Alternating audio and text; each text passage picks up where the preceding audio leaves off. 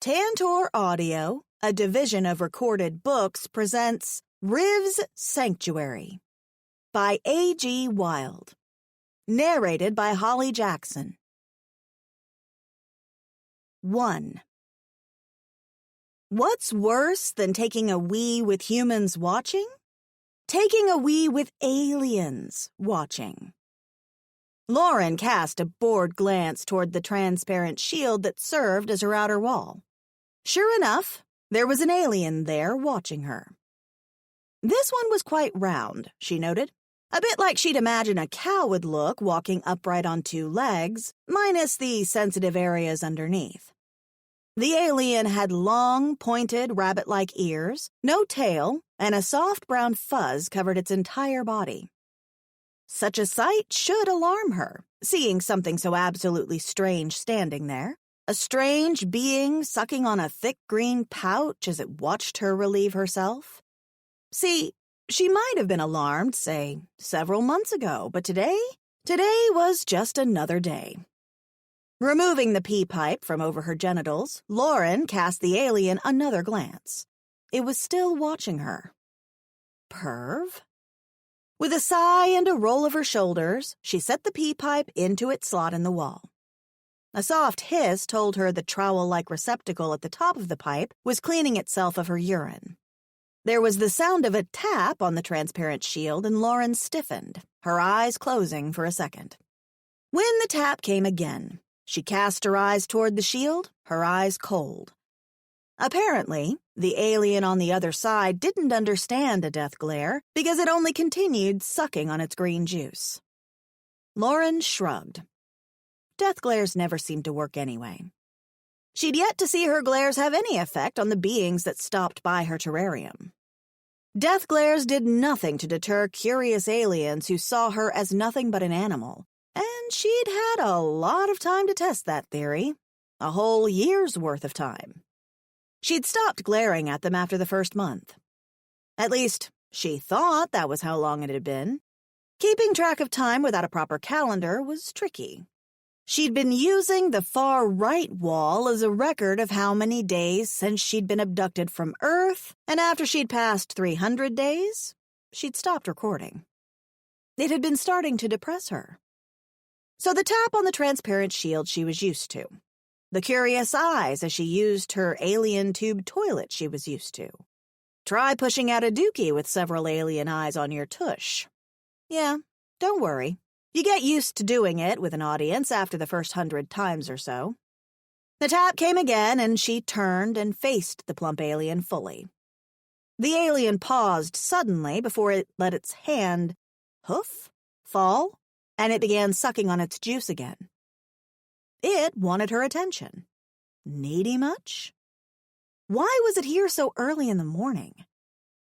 Lauren sucked in air through her teeth and folded her lips. It was always the pervs. She felt like a cam girl, only she wasn't paid in money. Her only payment was the fact the zookeeper fed her, which she guessed she should be thankful for. She'd seen the alien in the terrarium across from her starve to death. That had been hard to watch. He'd just stopped moving one day, and it had taken another week before they'd realized he was even dead.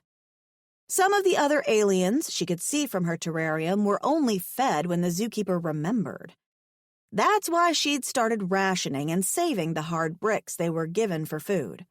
She had several days' worth hidden under her mattress now. Leaning back against the slab behind her, she rested her arms on top of the straw roll that served as her mattress. On the other side of the barrier, a shadow fell over the alien that had been tapping the shield, and another alien stepped behind it. This one was a much larger version of the one that had been there first, and Lauren realized immediately that the perv was a kid. Raising her eyebrows, she watched as the parent linked hooves with its child and pulled it away to view another poor soul in one of the other terrariums. The child sucked on its juice pouch, its eyes on her as it walked away. "Bye," she waved, pasting a fake grin on her face. The child's weirdly large dark eyes widened, and the faint sound of its squeal came through the shield as it pulled against its parent, trying to return to her terrarium. Lauren's eyes widened slightly. No, keep going.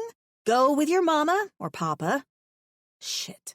She had trouble entertaining strange human kids, much less strange alien ones. She didn't need the attention.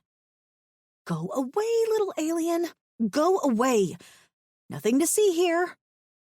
She was whispering, speaking underneath her breath through gritted teeth while mentally berating herself. First rule of the terrarium? Never engage with the visitors. They tended to not want to leave her shield and go somewhere else whenever she even so much as made eye contact with them. She guessed that made this a shit zoo if that was all it took to get the visitors' attention. She guessed? She knew it was. As far as she could see, she had gotten the luck of the draw with her terrarium, and at least they fed her every day. Maybe they thought she was frail and would die if they didn't at least make an effort with her. Lauren sighed, her shoulders sagging with relief as the parent pulled the little alien away. At least the child had only been looking at her with interest. There were some aliens who came by to look, species that she couldn't have even imagined existed, and she could see the danger in their eyes. Outside of the transparent shield wasn't a safe place to be. After she'd been taken, she'd woken up on a large alien ship. There had been slugs hovering on levitated rings and tall guards that looked like gators walking upright. They'd planted a translator at the side of her head, behind her ear, performed a gender test on her to confirm she was female, then locked her in a cell. Next thing she knew, the ship had gotten attacked and she'd hit her head against the cell. She must have lost consciousness because when she woke up, she was being pulled into a market, thrown into a cage, and then bought by the zookeeper. It had been horrific in that market. The stench had been unreal, but worse than that, the aliens walking by had been terrifying. Imagine living in a world where you didn't know aliens really existed, only to wake up one day and find that your life was ripped away from you and you'd been thrown into an actual alien world. Not only that, but most of the aliens had been looking at her with one of two things in their eyes. They were either looking at her as if they wanted to have sex with her, or like they wanted to see what she tasted like. She'd been lucky with the zookeeper. She only realized this later, and for that reason, she hadn't fought to escape. Well, she'd stopped fighting to escape. After the first few attempts and the excruciating pain she'd endured when she'd been caught, she'd learned to stay within her terrarium. When the door in her wall opened during feeding times, she no longer tried to rush through it to freedom. Where would she go anyway? She was alone. Deep down, she knew returning to Earth was never going to happen. She was lost to the world, literally. She wondered if they were even looking for her back on Earth. Did her family think she'd met upon some serious accident somewhere? Did they imagine her body rotting in a ditch on some lonely road? Did her friends miss her? Another alien paused by the transparent shield. He was all white, and he was dressed in a white robe. He blinked at her, studying her. She found herself staring at him. It was hard not to. He was an alien, after all, and though she'd accepted the fact that aliens were real and there were many different species of them, it was still a bit jarring when she saw a new one. But after a year away from Earth, every day that passed, it got easier and easier.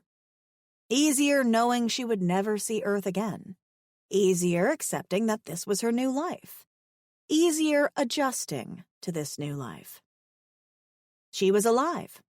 Every day, that one fact kept her going.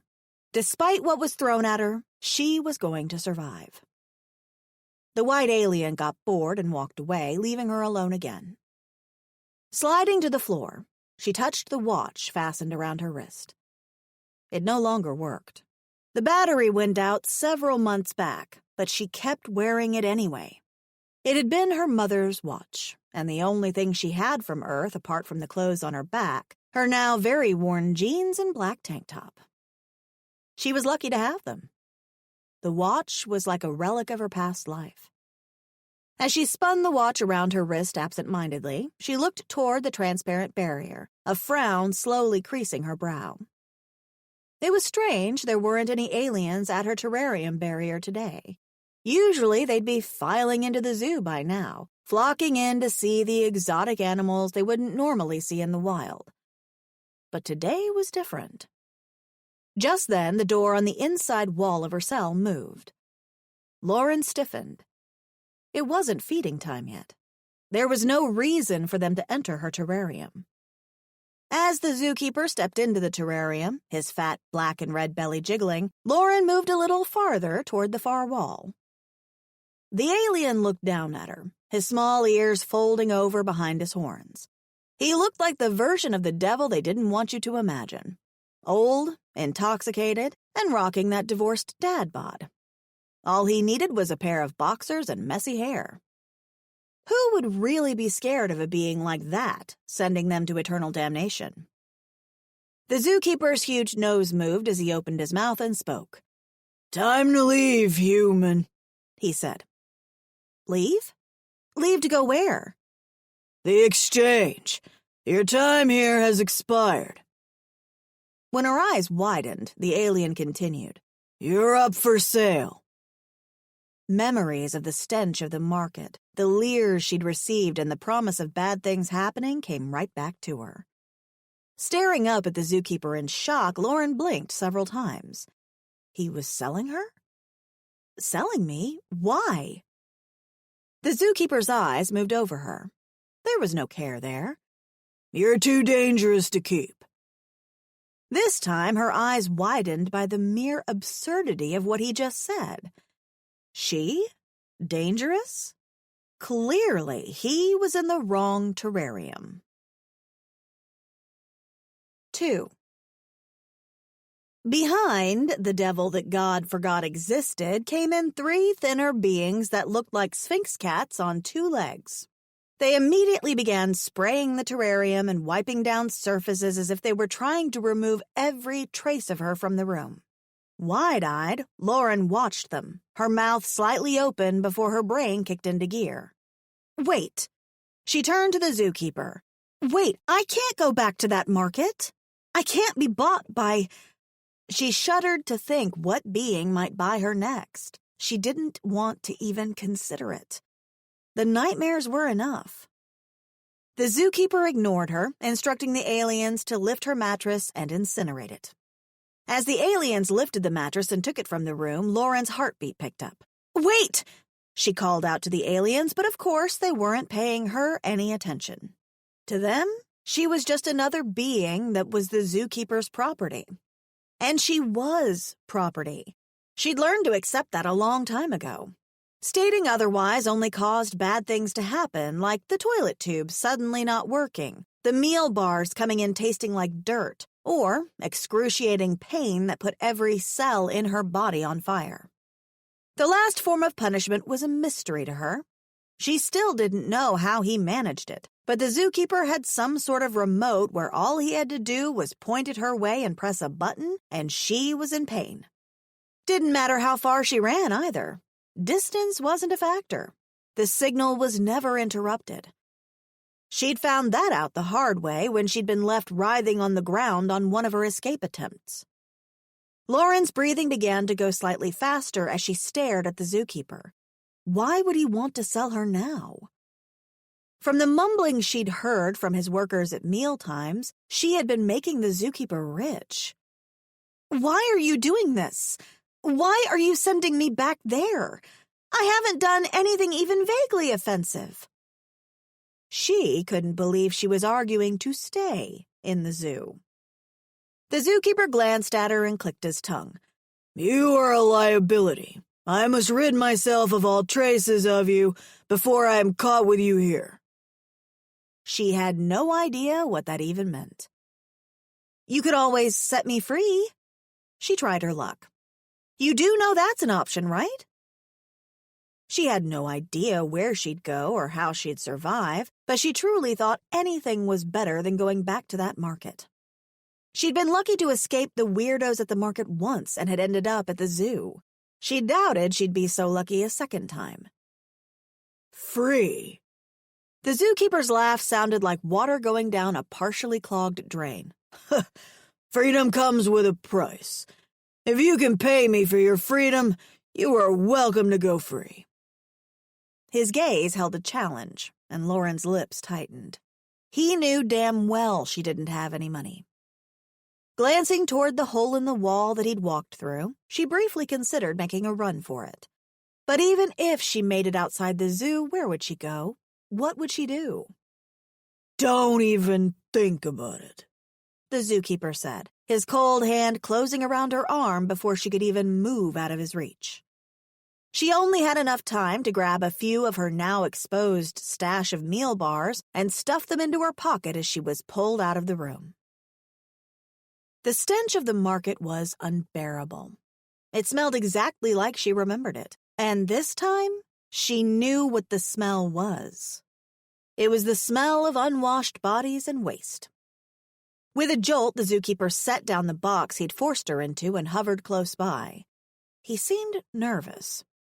His eyes kept darting around as if he was afraid of getting caught doing something wrong, and that made her wonder what exactly was going on. The box was closed. All she could see of the outside was through the little slits cut into the sides of the box, and thank God she wasn't claustrophobic because she'd be suffocating right about now. The box was big enough that she could sit upright, cross-legged in it, but with the lid closed, it was dark inside. Taking a deep breath, Lauren tried to calm her beating heart. Turning around in the box, she tried to catch a view of the other aliens in the area to get an idea of what sort of buyers were scouting for goods today.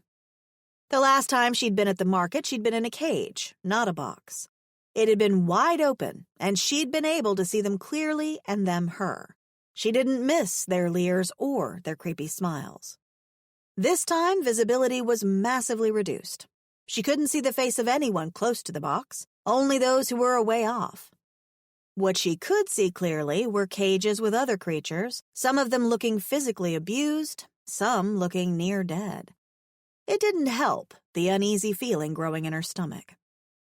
There was movement above her head, and the top of the box was suddenly open. The stench seemed even stronger now, and it had her covering her nose with one hand and shading her eyes with the other from the bright light. As her gaze adjusted, and she took in more of the surroundings, her anxiety increased. Something in a cage close to her that looked like a massive snake with 3 round heads hissed at her as she began to stand. "Sit!" A firm hand pressed against her shoulder, and she looked up to see the zookeeper's eyes still darting around. He wasn't even looking at her. What was his problem? He was up to something, or something wasn't right. It was still early, it seemed, because there weren't many buyers. This was a guy who cut corners and tried to save a buck at every turn. Why would he bring her out now when there wasn't a good chance of him selling her for much? The Sphinx cats beside him also had their eyes darting around as if they were keeping watch. Curious. As Lauren frowned, a few beings caught sight of her and walked over. The zookeeper leaned in, his breath brushing against her skin. He pressed his torture remote into her side. Great. She hadn't realized he had the thing. "Don't even think about running." She knew what that meant. Running would mean collapsing on her face as each and every cell in her body caught on fire. The first time it happened, she'd thought she was going to die. The second time wasn't better either. Neither were the third, fourth, or fifth times. "You have no alien status here. You run, you get caught. You go to the mines." The zookeeper's mouth twisted in a smile. "You choose." Settling back in her box, she said nothing. It wasn't the first time he'd mentioned the mines, and frankly, it didn't sound like a place she wanted to be. Instead, she focused on the beings beginning to surround the box. It was a group of the same species of alien. They were all black with sharp edges, as if their bodies were made of blades compacted together. Standing at over 7 feet, she supposed, they were taller than even the zookeeper. Their dark eyes were focused on her, and Lauren swallowed hard. She couldn't see any emotion in those eyes. And they were male. She could see very clearly they were male. "What sort of creature is this?" One stretched forward to touch her, and the zookeeper grabbed the alien's arm. Lauren's wide eyes flew to the zookeeper. Wasn't he brave? Or maybe his torture remote didn't only work on her? Because 7 feet of blades wasn't the sort of alien she'd want to be in an altercation with. No touching. Touch it after you buy it for as long and as much as you want to, the zookeeper said, and the suggestion in his tone made her pale.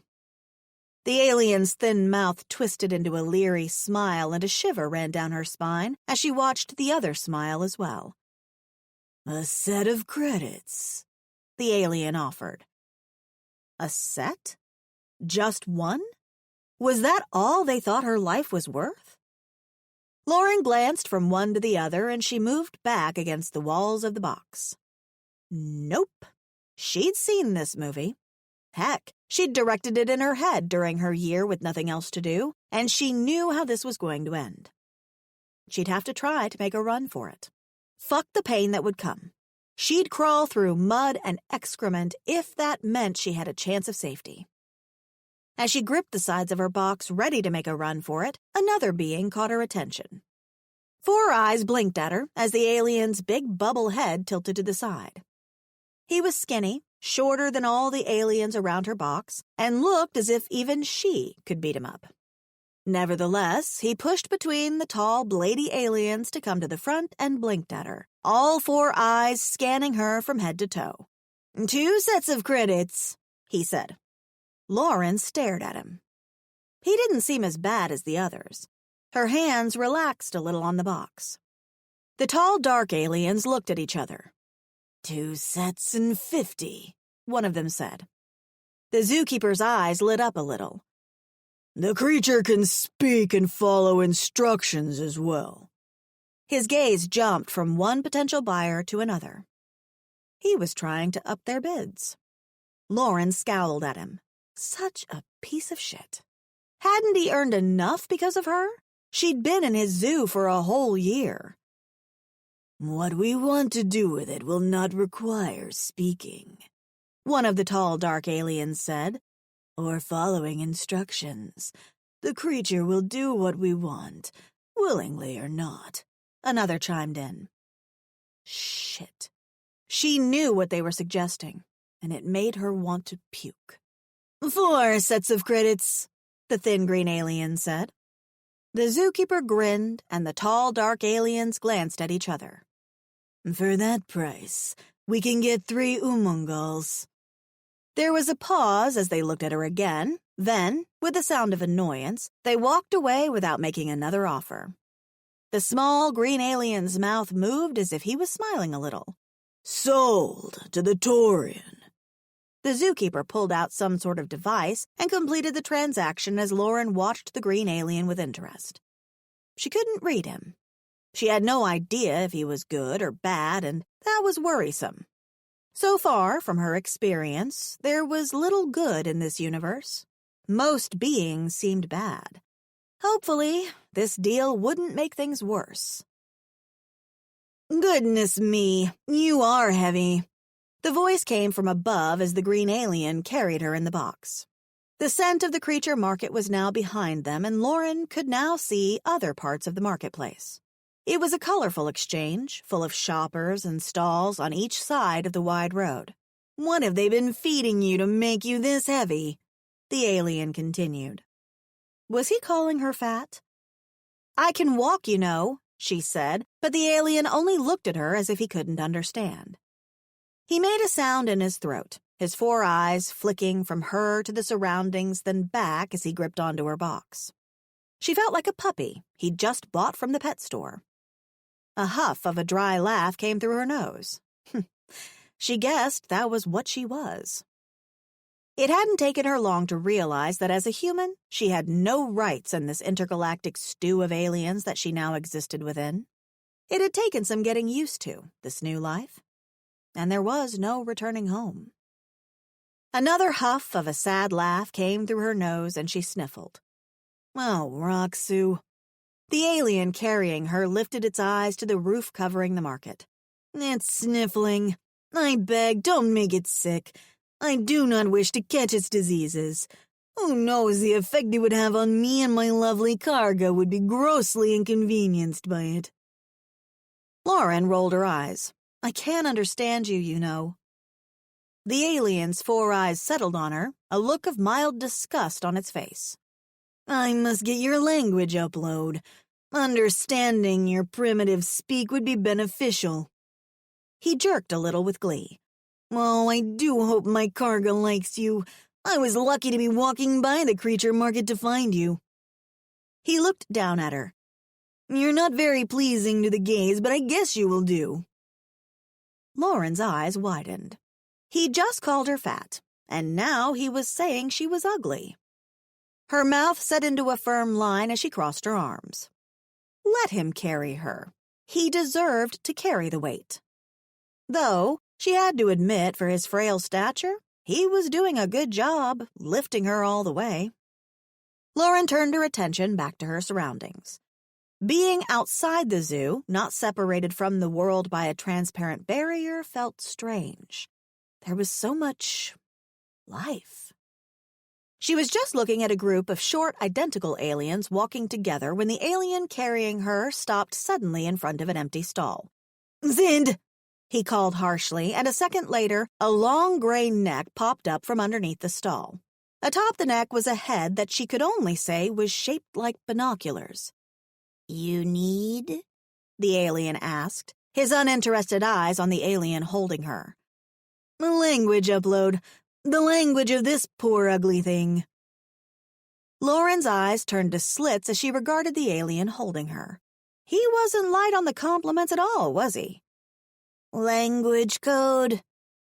The alien inside the stall asked, and she realized only then that his mouth was in his neck. She tried not to stare, but couldn't help it. He didn't seem to mind anyway. His uninterested gaze was now on her, but he said nothing. Ah, the code. I have it. That thieving zookeeper almost wanted me to pay extra for it. The alien holding her braced her box on his leg as he reached across the counter to punch in a code on a device sitting there. Downloading, the alien behind the counter said. Done, he said in the next second, and Lauren's brows shot up. Did he download the entire English language so quickly? Next, the alien holding her leaned forward as another device like the ones doctors use to look into your ear was placed by the side of his head. He let out a sound of discomfort before his 4 eyes squeezed shut for a second, then opened. Done, the alien behind the counter said. The alien holding her looked at her. Can you understand me now, thing? I could always understand you, and my name is Lauren, not Thing. The alien's face lightened a little, and he leaned forward. I am Geblet. Nice to meet you, Geblet. She still had her arms crossed as her eyes narrowed a little. Now mind telling me what you bought me for? He leaned back then, all 4 eyes darting to the side. You are a surprise. A surprise? That's what she'd thought her name was as a child. It's what her dad had called her till he'd packed his bags and left in the dead of the night. Safe to say, some people didn't like surprises. She could only hope that wasn't the case this time. 3. Get that thing out of here! The screech was so high-pitched, Lauren covered her ears and ducked a little into her box. She didn't need to ask if the female in the room wanted her there. It was quite clear.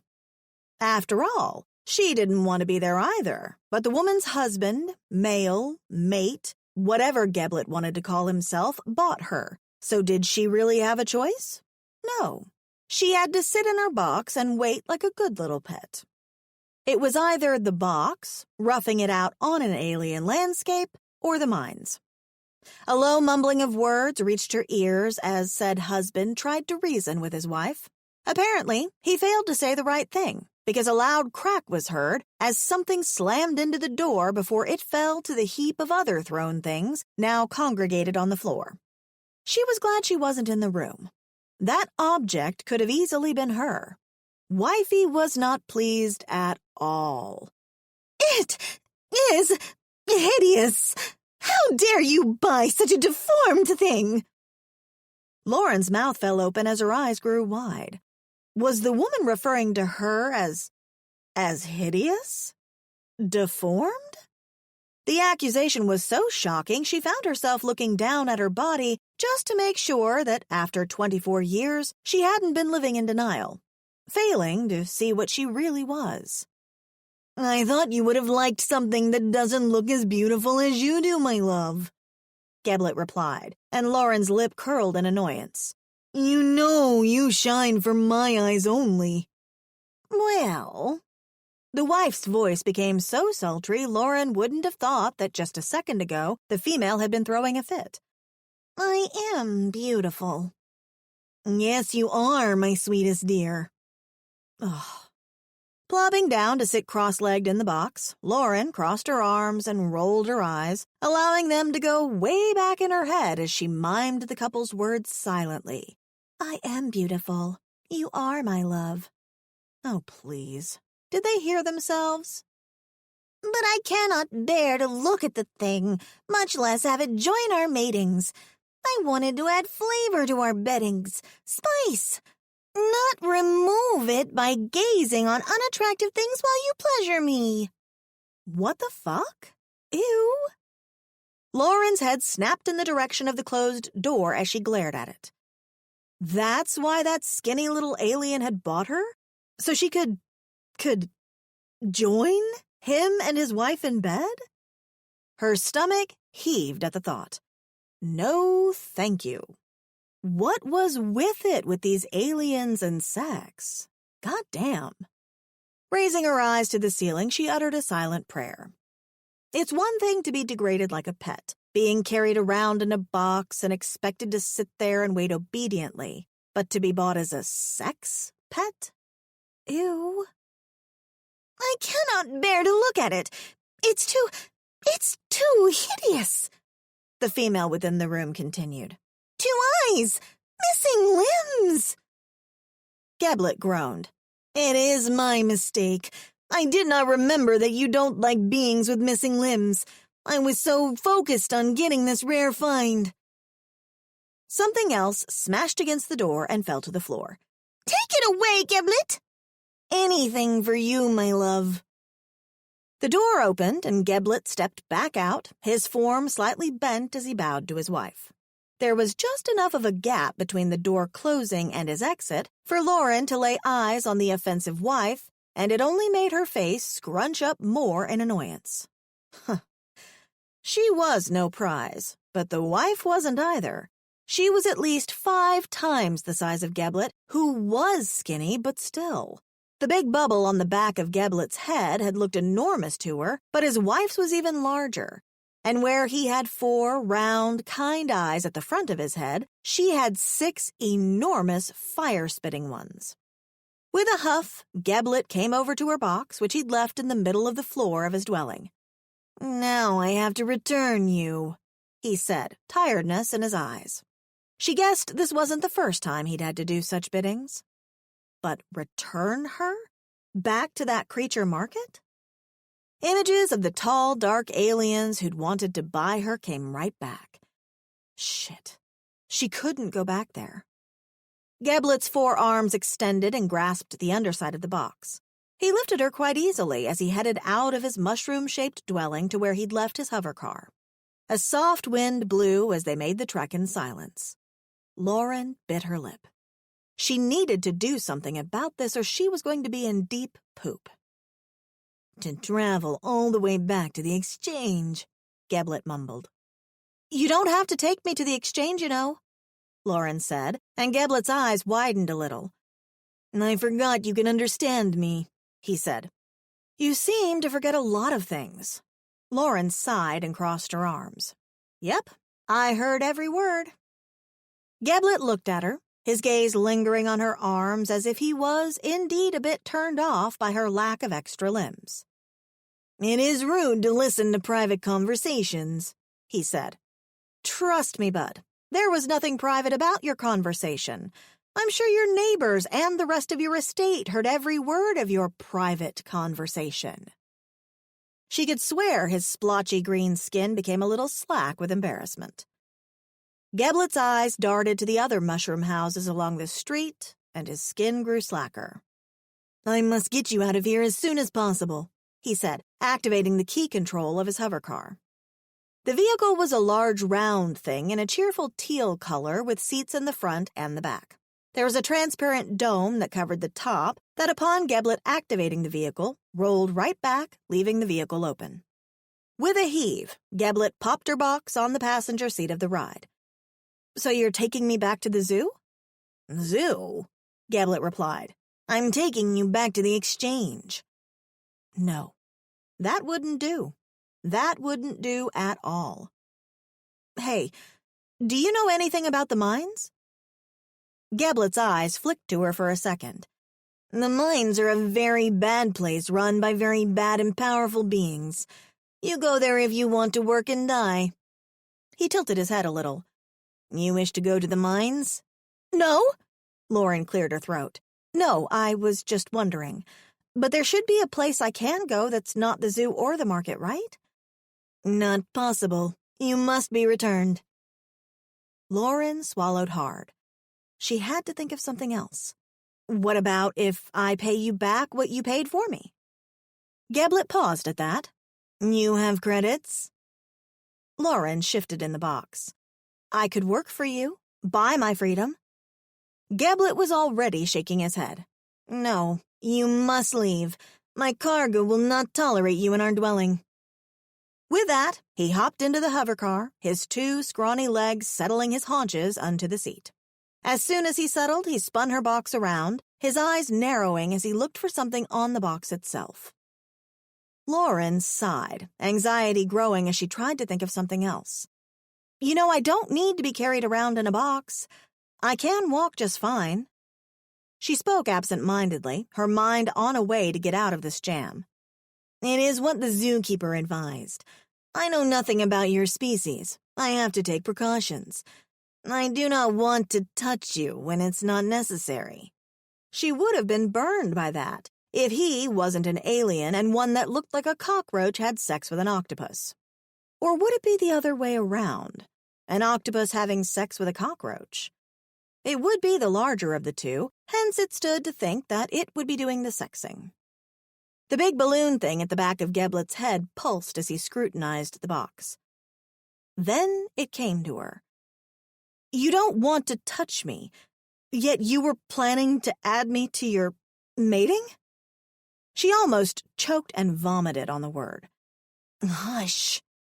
Geblet's 4 eyes darted to his neighbors' houses. "You were a present for my female. I will do anything to please my Karga." 4 eyes regarded her. "Even though you are hideous, I would have kept you. The exchange is a horrid place for a female of any species, Taurian or creature." Lauren surveyed him. I'm not a creature, but I'll take it. How considerate of you."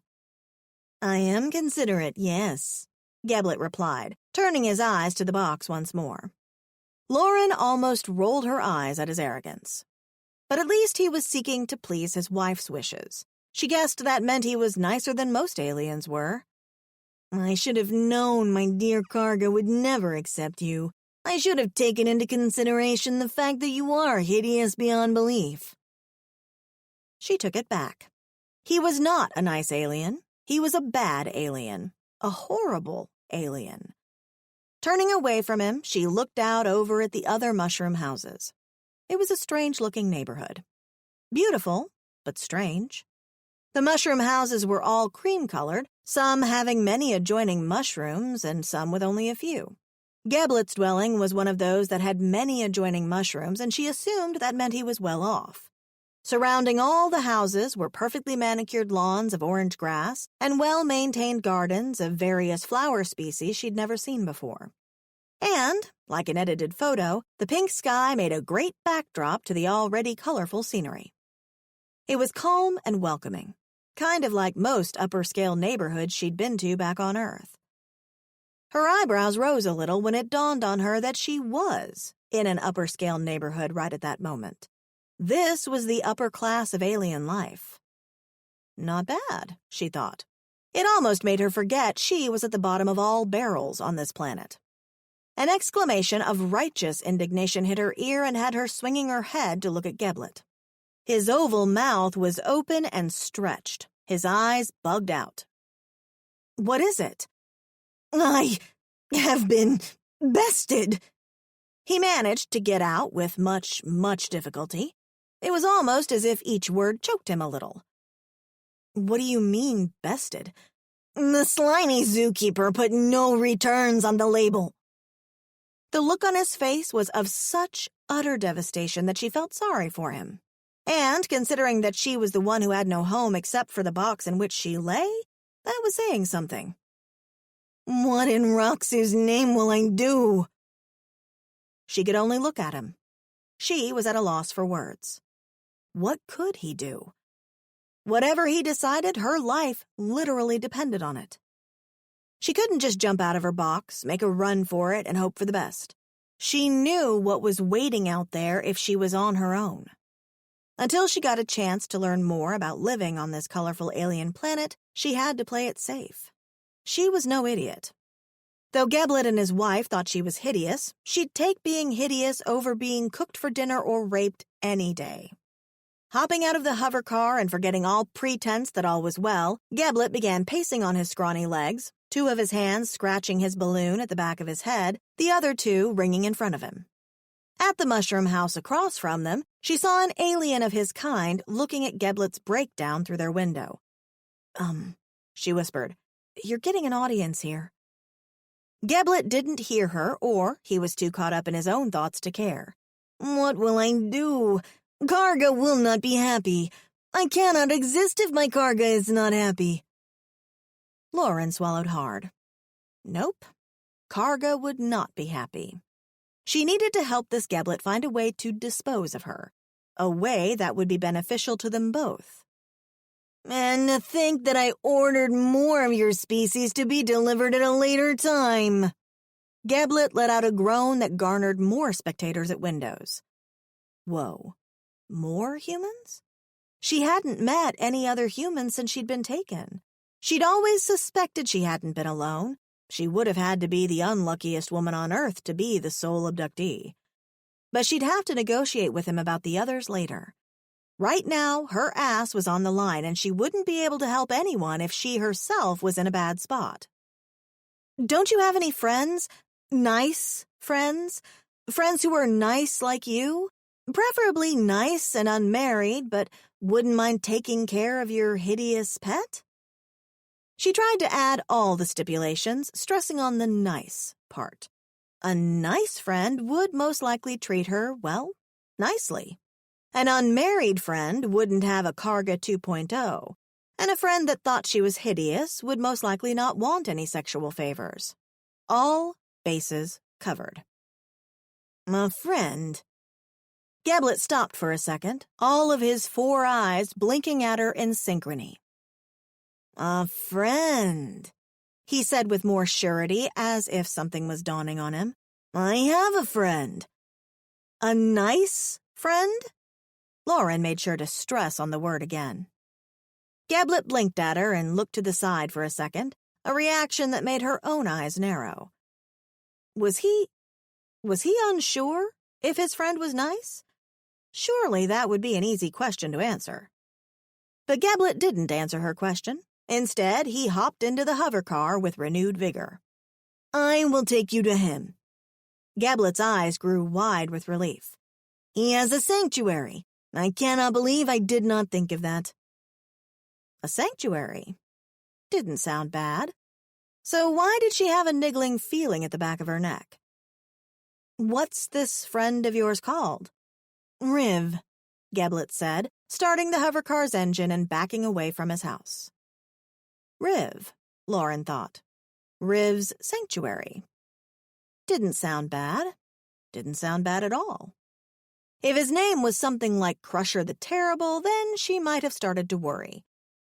She'd put that niggling feeling that was rising at the back of her neck to her almost being homeless on an unknown planet.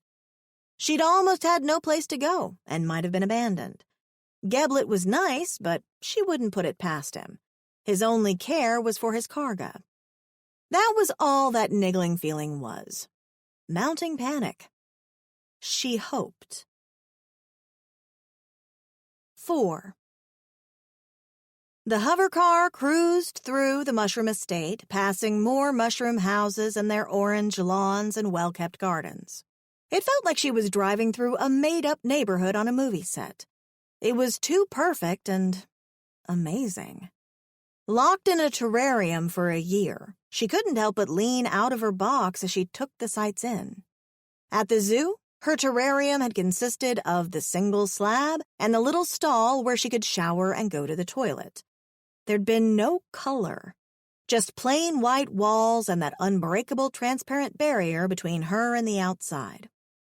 She'd had no idea the world outside was so beautiful. What is this planet called? Geblet glanced at her, 4 eyes moving her way in synchrony before he looked ahead once more. Hudo 3. Hudo 3. She'd never heard of it before, but she wasn't surprised. Earth was so far behind in space exploration, and she'd had a year to think about this, but she was pretty sure it wasn't the first time the planet had been invaded. She doubted the governments of Earth even knew. The hover car moved smoothly down the streets, and soon the landscape changed to singular, tall, white, bottle-shaped houses with no lawns or fancy gardens, leaving the mushroom suburbs behind. These dwellings were less fancy than the mushroom buildings. She could see this even as they sped through the neighborhood. It also seemed as if Geblet was driving much faster than he had been while they were in the mushroom neighborhood. A glance at him, and he was staring straight ahead, his 4 eyes slightly wide, and she wasn't sure if it was the wind causing him to widen them or if it was because he was nervous. She'd take the latter. His large balloon at the back of his head was pulsing too. He was nervous about this neighborhood, but he'd pushed past the tall, dark aliens with blades like they were nothing? Glancing around, Lauren's brows furrowed a little. From the aliens she managed to see, some leaning on hover cars that looked like they were about to fall apart, and others sitting on hovering boxes along the street, she could only gather that they were on the bad side of town. Her eyes slid to Geblet. She hoped this wasn't where this friend called Riv lived. For all she knew, Riv was short for Riv the Pimp. She was trying to run away from sex with aliens, not toward it. Shit. Was this sanctuary some sort of alien crack house? It could be argued that such places were sanctuaries for some on Earth. Beggars couldn't be choosers, but damn, she wanted to choose. She would ask Geblet, but it felt as if even mentioning it would make it true. So she kept her mouth shut instead and waited, praying they would leave this section of town quickly. It seemed Geblet wanted the same, for as soon as a large, flabby alien hailed them from across the street, Geblet's 4 eyes widened even more, and the hover car sped up, shooting down the narrow road and leaving dust in its wake. In a few minutes, the bottle-shaped houses faded into the background, and they were on a flat plain leading to an open savanna. Here, tall, yellow-orange grass swayed in the wind for as far as she could see.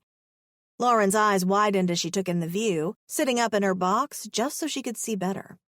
Off in the distance, there were large, grazing animals that looked like cows. She knew they weren't cows, of course. They just looked like cows because of their mannerisms. They took no note of the hover car, too busy chewing slowly, their heads dipping to the grass as they pulled the blades into their huge maws.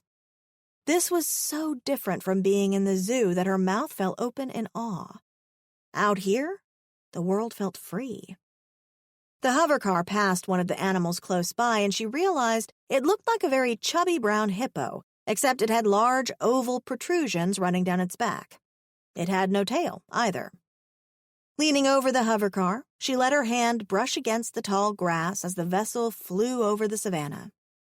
She was pretty sure she looked like a dog with its head out the window, enjoying the cool breeze. Maybe she was becoming a pet.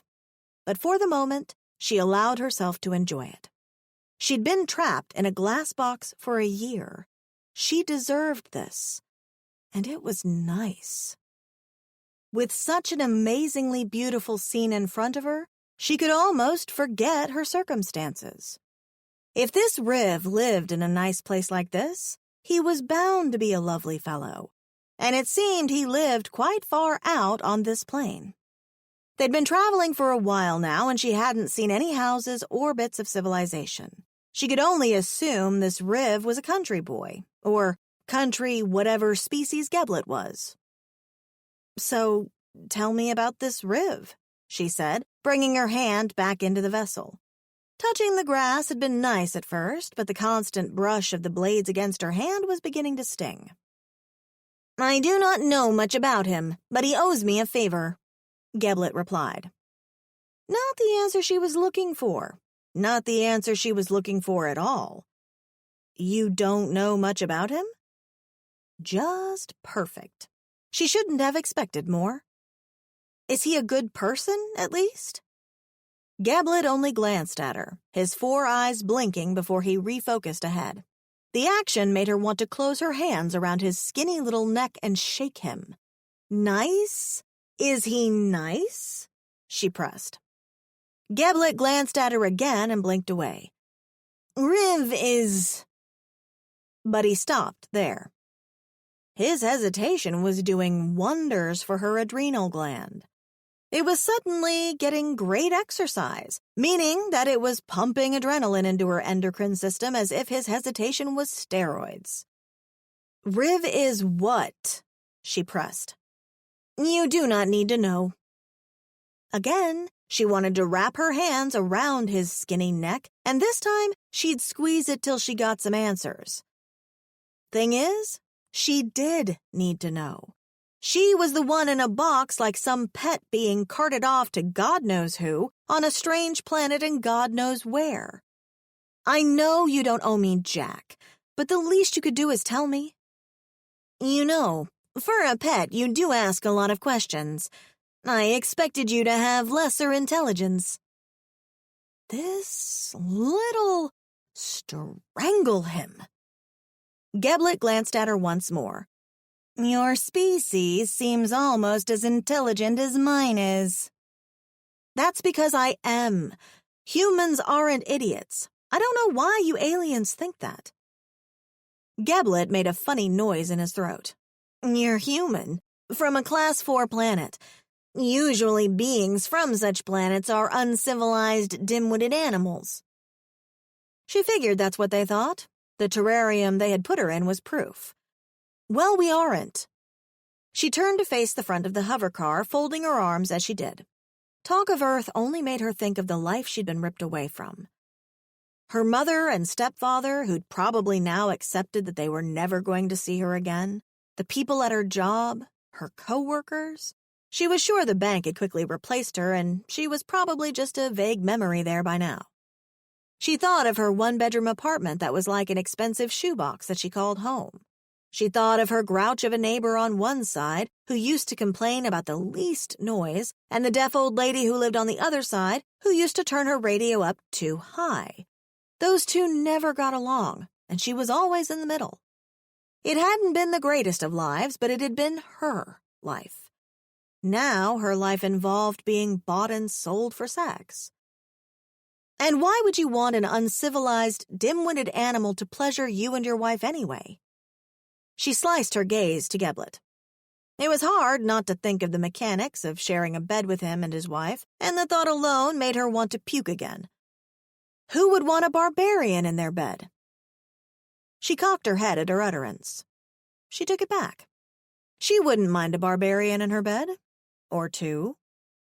"I heard a rumor." That caught her attention, and her gaze snapped to Geblet. "What rumor?" "That your species, though dim, is pleasurable in the sheets. You were taken for the Tascals originally. They only have the best sex pets. I thought you would be a good purchase."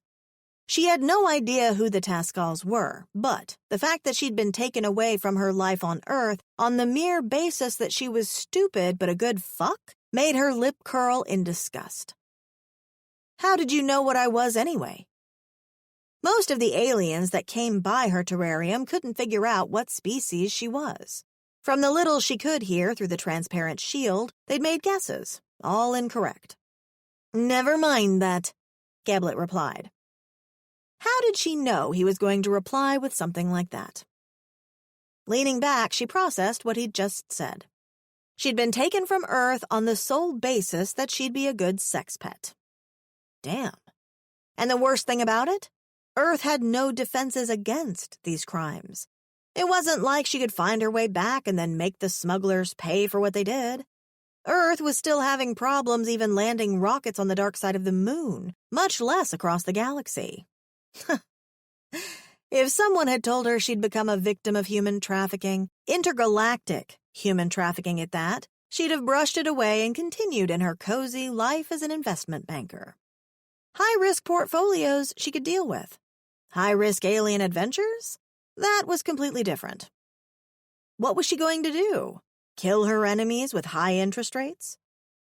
I should have known that zookeeper would have ventured to best me, Geblet murmured, pulling her away from her thoughts. He bested me too, you know. Geblet looked at her as if confused, and she opened her mouth to explain to him that being kept like property hadn't exactly been her choice, but decided not to. Slamming her mouth shut, she sighed. I believe now that you are illegal goods. The Tascals must have smuggled you without a permit from the Interplanetary Union. Geblet groaned, his head balloon pulsing. Troublesome, troublesome. Then he brightened. But Riv will fix it. He will take you. And you're sure about that? Positive. You still haven't told me anything about this Riv. You keep going around it. Why? Geblet glanced at her, giving her the side-eye. I do not have to explain myself. Riv owes me a favor. With that, Geblet focused ahead, his mouth closing into a line as thin as a thread. Was that all she was going to get from him? Great. Head hanging over the hovercar once more, Lauren stared at the blur of the yellow-orange grass as the hovercar sped along. She was a pet. She was exactly like a dog. The entire circumstances weren't lost on her. She was in a box, bought, and she'd been bought only for her owner to discover that the child they'd bought her for didn't want her. So now she was heading to the shelter, or sanctuary, to be precise. Life couldn't continue like this. A year in a zoo, treated like an animal, and now this? Lauren settled back in the box, still taking in the blur of the grass beneath the vessel. To her side, Geblet seemed to be in better spirits the farther they went across the plain. No doubt he was happy about being able to unload her on his friend soon. This wasn't sustainable. She couldn't be continuously handed off to new owners every year. If there was no way back to Earth, that meant she needed to find a new way to survive on her own. She needed to find a new home. And maybe, just maybe, despite Geblet's reluctance to provide information, this could be the opening she was looking for. Sighing, she straightened her tank top. It had several holes now, but she still adored it. Lifting her eyes, she saw a speck in the distance. It started small, almost undetectable, until it began growing. It was a building. A house, maybe? She was still too far away to make it out properly. She could only see flat, dark roofs and cream-colored walls. Around the property, there was a barrier of some kind. The light bent off it like it was hitting plastic or glass. Behind the barrier, she could see more of the fat hippo-like animals she'd seen earlier, and, as they got closer, several more of the animals came into view. There were so many of them standing lazily and grazing in the tall grass that it was obvious what they were approaching. It was a farm. The closer they got, the more detailed the scene became. It wasn't one building she'd seen, either. It was a network of buildings, and between and around them stood tall trees, their flat, pink, lily pad-like leaves in bunches across their branches. The pink leaves were the same color as the sky, and it made for a beautiful view. Box-like metal droids were in one section cutting the tall grass and making hay bales, and she could hear the sound of whirring as their razors hit the orange blades of grass.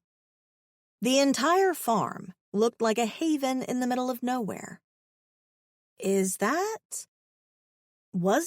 Riv's sanctuary? Riv's sanctuary, Geblet confirmed. Just staring ahead, she could sense her anxiety slowly going away. How could someone who was not nice live in a place like this? She was pretty sure being mellow and good was a requirement to live in a place so wholesome. "So it's a farm?" she asked. Geblet made a sound in his throat as if he was thinking. "Yes, and a place where animals go to live out the rest of their days." She guessed she fell in that category. "So it's a rescue, then?"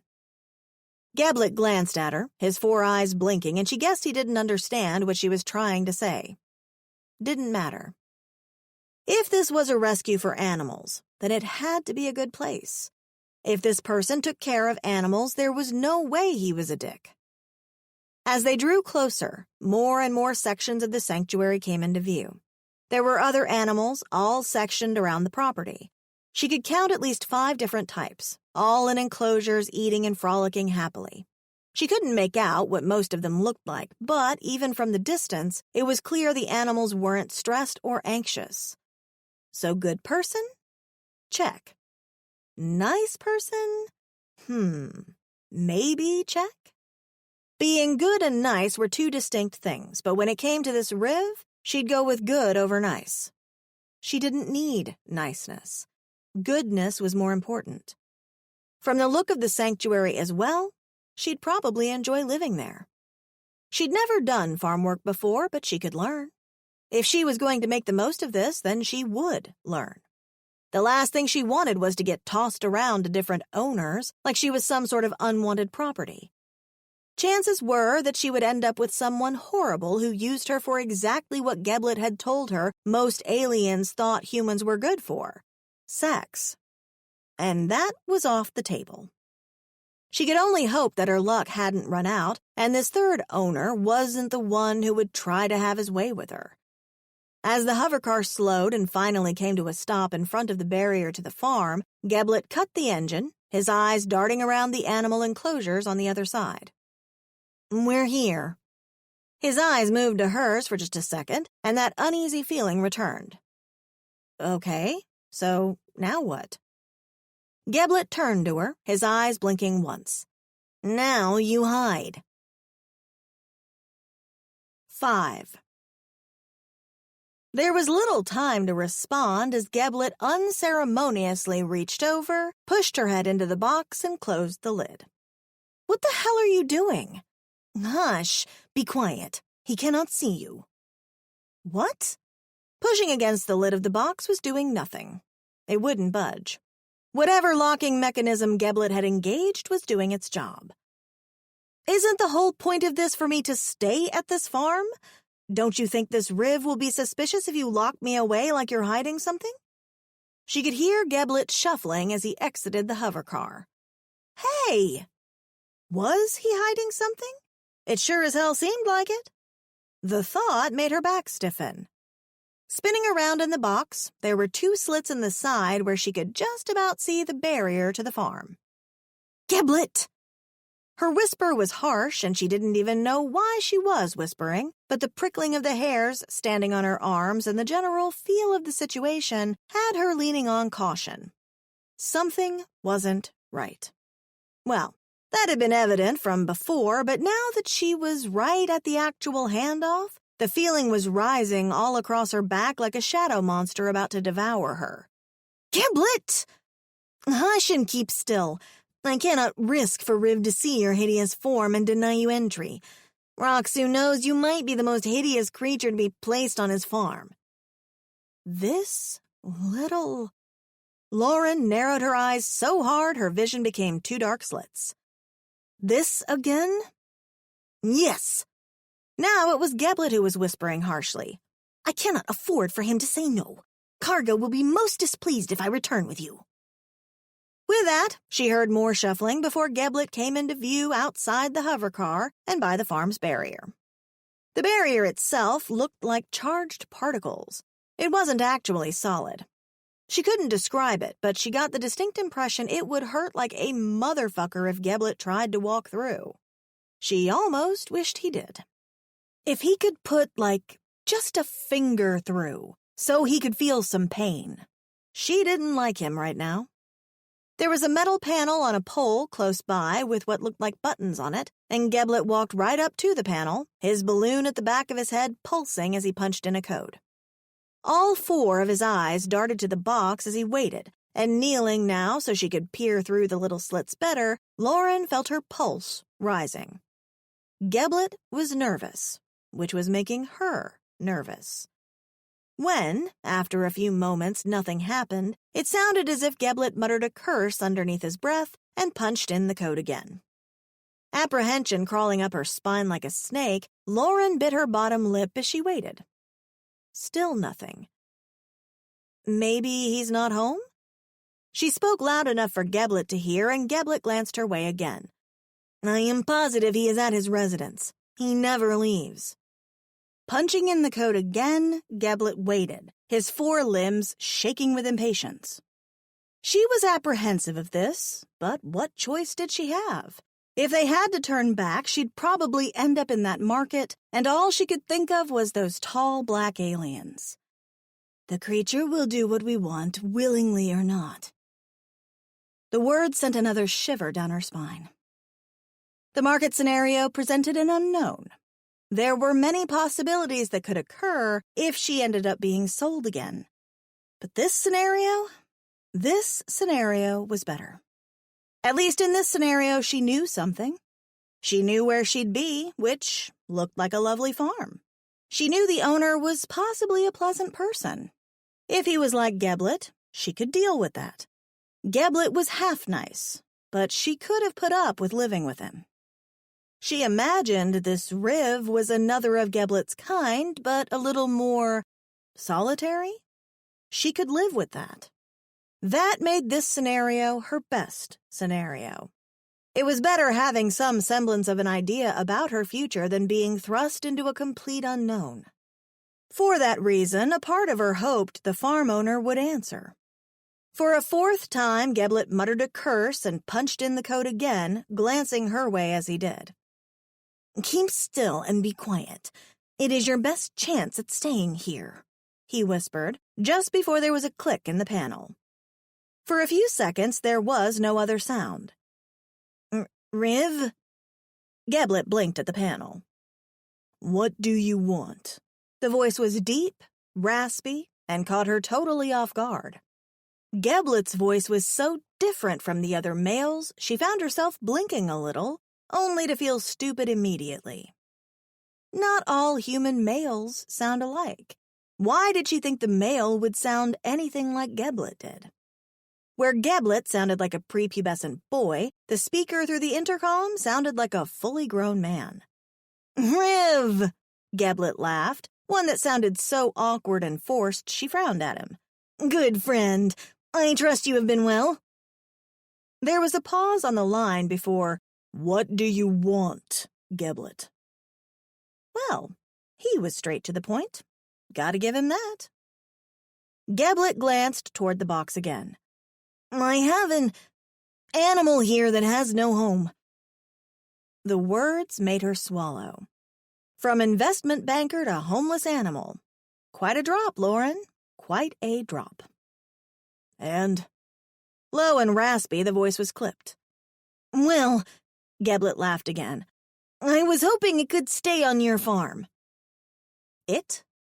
She was it. God.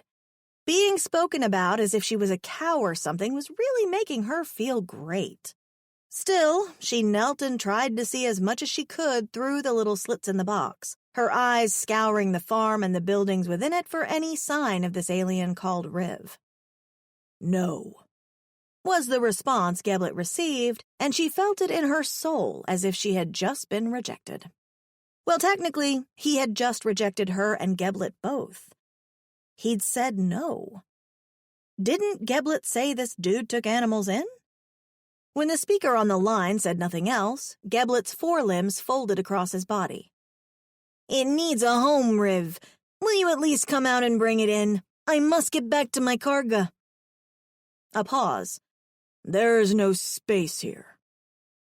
It looked as if Geblet got angry, for his thin mouth formed an even thinner line. When have you ever turned away an animal in need? Since today. And with that, there was another click. The line was dropped, call ended. That's it? All this traveling to be turned down so easily? But Geblet wasn't having it. Punching in the code into the panel once more, he waited. Soon there was a click. What? Okay, maybe she'd been wrong in hoping this Riv was a likable person. First impressions just came in and, well, he didn't seem nice at all. Riv, go away, Geblet. You owe me a favor. Geblet was glaring at the panel as if it was the embodiment of the actual person he was speaking to. For a few seconds there was no sound, but she hadn't heard a click, so she assumed Riv was still on the other line. The tension was killing her. Not knowing what was going to happen was killing her. Fine. The one word finally came through the device, followed by a click, and she could see Geblet visibly relax. His forearms uncrossed over his frame to fall at his sides, and, as if he forgot she was there, he did a little jump into the air. Thought you said he was nice, she said, loud enough for Geblet to hear. With that, Geblet sobered and turned to face the box. I said no such thing. Right. He didn't. He'd been unhelpfully vague every time she'd asked about his friend. How much do you trust him? Will I have to be fighting for my life? She eyed Geblet. If this Riv was anything like Geblet, she was sure she could take him. Geblet was skinny and strong, but she reckoned she could still tackle him with some momentum on her side. She could only hope this Riv had a similar stature. Geblet moved closer to the box. Riv would harm no creature. Of this I am sure. But I'm not a creature. I'm a being, an intelligent being just like you are. The look on Geblet's face said otherwise, as if he would argue the point. I am. Well, I guess you aren't as mindless as the rest of the animals in the sanctuary. He shrugged. Riv will adjust. Geblet suddenly smiled, and she wanted to slap the smile right off his face. He was in such light spirits now that he was ridding himself of trouble, the trouble being her. You know, you're being a real dick right now. Geblet stopped grinning. A dick? What's a dick?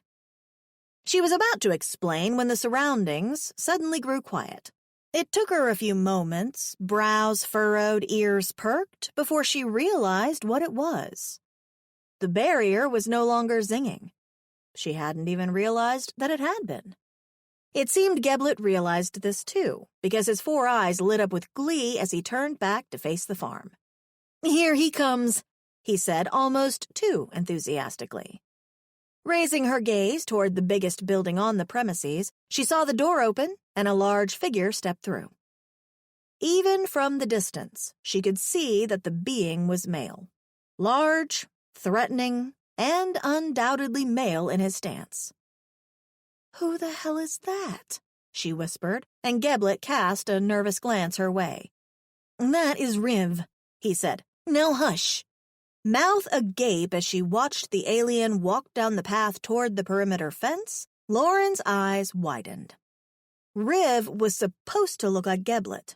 You know, skinny, nervous, and possibly easy to take down in a fight. This male coming down the path looked nothing like Geblet. This male looked like he could break her and Geblet in two.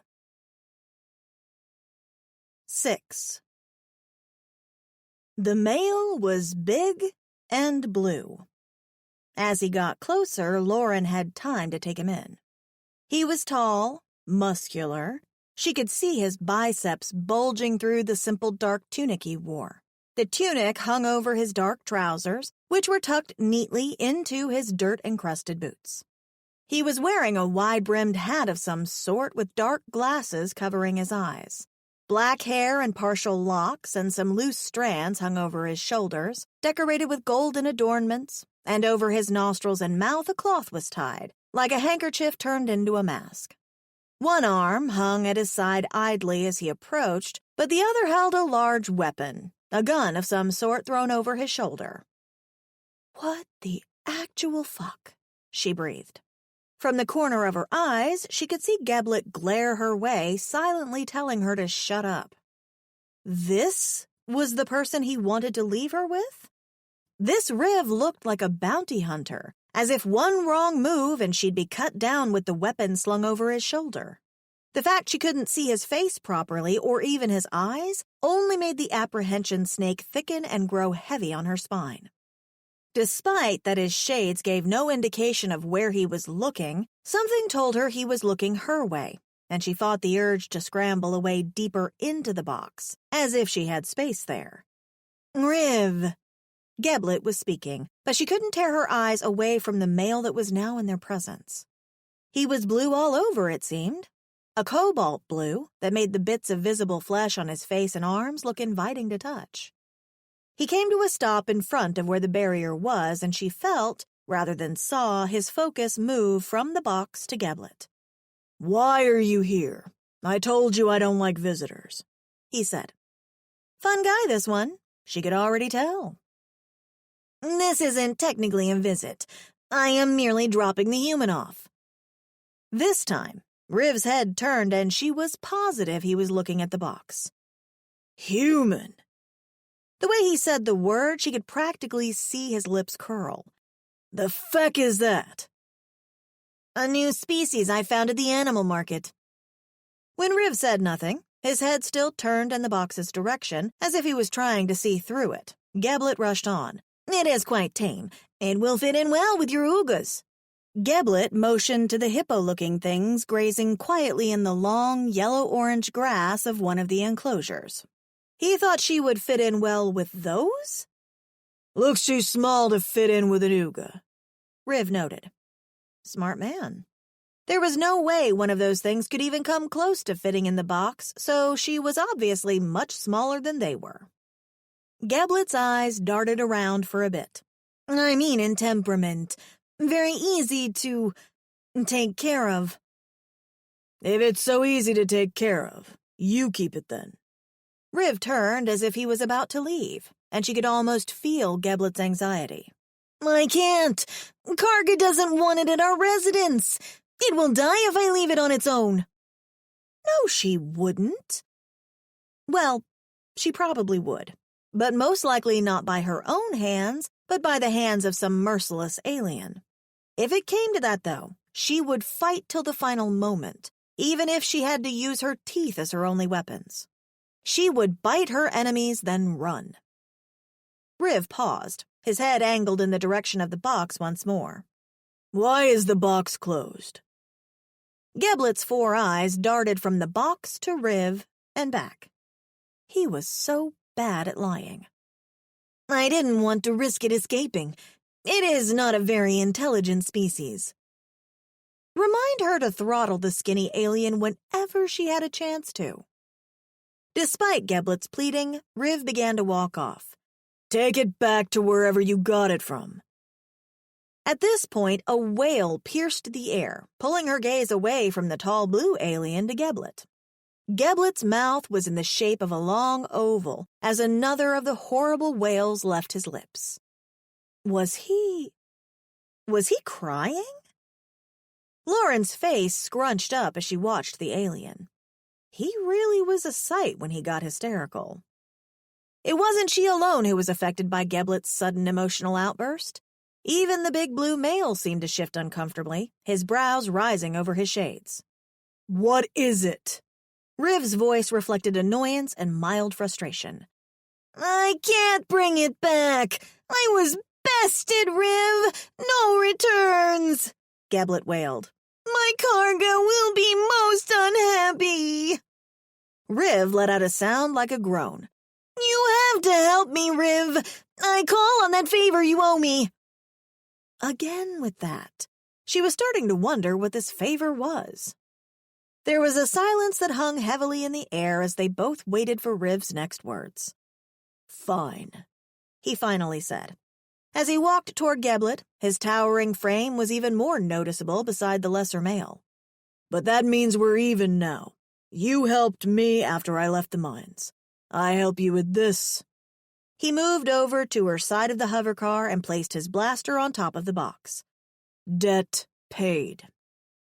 Without even a grunt of exertion, he lifted the box against his chest and proceeded to move away from the hovercar. The movement was so sudden she almost yelped. Fastening her hand over her mouth, she looked through the slits, her eyes focusing on Geblet.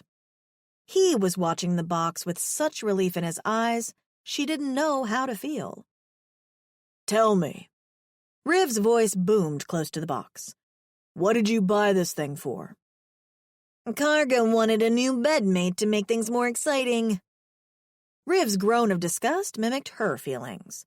He paused just on the other side of the barrier as the particles activated once more, locking Geblet on the other side. "You were going to feck an Ooga." His disgust seemed to grow as he said the words. Geblet smiled at him weakly but said nothing. Instead, he turned and hopped into his hovercar just as Riv started walking again. God damn it. She knew why Geblet didn't respond. They both knew she was nothing like an Ooga. Only Riv didn't know. How the fuck was he going to respond when he found out? The box bumped and swayed as she was carried toward the large building. As they moved in silence, she could just about hear the soft sound of the wind rustling the grass in the fields. It was such a serene existence, so far out. It was still hard to believe that the owner of the sanctuary wasn't an old, feeble alien that looked like Geblet. But as they passed various small enclosures, the animals barely noticing them, she could see enough of the enclosures to tell it took a lot of work taking care of the place. She doubted an alien of Geblet's stature could have managed it all without machines to help. It made sense. She just hadn't considered it before then. Before long, the light of the outside disappeared as she was brought into a dimmer area. Eyes darting around, she could see they'd reached inside. The box was promptly set on the floor with a jerk and a curse. Spinning so she could get a better idea of where she was, she looked out the other side of the box. The area was cluttered with things upon things that she couldn't even distinguish. A light layer of dust covered everything, so it was clear nothing had been moved in a while. Frowning a little, she looked out the other side of the box. There was a table, some chairs, and a rectangular slab that looked like it had bunched up hay laying on its surface. It looked so similar to the slab she'd been sleeping on for a year that it made a horrible taste rise in her mouth. A loud sound caught her ear, followed by what sounded like another curse, and her eyes flew to what she could see of the alien. His legs. The blaster was now on the table, and she assumed when he'd thrown it there, that was what had made the loud sound. The shades and the mouth covering landed on the table next. "Fecking Geblet," Riv muttered, his voice so deep it felt like it rumbled in her chest. He walked back toward the box, and the top moved as he fumbled with it. Wait. She wasn't ready for him to see her yet. It didn't feel like she'd had time to acclimate with her new surroundings at all.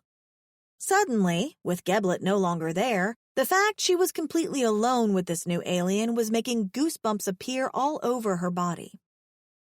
It didn't take him long to release the top of the container, and soon light flooded inside as the box was opened. Crouching, her hand shading her eyes, she blinked quickly, trying to get her eyes accustomed to the new light, all the while very, very aware that there was silence all about her. When she finally was able to look up fully, she realized the blue alien was crouching there, unmoving, his hand still grasping the flaps of the box as he looked down at her, saying nothing. Pointed green eyes stared at her, and his brows were almost at his hairline, so she assumed he was surprised? Well, she guessed it was up to her to say hello then. "Hello." She smiled weakly. "First impressions, Lauren. First impressions." But instead of saying hello, it was as if her voice snapped him out of some trance. A sudden, deep snarl left his lips as his teeth bared. Sharp fangs protruded over his lips as he hissed, and Lauren scrambled backward, eyes wide. A sharp sound, like blades opening, caught her ear, and she became vaguely aware that black claws suddenly appeared on his four-fingered hand. Shit. Shit, shit, shit, shit. The pupils in his eyes dilated so much and so quickly, his eyes were almost completely black, and Lauren swallowed hard. Shit. He was going to kill her, wasn't he? He was going to slit her throat with those claws and wet his fangs in her blood. Fucking Geblet. But then again, he hadn't said Riv was nice. He'd been bested? Bested. Riv growled deep in his throat, a sound that carried through the room and made the creature in front of him move farther into the box, even though there was no more room for her to go. He'd been bested? Geblet Kakura was a fecking liar. He, Riv, was the one that had been bested. Bested by a weak Taurian by the name of Geblet. Feck! He should have looked in the box before taking it. He should have known something was not right. It had been much lighter than an Uga was, much quieter. And that was because it was nothing like an Uga. It was a female. Undoubtedly a female. And in his house. Her pale, soft midsection heaved as she stared at him, and her large brown eyes widened. Her chest was rising and falling quickly as she gripped the edges of the box, and her throat moved as she watched him. She was trembling slightly.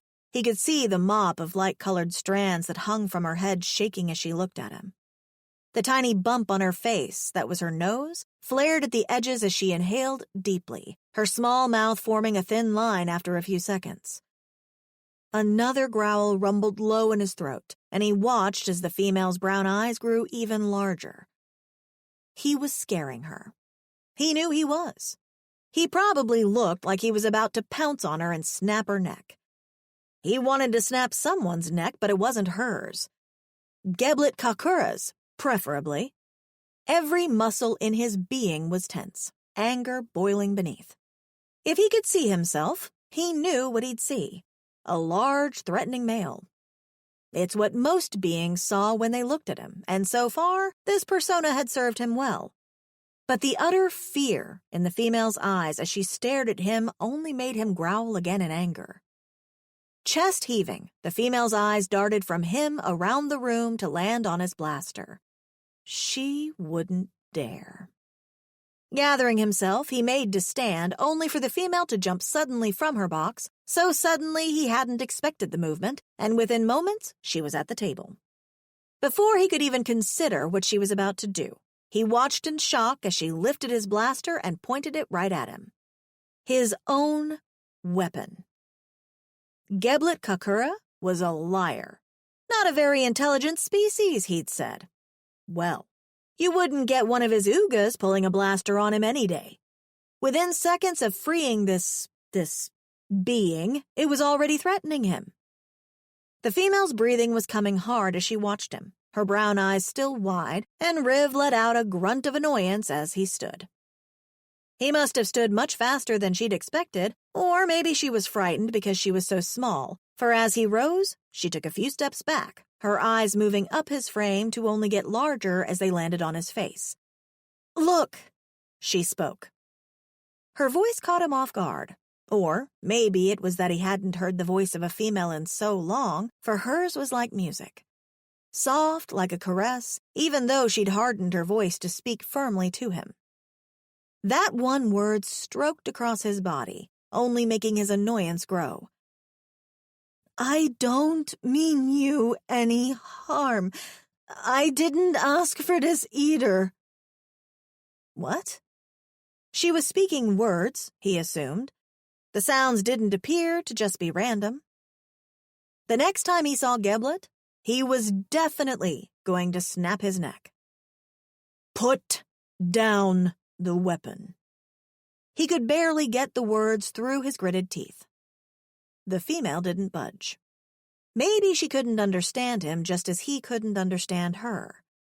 Great. The least Geblet could have done was get her a translator chip. The Taurian had been right about one thing, though. He'd said she was he forgot the word. He hadn't recognized the species, and now that he was looking at her, it was clear the female standing in front of him wasn't of any species he'd seen before. She was similar to other species he'd seen, of course, but not the same. One could say she was similar to his species, but there were obvious differences.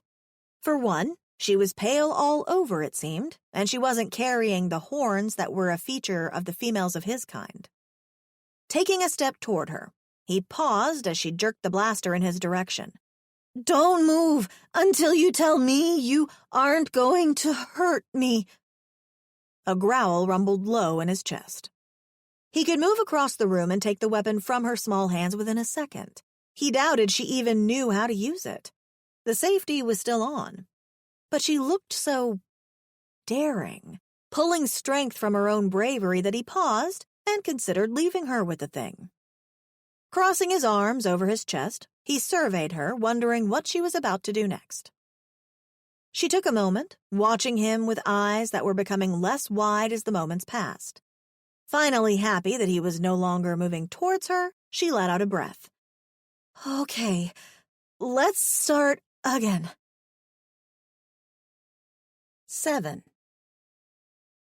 The big blue guy wasn't responding, but at least he'd stopped growling at her as if he was about to advance and break her in two.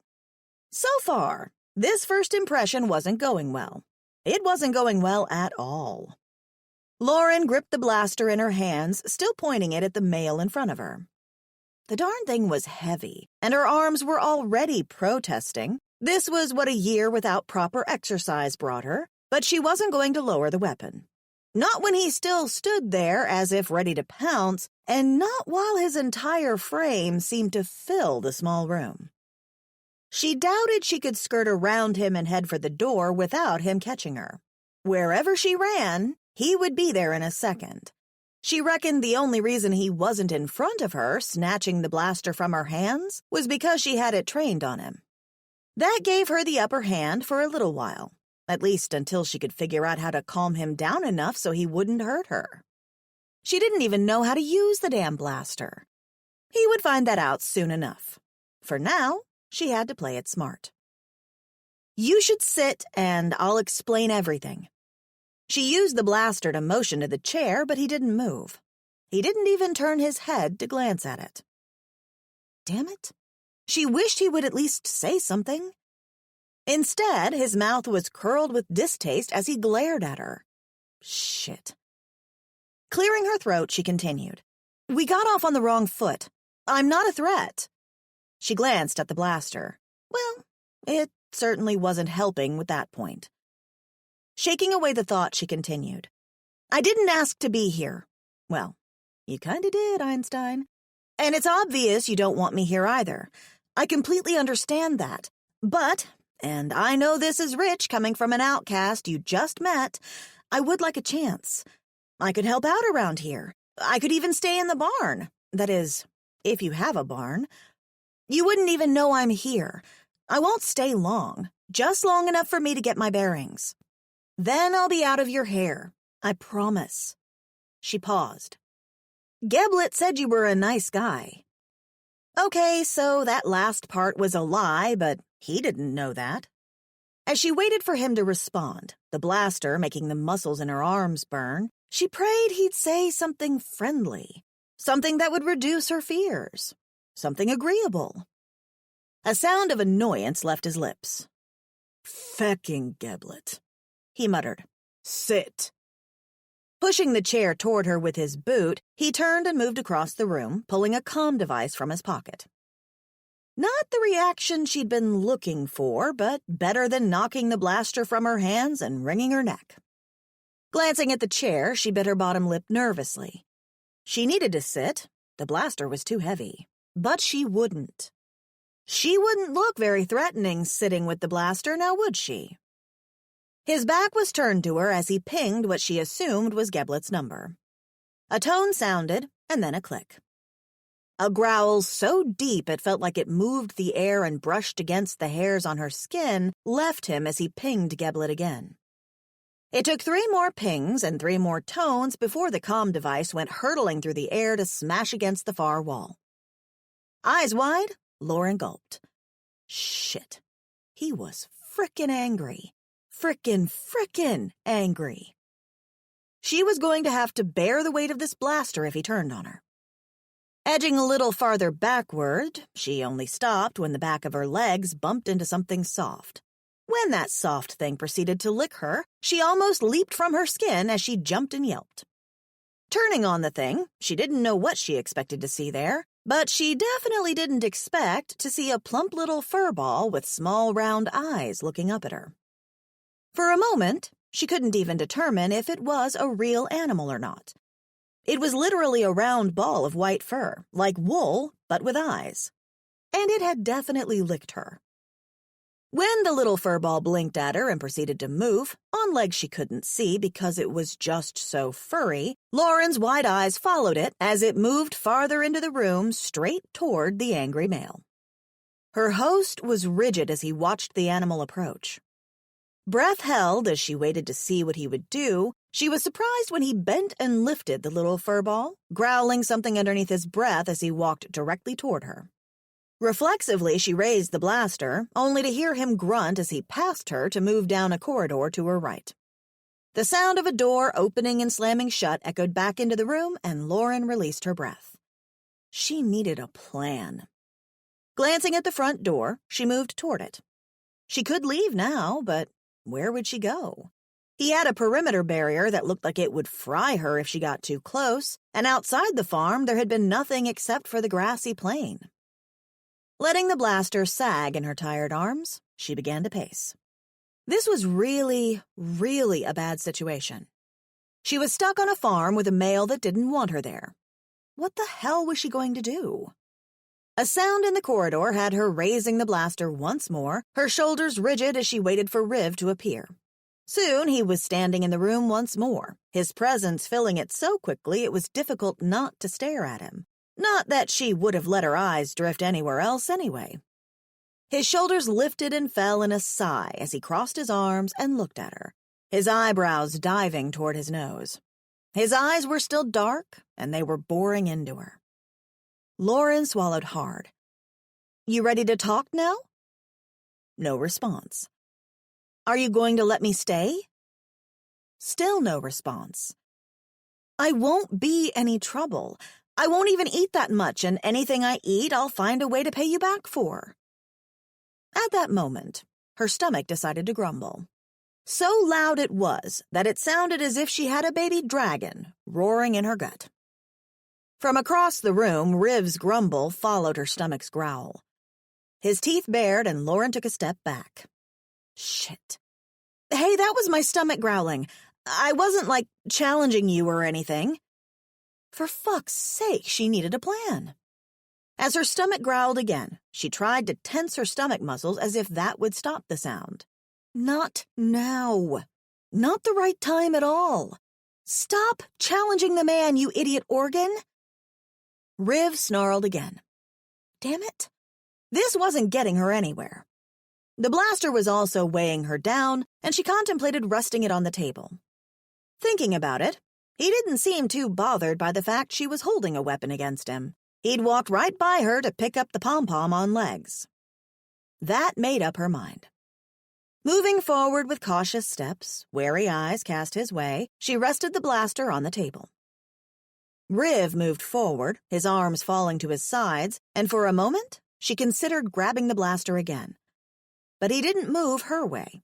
Instead, he walked past her into another room without so much as a backward glance at her, and Lauren was left to stare at the space he was standing in. Well, at least he hadn't tried to snatch the blaster away, and he hadn't attacked her either. 1 point for Lauren on the survival meter. Maybe if she got enough points, she'd win this game. Riv moved around in his room, muttered curses slipping from his lips as he searched for the backup sat phone. The female had been yammering away something he couldn't understand, but at least she'd put down the blaster after she'd challenged him and backed down. This is why he didn't like visitors. He'd stepped outside to return the baby Umu to its enclosure, and when he'd returned, he could already smell her presence in his space. That, and her incessant yammering, were going to do his head in. He hadn't heard so many words said in a short space of time for many months. He hadn't been around anyone but his brother Sohut to hear conversation. There was a reason he lived in the middle of nowhere, a reason he had only animals as company. Animals didn't yap away, and they tended to keep to themselves once they were fed and happy. Well, every animal except the little umu that refused to stay in its enclosure. That umu was almost as annoying as the presence of the female in his main room. Maybe if he fed her, she would do like the animals, keep quiet and to herself, until he figured out what to do with her. Finding the sat phone, he pinged Geblet as he headed back to the main room. The female had been pacing, and she stopped as soon as he entered, her wide eyes cast his way. He kept his eyes on her and realized only a few seconds later that her gaze didn't falter. She was scared, but she was also watching him as if, should he try anything, she was ready to retaliate. It almost made him laugh. Almost. The phone pinged and the signal dropped. Growling at the phone, he pinged Geblet again. The ping bounced back and forth for a few seconds before Geblet picked up the call. "Riv! You excrement pipe. You can't send her back. I called in the favor." Geblet dropped all pretense of friendliness. "My sanctuary is for abused animals." Riv's eyes narrowed, his gaze falling on the female. "Not wide-eyed yammering females." "Riv, I had no other choice. I only went to the creature exchange to find a companion for Karga. I didn't expect to see the human there, and the zookeeper gave me a good price. I thought she'd be a good buy." Geblet wailed as if he was the victim in this, and it only made Riv's nostrils flare. "Karga doesn't want her, and I can't take her back. Riv." Geblet paused. "You have to honor the favor." He didn't have to do jack shit, especially when it involved having a female living on his farm.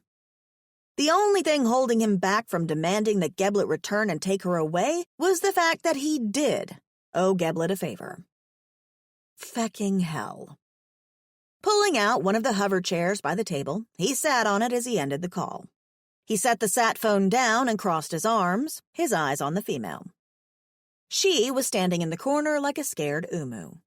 But he knew all about umus. He had several of them on the sanctuary. They may look soft and innocent, but they could turn into terrible little beasts in a second. She was no different. Most beings weren't. He knew this from experience. As he stared at her, eyes narrowed, he watched her shoulders straighten slowly as her throat moved. Wide brown eyes glanced around the room before they landed on him once more, and her fisted hands opened to flatten against the strange material of her trousers. Her pale chest was on display, and he realized she was missing half of her dark tunic, leaving her exposed. Her torso was soft. He saw no muscle definition there, and it surprised him a little. Females of his kind, the Mercy, were almost as strong as the males, with muscles to show for it. This female, she looked soft all over. And she'd had the audacity to challenge him? Maybe that's why she'd gotten caught in the first place. Maybe her survival instincts were lacking. What had she been doing at the creature market anyway? She was no animal. This was an intelligent being. The female's throat moved again as she rubbed her hands against her trousers, her gaze fastened on him. She was terrified of him. He wouldn't be surprised if she was stuck in that corner all night. Riv stiffened, because as soon as he thought it, the female took one tentative step forward. The corner of his lips curled in irritation almost immediately, but that didn't stop her. She took another step forward, closing the gap between them, her eyes focused solely on him. She was being cautious, watching him for any changes in his stance, but she was still walking forward.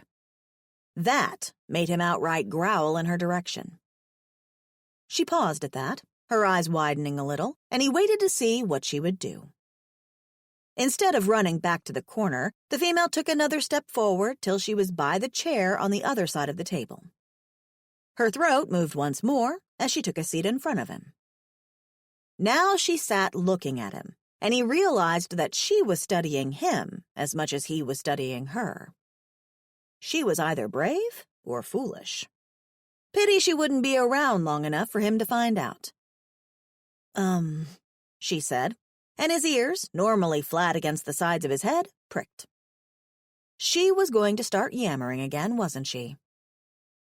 I don't know what to say. Riv's brows dived a little as the female continued speaking. The more she spoke, the braver she got. He could see it. Her eyes weren't so wide anymore, and her face was becoming expressive. She was even using her hands now to gesture as she spoke.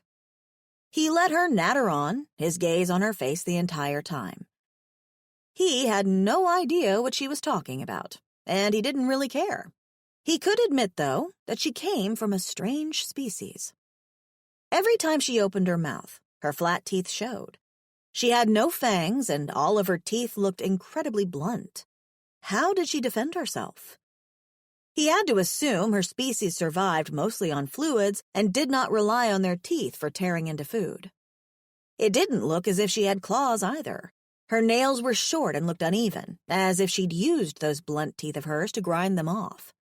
No horns, no pattern of ridges along her nose or brow. The more he looked at her, the stranger she became.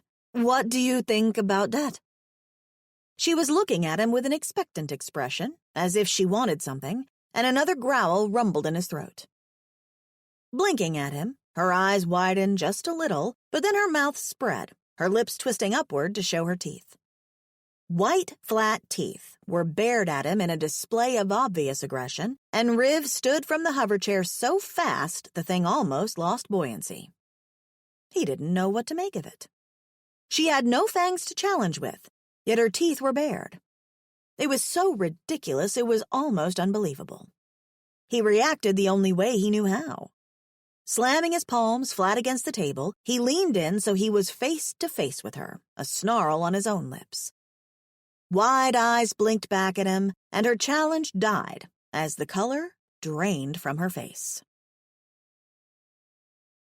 8. Fuck.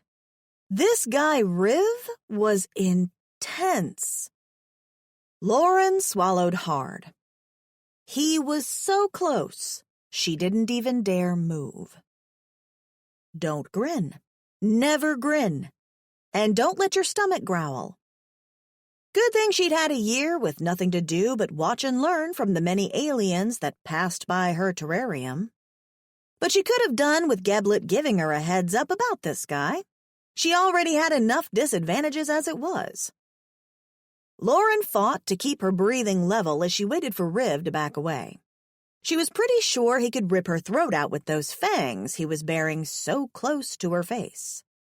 And damn it, she'd just opened her soul to him, giving him the best proposal she could think of concerning why he should let her stay, and what had he done? He'd just narrowed his eyes at her and was now snarling in her face. It was almost as if he didn't give a shit what she was saying, or he didn't understand what she was saying. Crap. She was an idiot. Of course he didn't understand what she was saying. He didn't have English downloaded on his translator, she was sure. That put her at an even greater disadvantage. Biting her bottom lip, she tried to keep her breathing level. Green eyes fell to the movement of her lips, and she watched in surprise as his snarl died a bit. His nostrils flared as he suddenly inhaled deeply, and his gaze shot back to hers. Something passed before his eyes before he leaned back, closed his palms into fists, and sat back in the chair, crossing his arms as he did. He was just staring at her now, and Lauren wasn't sure what to do. So they were back to this. Him just looking at her, studying her. She guessed she should do the same? Leaning back, she crossed her arms, and his gaze followed her movement. His eyes were so green they were startling. They stood out from his blue skin. Looking at him now, she realized he wasn't much older than she was either, or, if he was, he aged really well. His nostrils flared again, and she noted that the bridge of his nose was a bit wider than a human's. There was also a column of bumps, ridges, that ran up his nose and over his brows. A similar column ran from his bottom lip and down his chin. With his mouth closed, she'd have never guessed he hid fangs underneath. His eyes narrowed, a low grumble starting in his chest when he noticed her gaze lingering on his lips, and Lauren looked away quickly. Maybe that was a challenge, too. Shit.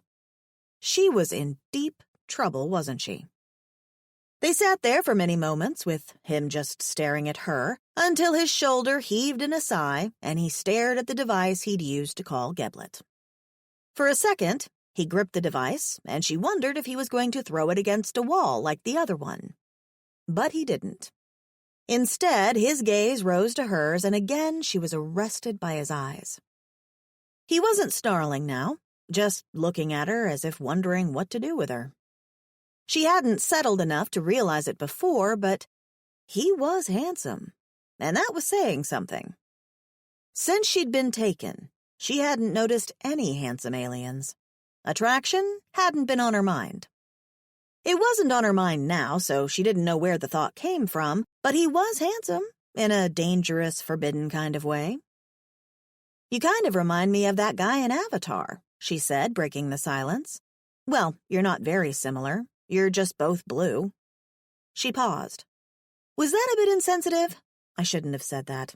I know you can't understand me either. I don't even know why I'm talking." She was cut off by a growl as Riv stood suddenly. He looked at her as he passed her. "Follow me," he motioned with his hands. "And stop nattering." The female blinked at him with those large brown eyes of hers. He couldn't believe he was about to do this, but what choice did he have? He still had no idea what he was going to do with her, but he couldn't sit staring at her all day. And the more he stared at her, the more her strangeness was beginning to become interesting. He didn't need interesting right now. He had animals to feed and chores to complete. She stood and followed him without him having to mime what to do, and he was happy for that. Walking down the corridor, he passed his room, as well as the cleansing room, and made his way towards the spare room. His brother's bedroom was on the other side of the dwelling, and this was the only other room available. It'd have to do for now. The light came on as he stepped into the room with the female following behind him, and when he stopped walking, her soft body bumped into his from behind. Turning, he glared down at her, and she paled. "Sorry?" She flinched a little under his gaze, then flashed her blunt teeth at him again. Catching herself, she paled even more, eyes going wide as she put a hand over her mouth. Riv frowned as he watched her through wary eyes. Moving to the side, he gave her enough space to enter the room.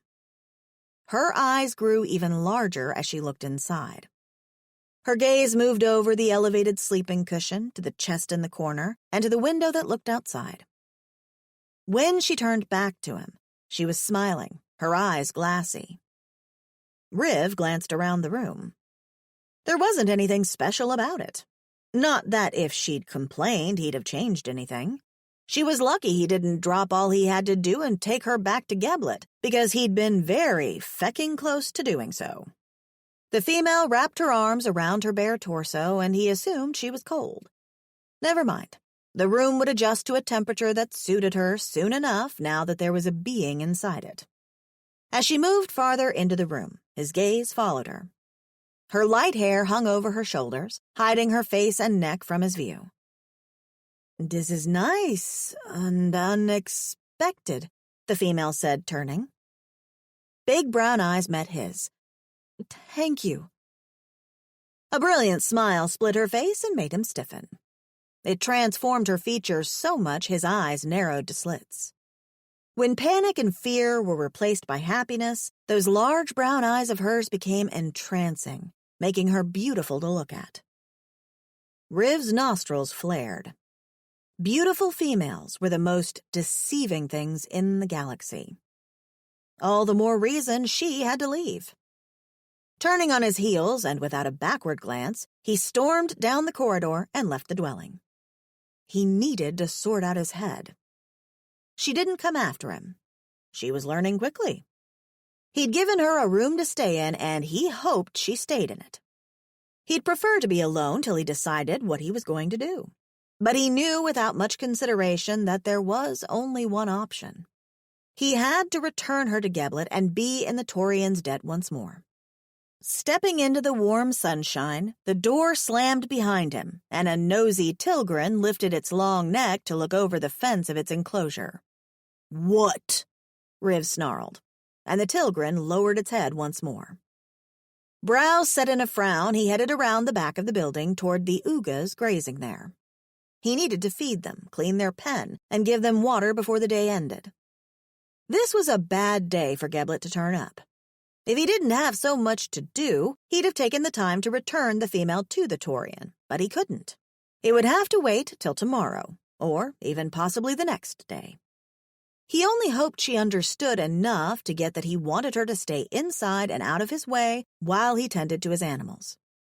Riv paused as he reached the Uga enclosure, his hand on the gate as he cast his eyes to the window of the spare room. Maybe he shouldn't have left her alone in there. Who knew what she would get up to while alone? Movement by the window caught his eye, and Riv snorted. She was watching him. Fine. She could do whatever she wanted, as long as she didn't wreck the place or get in his way. As he opened the gate and entered the enclosure, the Ugas lifted their large heads from the yellow-orange grass and glanced at him before dipping their heads again. Patting the back of one of the animals, Riv's brows slowly relaxed from their frown. Silence. Sweet, sweet silence apart from the occasional snort of an Uga and the soft sounds of their chewing. This was why he preferred animals. They didn't speak. That had always been a winner for him. But most of all, they didn't judge. He could be himself around them. Life was simpler. Glancing back toward his residence, he frowned. The female was still at the window watching him. He could feel those brown eyes following his every move. Feck. Well, he guessed he had an audience then. Wouldn't be the first time others stood and watched him while he worked. Lauren knelt on the floating bed, eyes fastened outside. Riv was in the field working with the cow hippo things, and she couldn't help but stare at her host. The sun was hot out there, she could see that. Even from where she was, she could see his skin had a thin sheen of perspiration over it. He seemed to be completely in his element, moving bales of hay, shoveling animal dung, and tending to the animals. He'd looked her way a few times, and she wasn't sure if he could see her or not, but that's all he did, glance her way. She watched as he paused and rolled his shoulders, stretching his arms into the air. Eyes widening, her cheeks flushed as Riv pulled his shirt over his head and put it to the side. No longer hidden, a set of stacked muscles were displayed. Damn. This seemed inappropriate. She probably shouldn't be looking, yet she couldn't look away. Maybe she'd been in that terrarium for too long, and the little bit of sun on the way to the sanctuary had suddenly awakened her libido. Or maybe it was because he had snarled in her face so many times in the last hour that her heart sped up with anxiety and her pussy was mistaking that for attraction or something, but damn. Lauren blinked. He looked good for an alien dude, and for the past year, she'd seen a lot of alien dudes. He was humanoid. Maybe that's what this was. He was the first humanoid male she'd been in close contact with since she'd been taken. Sure, she'd seen a few through the transparent shield of her terrarium, but she'd never been close enough to feel their breath on her face, and Riv had come in real close to her earlier. Close enough that she could still smell his faint musk. Lauren's eyes widened a little. Suddenly, that deep inhale he did when he'd leaned in close took on meaning. Had he caught her scent, too? Biting her bottom lip, she didn't move her gaze. Instead, she watched as he bent and began working on the animal's enclosure. She imagined his hands would be calloused with such hard work. She'd always loved a guy who knew how to use his hands. Shit. Where'd that thought come from? Jeez. A whole year in a terrarium and she hadn't even touched herself. Suddenly on an alien farm watching a hunk of an alien and she was having thoughts. Lauren shook her head and frowned at herself. She was just about to move when she felt his eyes on her. Riv was looking her way, a frown on his face, and she was sure at that moment that he could definitely see her. Even from where she was, she knew he was snarling. Yeah, that was her cue to make herself scarce. Slinking down on the bed, she lay flat against it. The door to the room was closed, and she realized she felt safe now. Safe enough to relax for a bit. That was saying something. Despite her first impression of him, when she'd thought he was going to rip out her throat with his claws, she somehow felt safe. She didn't know why, but she did, and it was a feeling that was so alien she lay rigid on the bed, staring at the roof and wondering if terror would follow shortly. Even in the terrarium, she hadn't felt safe. Even with the barrier to the outside, she'd felt wary all the time. With a sigh, she swallowed hard and closed her eyes. Was this going to be the first time she felt safe in a year? Damn. Another sigh shuddered through her. She'd stay inside and wait for Riv to return. He obviously didn't want her in his space, so she'd wait till he got used to the idea she was there before pushing him further. It was difficult enough, the fact he couldn't understand what she was saying.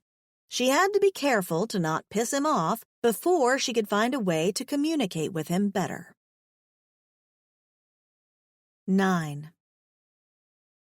She must have fallen asleep because when she opened her eyes, the room was dark. Stretching, the light in the room came on because of her movement. She stood immediately and cast her eyes out the window. It was night.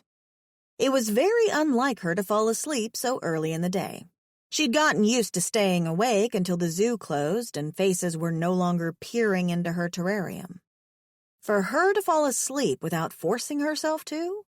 Moving lights in the field outside caught her eyes, and she moved closer to the window, squinting. It took her a few moments to realize it was the robots she'd seen when they'd been approaching the sanctuary. They were still hard at work. Apart from those lights, the animals' enclosures were also well lit, and she could see the cow hippos moving about lazily. Some were laying on the ground and looked like they were sleeping. Glancing at the watch on her hand, Lauren grimaced. It was still a habit she had, checking that watch, but the time was still frozen at 6. Funny. The last time she remembered looking at it while on Earth was right before she'd been taken, and it had said 6 o'clock. That brought back a memory she'd rather forget. Looking at her watch while she'd returned from the mall was the last thing she remembered doing before she woke up on the alien ship.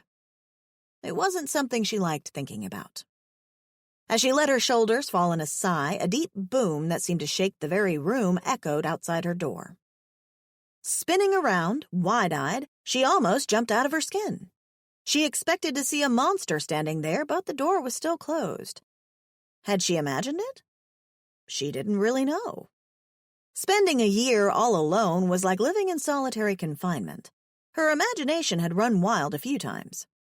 She could be imagining she heard something. She wasn't really sure. It had sounded like a deep bass drum, and Lauren blinked now as she stared at the door. She was just about to settle herself, thinking she'd imagined the sound when it came again. And this time, it was louder. It vibrated the air in the room and against her skin almost like when standing too close to speakers at a rave. Scrambling backward, she tried to put some distance between her and the door, and to her horror, whatever it was began scratching at the door trying to get in. Shit. Glancing around her, there was nothing in the room she could use as a weapon. The thing was scratching frantically now, its claws digging at the door, and Lauren gulped. As another boom sounded in the air, her gaze fell on the chest on the floor. Trying to keep her trembling bones upright, she put her weight behind the chest and pushed it toward the door. It was heavy, and it was the only thing that could buy her some time. Maybe it would barricade the door and keep the thing out. If whatever beast lay outside managed to enter, she could at least hope it would trip over the chest, fall flat on its face, and buy her some time.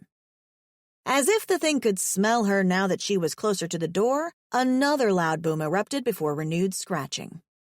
Shit. Shit, shit, shit. Hands fisted in her hair, Lauren paced. She had nothing to use to defend herself. She was about to go into full panic mode when she heard a low mumble. That didn't sound like the monster. It didn't sound like the monster at all. It sounded like Riv. He was speaking to the monster, and soon she heard footsteps padding away. Had it gone? She could only assume it was one of his pets. It didn't sound like he was fighting for his life out there, so that meant the beast and him must be on good terms. Lauren moved closer to the door. Of course he'd be friends with a beast. Why didn't she preconceive that? That's something she'd have laughed about if she had any friends to laugh with.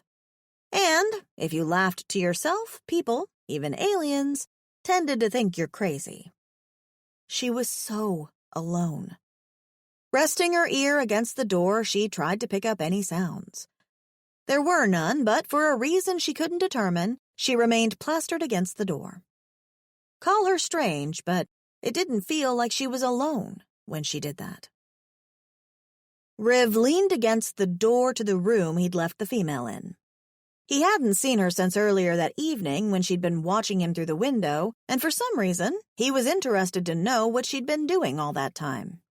From the looks of it, she hadn't exited the room to search his house, which he appreciated. It meant she probably hadn't left the room at all. He believed his theory to be true because his Tevsi, Grot, had caught her scent as soon as he'd entered the dwelling. The Tevsi had bounded straight to her room, which meant that's where her scent was the strongest. He'd found Grot trying to claw his way inside and had to send him to bed.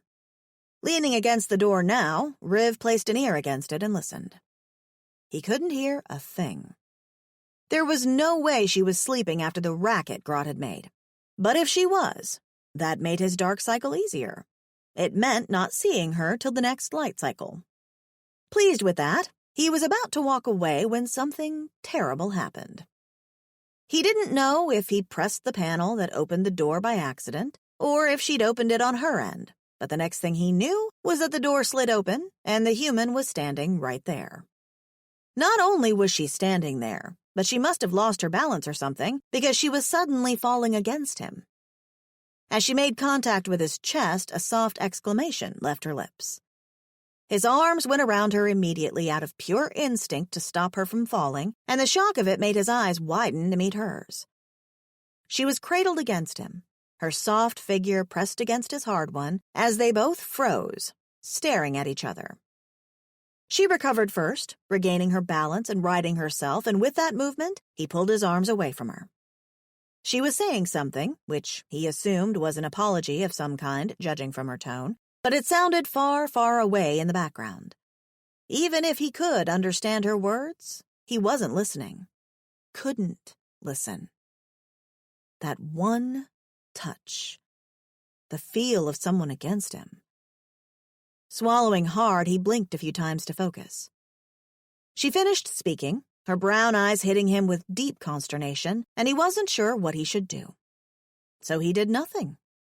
With a grunt, he jerked his head at her in greeting and a farewell, turned, and walked back down the corridor to his room. 10. Maybe she had a knack for getting into trouble, or maybe someone had put a hex on her while she was on Earth, but she couldn't have made up the events of her life even if she'd tried. If she ever did make it back to California, she'd write a book. A memoir. Lauren, the Not-So-Lucky. It'd sell heaps. Staring upward at nothing in particular, she wrung her hands as she lay flat on her back. It was morning, and she'd spent much of the night before thinking about the fact she'd made a fool of herself in front of Riv. She'd been leaning against the door for much longer than she'd care to admit when he'd opened it, and she'd lost her balance and fallen directly against him. Oh. She'd said sorry, explaining that she was just clumsy, falling over her own 2 feet, but he'd only looked at her strangely and walked away. Nothing said. Huffing out a breath, she folded her lips and pulled out one of the meal bars from her pocket. The thing was as hard as a rock, and she was pretty sure it was made for an animal that constantly grew teeth that needed to be filed down, like a guinea pig or something. Maybe that's what the zookeeper had seen her as. a little rodent that needed meal bars. God, she didn't miss that place. Just thinking about the terrarium made the hairs on her skin bristle. It hadn't been a living space. It had been a cell. One that she'd convinced herself was home. One she'd told herself wasn't so bad because things could have been far worse. Judging from how some of the visitors had looked at her, some even miming in front of her just what they'd like to do with her, she'd reckoned that living on the outside of that transparent barrier had to be worse than being enclosed behind it. And now she was out. It was so strange waking up in a different place. Back at the zoo, as soon as she'd wake up, her eyes would move to the transparent barrier that sealed her in. 90% of the time, there'd be someone there looking back at her. Today, when she'd awakened, her gaze had moved automatically, expecting to see the view outside the terrarium. Except, all she saw was a wall. For a few seconds, her brain didn't compute what she was seeing. It took a few moments for the events of the day before to return to her, and with that came the memory of her falling out of the room and unto her host. Grinding the meal bar against her teeth till her saliva softened it enough to bite off a small piece, Lauren moved toward the window and looked outside. The sky was a reddish pink that took her breath away. It was a beauty to look at. Back at the zoo, she hadn't been able to see the sky. All she'd had were the artificial ultraviolet lights, which she'd found out were ultraviolet because the zookeeper had so kindly pointed that out to her on several occasions, as if he'd been doing her a massive favor. The cow hippos were moving about lazily, and far in the field, she could see the robots working tirelessly. Chewing the meal bar, she swallowed hard. It was so dry it was always difficult to get down, and she didn't have any water to help her. Turning to look at the door, she gnawed on the bar some more. She hadn't heard Riv move about, but she was sure he wasn't still asleep. Something told her he wasn't the type that slept in. She'd go out there to try to get some water really quickly, but two things stopped her. First, she didn't want to run into Riv. She had no idea what to say to him, and he made her nervous for more than one reason. His obvious dislike of her was the first reason. The other reason was one she didn't really want to contemplate. Second, whatever had scared her out of her wits last night was still out there somewhere.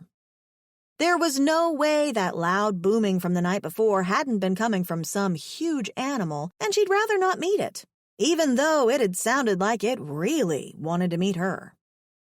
Chewing, she kept the food in her mouth for much longer than she usually would have, just to soften it some more so it was easier to swallow, and turned to look through the window once more. As she watched the cow hippos move, she realized something. The sanctuary didn't smell like a farm. With the cow hippos alone, she'd have expected the entire place to smell like fresh manure, but it didn't.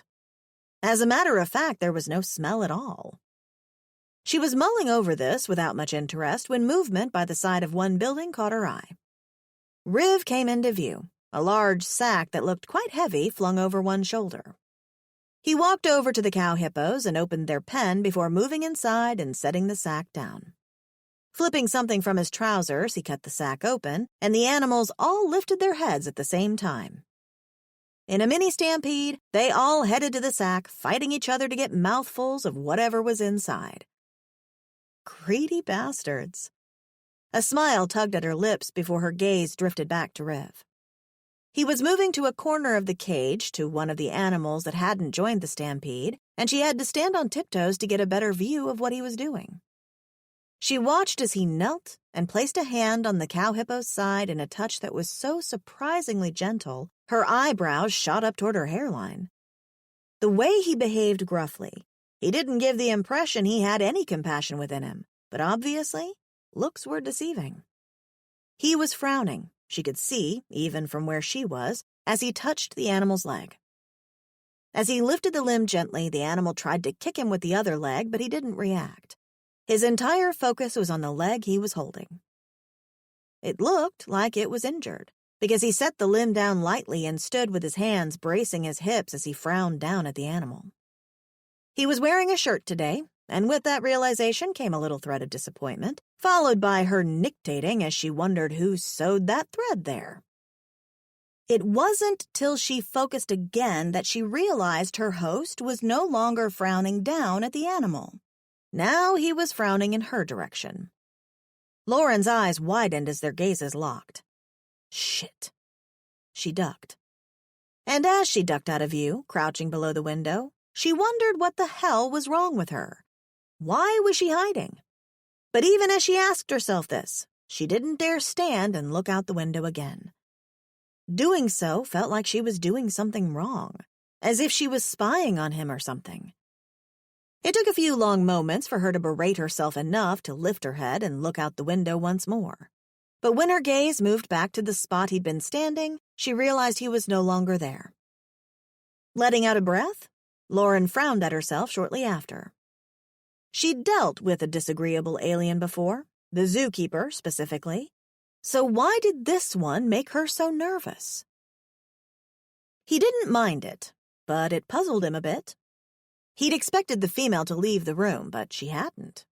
Granted, he'd spent almost all day tending to the sick Uga, which had somehow gotten its leg broken, so he hadn't been inside the dwelling. He only knew she hadn't exited because he'd seen her watching him from the window. Every time he went to check on the Uga and the cast he'd put on the animal's leg, she'd been watching him from the window. Usually that sort of thing would piss him off and annoy him to no end, but somehow it didn't this time. Instead, he was curious. Curious as to why she'd spent the entire time in the room. When he entered the dwelling, after spending all day outside, he was sure she hadn't left the room. Her scent was faint, which meant she hadn't been walking about. Not even for food, and he was sure she was hungry. Her body was small and frail. From his experience, such types of creatures needed sustenance regularly. She wasn't of the type bred for resilience. Setting down his gloves on the table, he stretched his arms, reveling in the ache of his muscles. That ache felt good. Nothing felt better than exhausting himself so much that he knew he'd fall asleep when he went to his sleeping cushion. It was one of the reasons he worked so hard every day. It was almost a guarantee that he'd fall asleep. His eyes would close and his brain would shut down when he went to bed. Beside him, Grot settled down on the floor. The Tevsi was tired too, it seemed. He'd been in the fields chasing the robots and hunting small game, no doubt. Rubbing a hand over his jaw, Riv cast a glance down the corridor toward the room he knew the female was in. If Sohut was here, he'd be able to help him navigate this problem that had happened upon their doorstep courtesy of Geblet Kakura. He still didn't know what he was going to do with the human, but the longer he had her at his residence, the more she was going to settle in, and that was the last thing he wanted. Moving to the cook room, he washed his hands and pulled out a pre-made bowl of dried rye from the food box. Reaching into the cooling unit, he grabbed a can of gata paste and poured it into the bowl, waiting for it to reach an acceptable level before he lifted the bowl and brought it to the table. The hover chair slipped out easily, and, as he sat, he stared at the bowl of rye in front of him. The female was still on his mind. Why hadn't she left the room? Wasn't she hungry? Didn't she have to relieve herself in the cleansing room? Riv frowned at the rye soaking up the paste, a snarl curling his lips. Why the feck did he care anyway?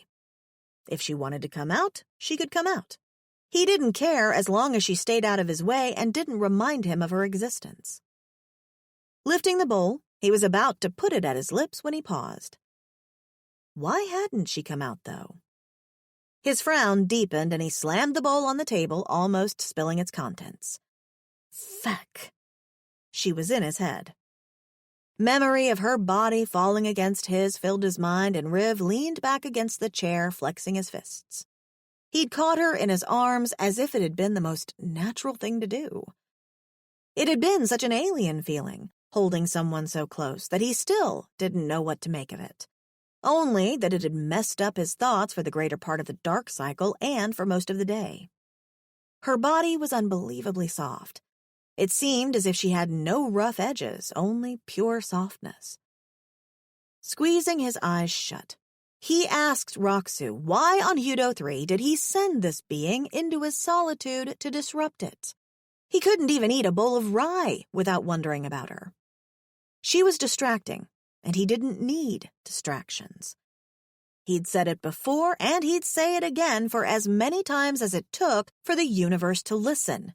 He had enough trouble in his life. He didn't need any more. Opening his eyes, he looked down into the bowl of rye and sighed heavily. Feck. He knew what he was going to do before he even began moving. Standing, the bowl in hand, he looked down at his tevzi on the floor. Grot blinked up at him, his tail wagging in friendly adoration. Stay, Riv said, and the tevzi made a low sound of understanding in his throat. 11. Riv rolled his neck as he stood in front of the door, bowl in hand. Just what the feck was he doing? He should turn around, head back to the main room, and eat his rye in peace.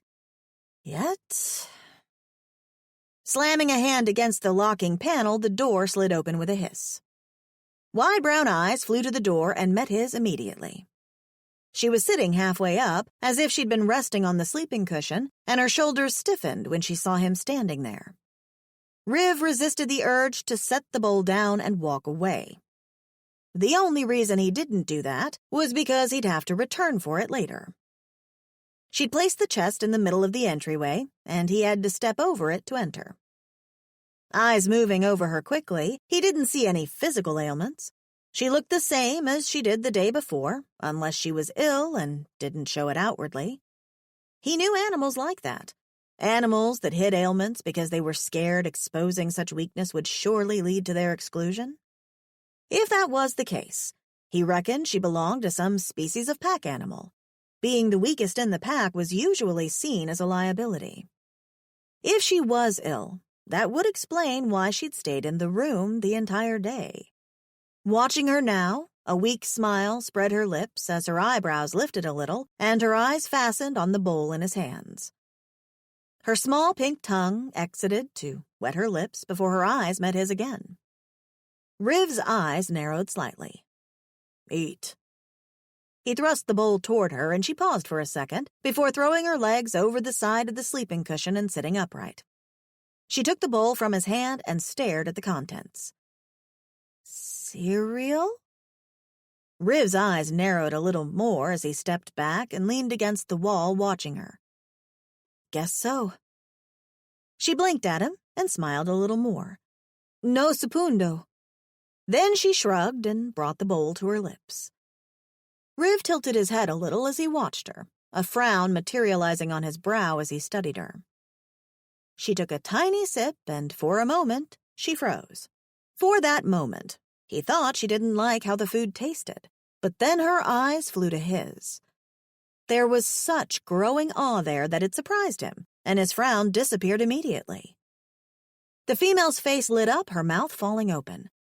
Oh my God, this is amazing!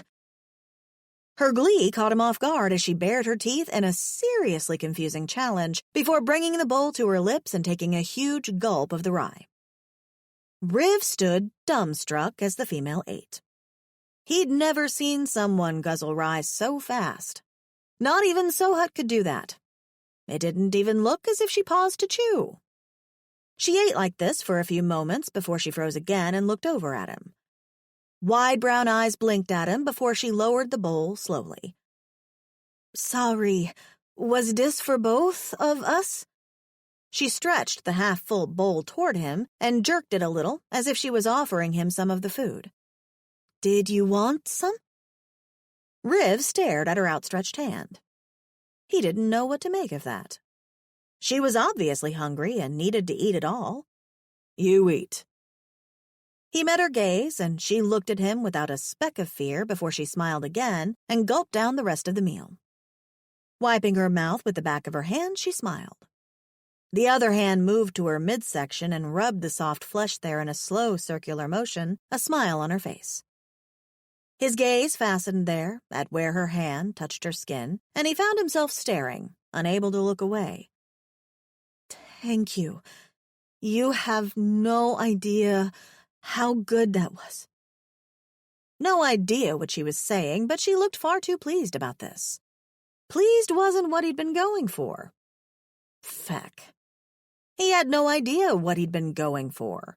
He shouldn't have brought the bowl to her in the first place. It was this same generosity that always got him in trouble in the past. Growling, he lifted himself off the wall and stalked forward, taking the empty bowl from her hands. He made to walk away when he felt the warmth of her palm against his arm. Stiffening, his gaze fell to where the heat was spreading across his skin, and he realized she'd held on to him. He stopped moving, staring at her hand for moments that seemed to pass by slowly. She was touching him. Touching him. Again.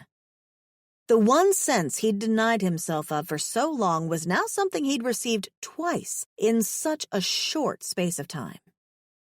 Her palm felt as if it was burning against his skin, and when she snatched her hand away and his gaze met hers, her wide-eyed stare was frozen on his face. Sorry, She blinked a few times, her gaze darting away before returning. I need to shower? She was talking again. Riv frowned at her as she went on, seemingly unable to stop once she'd started now. She was making motions with her hands, her mouth moving quickly, and she ran her hands through her hair, over the skin on her face, and down her body. It was hard focusing on what she was trying to tell him. All he could feel was the imprint of that small hand against his skin. It took him a few moments as he frowned down at her before he realized what she wanted. The cleansing room. With a grunt, he jerked his head toward the corridor. He didn't trust himself to speak at the moment. 12. Lauren awoke, her eyes flying to the wall again and expecting to see the transparent shield there. No, she wasn't in the zoo anymore. She was at Riv's sanctuary. Swallowing hard, she turned onto her back and stared ahead. She'd slept soundly again. After she'd spent the previous day doing nothing, she'd been sure she'd have a hard time falling asleep, but it turned out the warm shower was just the thing she'd needed to put her in the mood for sleep. After he'd brought her the food and showed her the shower, her host had disappeared for the night.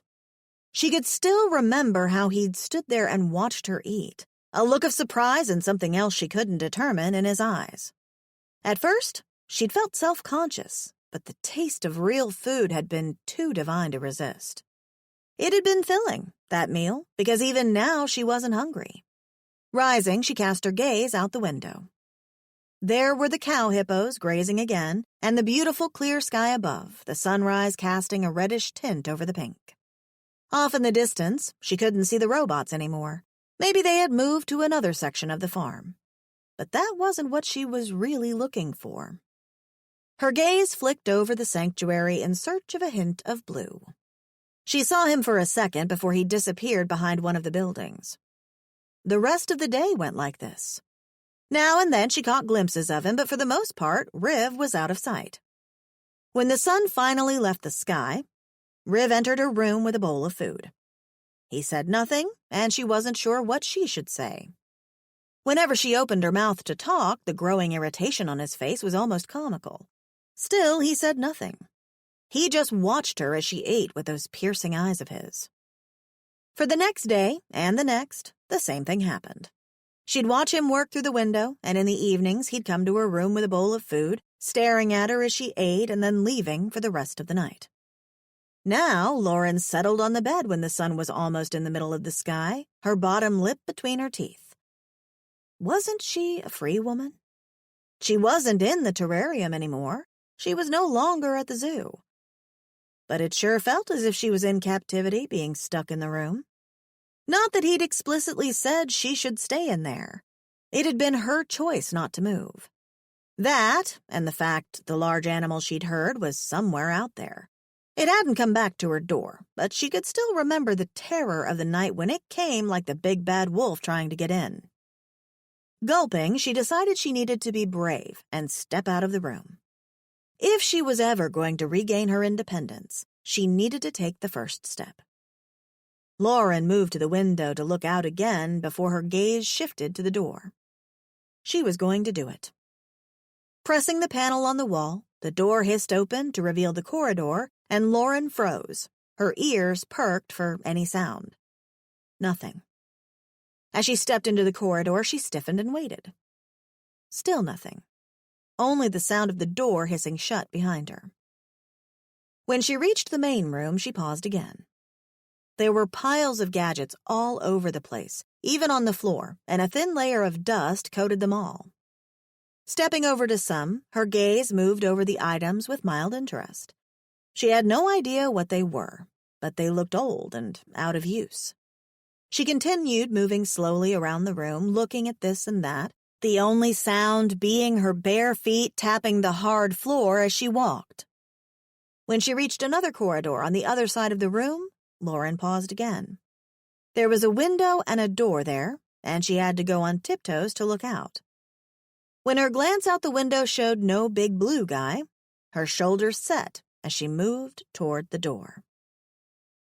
The door opened with a hiss as she stepped outside, and it closed quietly behind her.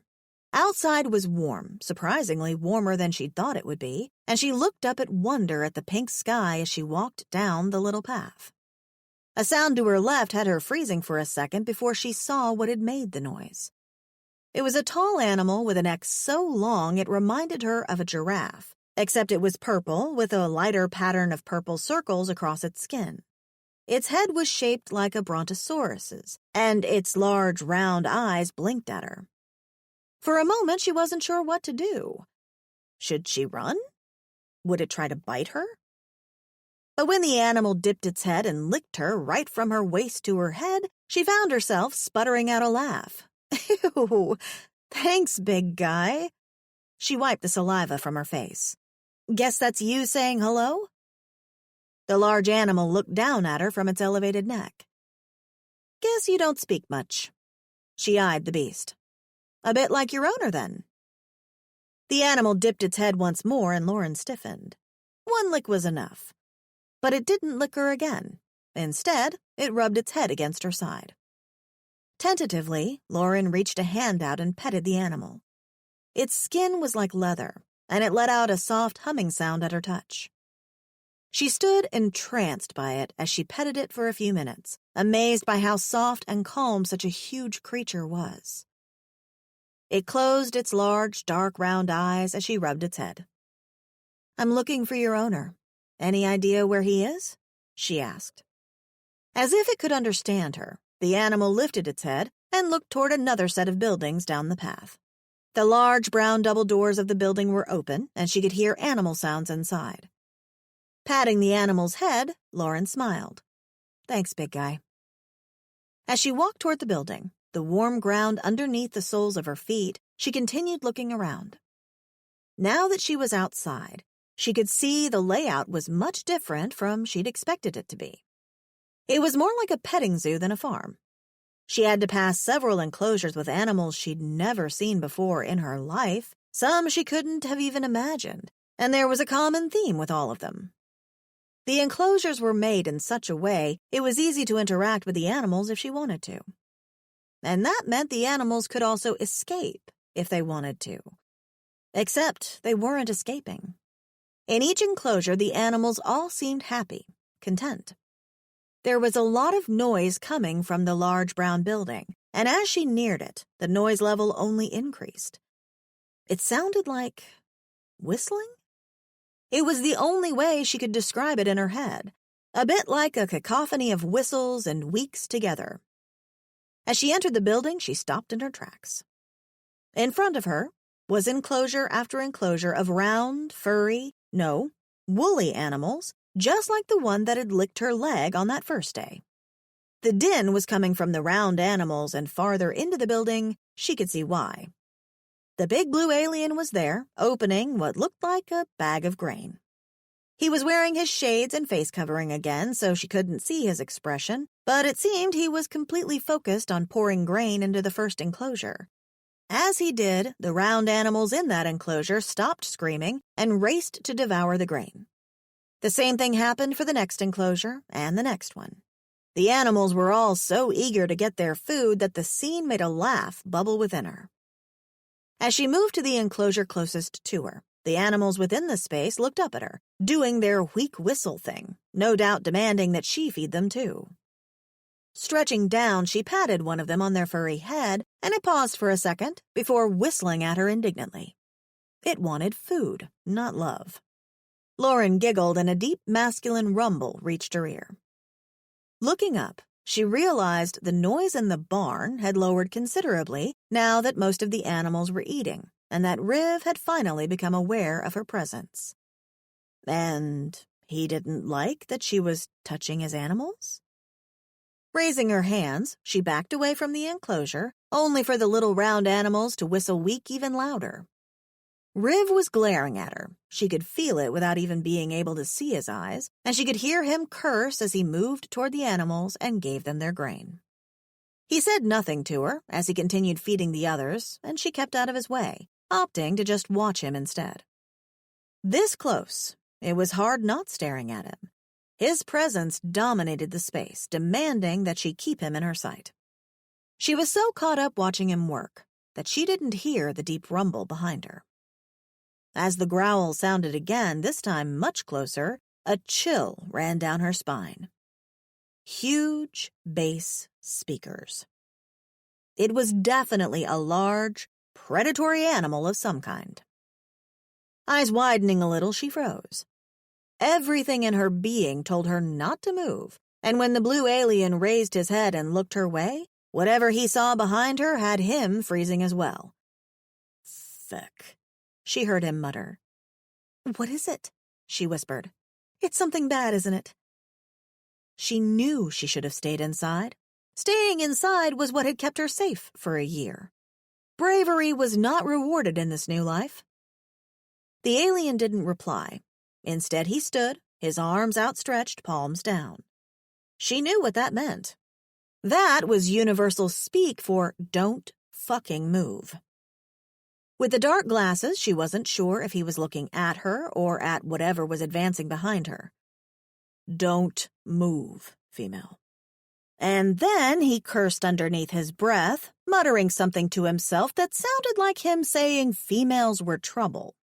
In another circumstance, she might have pointed out that she wasn't trouble at all, but whatever was behind her was so close now she could feel its fur against the back of her legs, and it took everything within her not to bolt. Bolting could be bad. What if it was the sort of predator that wanted you to run so it could chase you and rip you in two? Fucking hell. Grot. The big alien advanced slowly. Don't, he said. Don't what? Lauren whispered. Don't eat me? Don't rip me apart? Being specific is probably good here. I'm pretty sure I can feel its teeth on my back. She took a deep breath. I'm going to die, and I won't even see what killed me. She was pretty sure she was about to urinate on herself right about now. Grot, the alien said again. As Lauren tried to keep from trembling, movement to her side had her looking down without moving her head, only for her eyes to lock with the four-eyed gaze of a terrible dark beast. Its teeth were bared, and saliva dripped from them to the floor beneath. It was paying no attention to Riv. Its only focus was her. Lauren looked at it in horror, everything within her telling her to run while at the same time she was frozen in shock. The thing was huge, about the size of a great mastiff or bigger. So big it almost reached up to her breasts, and that was the only reason she didn't run. If she'd run before, it would have pounced on her in a second.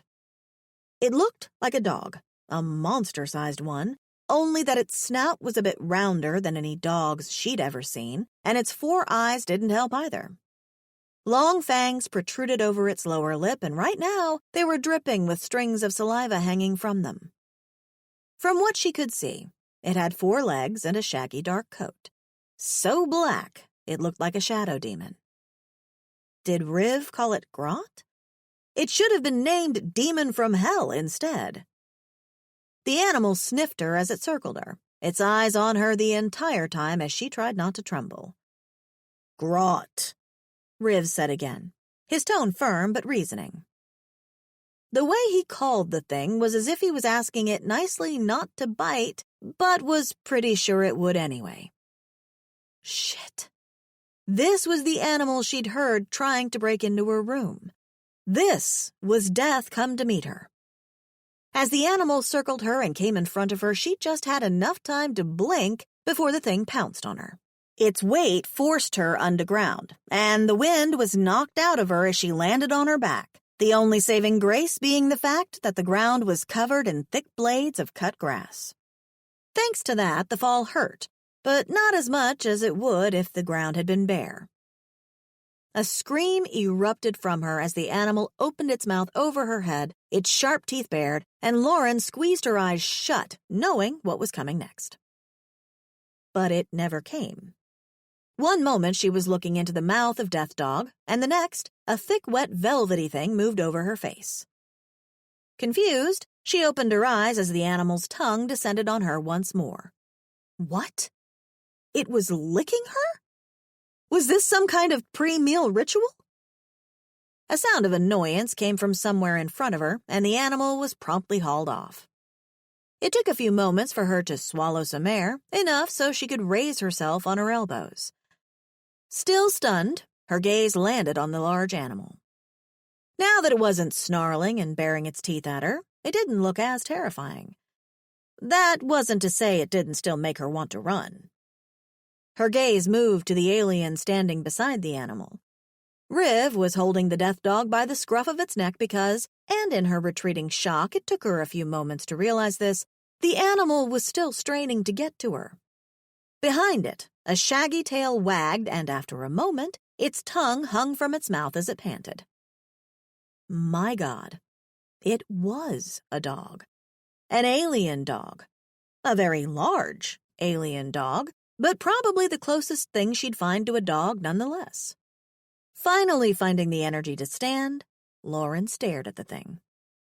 It was straining to come toward her so much that it actually pulled its master a little. It moved till it was close enough to brush its head against her skin as it wagged its tail. It liked her. Tentatively, she outstretched her hand to touch its cool nose, and its tail wagged even faster. A little laugh left her lips, along with the relief that flooded through her. "You weren't trying to kill me, were you?" she asked as the animal brushed its nose against her hand. "You were just protecting your master." Her eyes rose to the animal's master then, and she almost shriveled in her clothes. Even in his shades, even with the cloth covering his nose and mouth, she could sense that he was snarling at her. What was his problem? As he released the animal and it moved to rub itself against her, she heard the alien growl before stalking away. Confused, she watched him leave. What had she done? 13. "Grot!" Riv called his Tevsi as he stormed off, only to glance behind him to see that Grot was still rubbing himself against the female.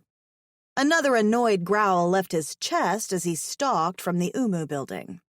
What had gotten into the Tevsi? Grot rarely took to strangers. As a matter of fact, it had been the exact reason why he'd rescued the animal as a pup all those years ago. Grot hated people as much as he did. That's why they got along so well. He could still remember that day he visited the exchange on his usual trip to check if any mistreated animals were up for sale there. He usually made the trip whenever he visited the port city. It was a ritual. And every time he went, he was guaranteed to find an animal there that was abused in some way.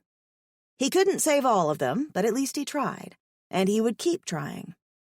If there'd been someone like him out there doing the same when he was a chid, then maybe he'd have had a better life. Maybe he'd have been found in that same market. Grot had been in that market many orbits back, abused and stolen from his home planet. He had been put up for sale as a hunting animal, and Riv was sure what would have become of the little beast. They'd have worked Grot to the ground, hardly fed him, then he'd have been left for dead when he could work no longer. He knew for it's what had almost happened to him. So he'd bought the little black thing, despite how it had snarled at him and despite how it had growled, its 4 eyes watching him warily the entire time he'd traveled back to the sanctuary. It had hated him.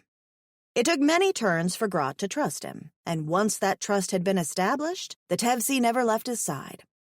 So why, in Polvrak's name, was Grot acting like that with the female? Had years on the sanctuary made him soft? He could see how that would happen. They hadn't had much contact with anyone since he'd brought the animal so far out to live. Maybe Grot had forgotten his hatred for strangers. The only contact they both had with beings that weren't the animals on the sanctuary was contact with his younger brother Sohut and the occasional visit from his one and only friend Kasit. In a short space of time, this female had entered his sanctuary, changed the place with her scent, and had even gotten Grot to like her somehow. It had to be her scent. They liked her scent. Riv swallowed hard as he walked. He only knew that because her scent still lingered in his nose even now. Heading to the Tilgren enclosure, he entered their pen and slammed the gate shut. The animals lifted their long necks to look down at him as if he was being aggressive. "I'm not," he muttered, grabbing the tool he used to shovel their feces. The Tilgren still looked down at him, blinking slowly. "Look at me like that, and I'll leave you to shovel your own dung." The animals turned away, ignoring him. As he went about the chore, Riv frowned. The animals better not get used to having anyone else around. People couldn't be trusted. If his brother, Sohut, hadn't left the sanctuary on some business, the female would be in his hover car heading back to Geblet immediately. He'd take her now, right now. Only he couldn't leave the sanctuary unattended without planning first. The animals needed him. The Umus alone would make such a racket they would be heard for miles if they didn't get fed on time. Glancing back toward the building he'd left the female in, Riv shoveled harder. Despite that she'd been spending most of her time inside, he was still very aware of her presence. Just what had Geblet been thinking, dropping her off without warning him first? If he had known it was a female in that box, heck, if he had known it was an intelligent being, he'd have turned Geblet away, favor or not. With an angry grunt, he piled the dung he'd shoveled in a bucket and hauled the receptacle from the Tilgren enclosure. One of the Tilgrens swooped its long neck to bump its head against his back, and Riv growled. At the sound, the animal hummed softly. "Yeah, I'm angry at you too," Riv muttered, locking the enclosure behind him. As a matter of fact, he was angry at everything. Females were poison. The image of his mother materialized in his mind, and Riv squeezed the handle on the bucket as he moved toward the fruit fields. He couldn't quite remember what his moor looked like, just bits and pieces. Frowning even more, he pushed the memory of her from his mind and continued walking. The Tilgren dung would make great fertilizer for the plants in the fruit field. The Tilgrens were the only animals in the sanctuary whose dung could do that. All the others was too devoid of any valuable nutrients and was only good for firelight. Glancing behind him as he moved, he saw no sign of the female, and that was good. Grot probably had her busy. He knew the Tevzi wouldn't hurt her, and he wouldn't have allowed him to. But it seemed Grot had come to his own conclusion about the female after he'd sniffed her out and found her worthy of his trust. So quick to trust. Grot had clearly been on the sanctuary's lands for far too long. The Tevzi had forgotten. But he wouldn't forget. He'd never forget. Not when he bore the scars to remember. Not when his nights were a constant fight because the dreams would come. It had been years, but that didn't dim the pain of the events that played like videos in his mind at moments when he tried to forget or tried to rest. It was there all the time, reminding him. As he trudged through the fields, the tall yellow-orange grass swaying around him, the serenity of his surroundings was the only thing that helped calm him. It was why he was so far out, why he stayed away from people. The calm helped. It helped a little. Even now, alone in the middle of nowhere, memories threatened to break through his resolve. He could see his mother, the first woman he'd trusted, and the one who had hurt him the most. She appeared before him again like an annoying specter. He'd been just a chid when she'd sold him and his brother for just a few credits. Apparently that was all they'd been worth, just enough for her to buy woogly smoke so she could get her next fix and hide away from reality. The female she'd sold them to had been a Tascal, one of the members of an elite race that was known for its exploitation of civilizations and beings young and old alike. That's who his own mother had sold him to, as a chid. A fecking Tascal. Everyone knew Tascals were vile creatures, and his own Moor had sold him to one.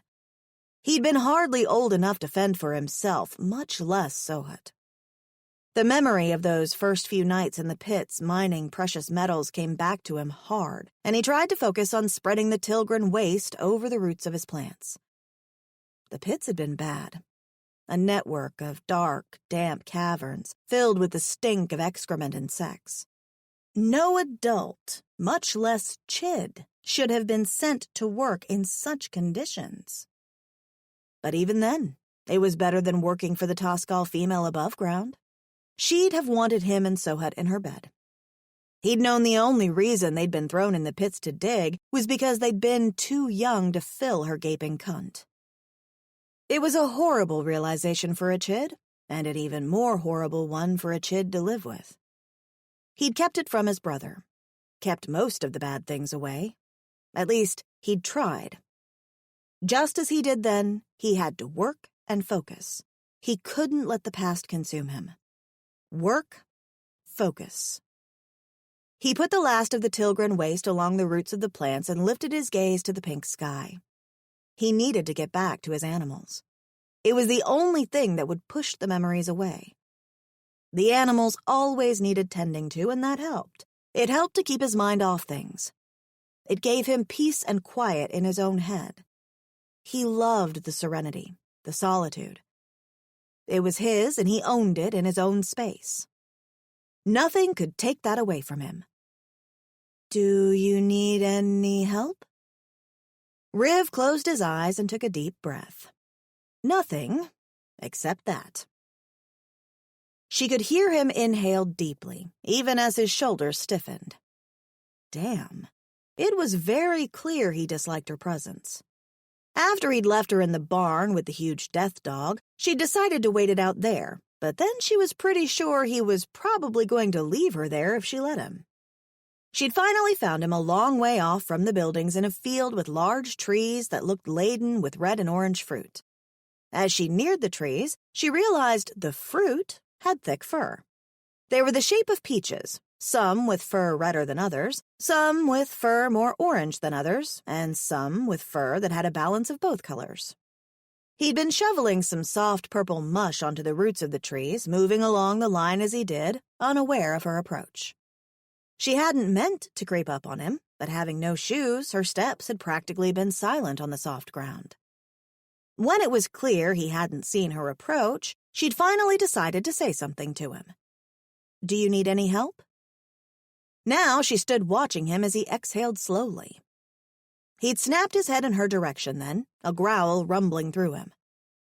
Lauren tried to smile. "I could help with whatever you're doing, you know.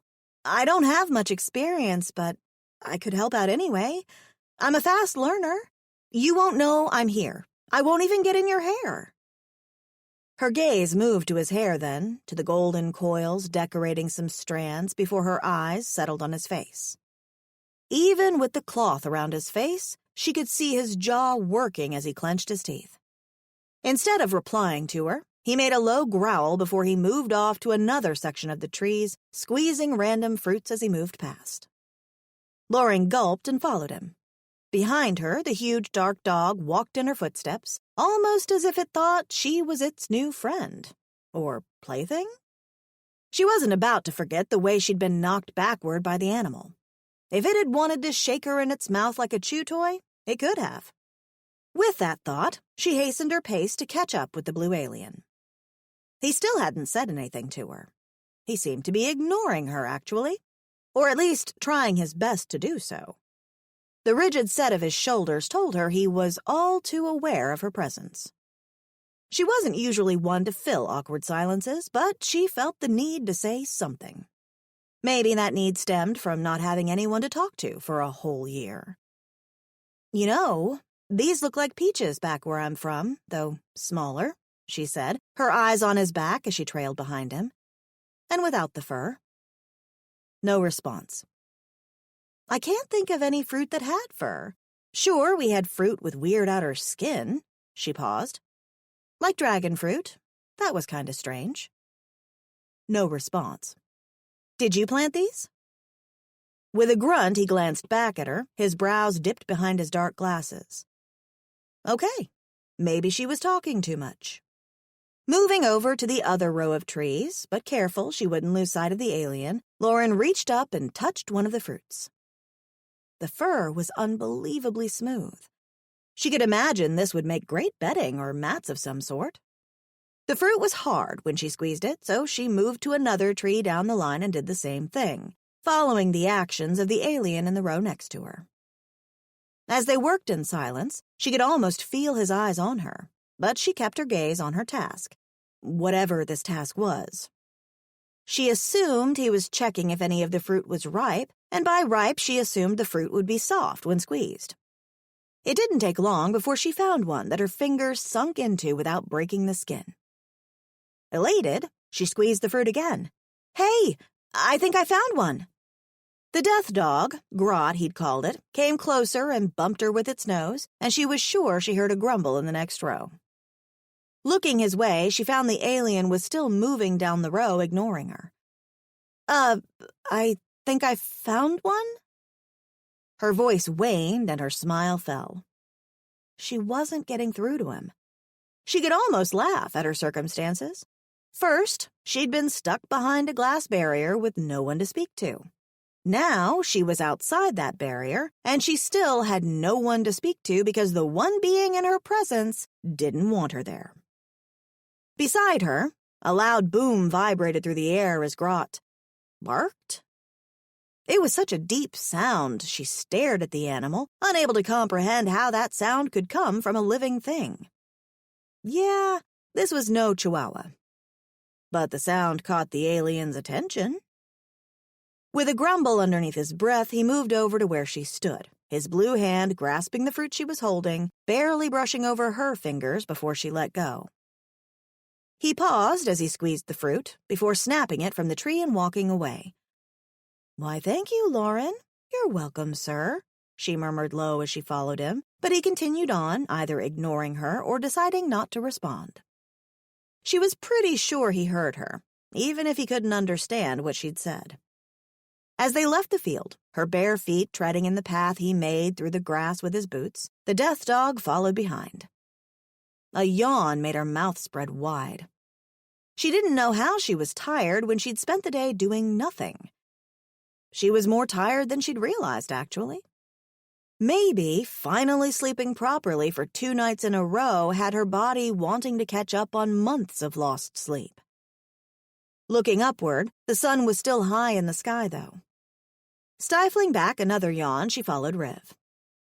He headed to the enclosure with the cow hippos next, closing the gate behind him.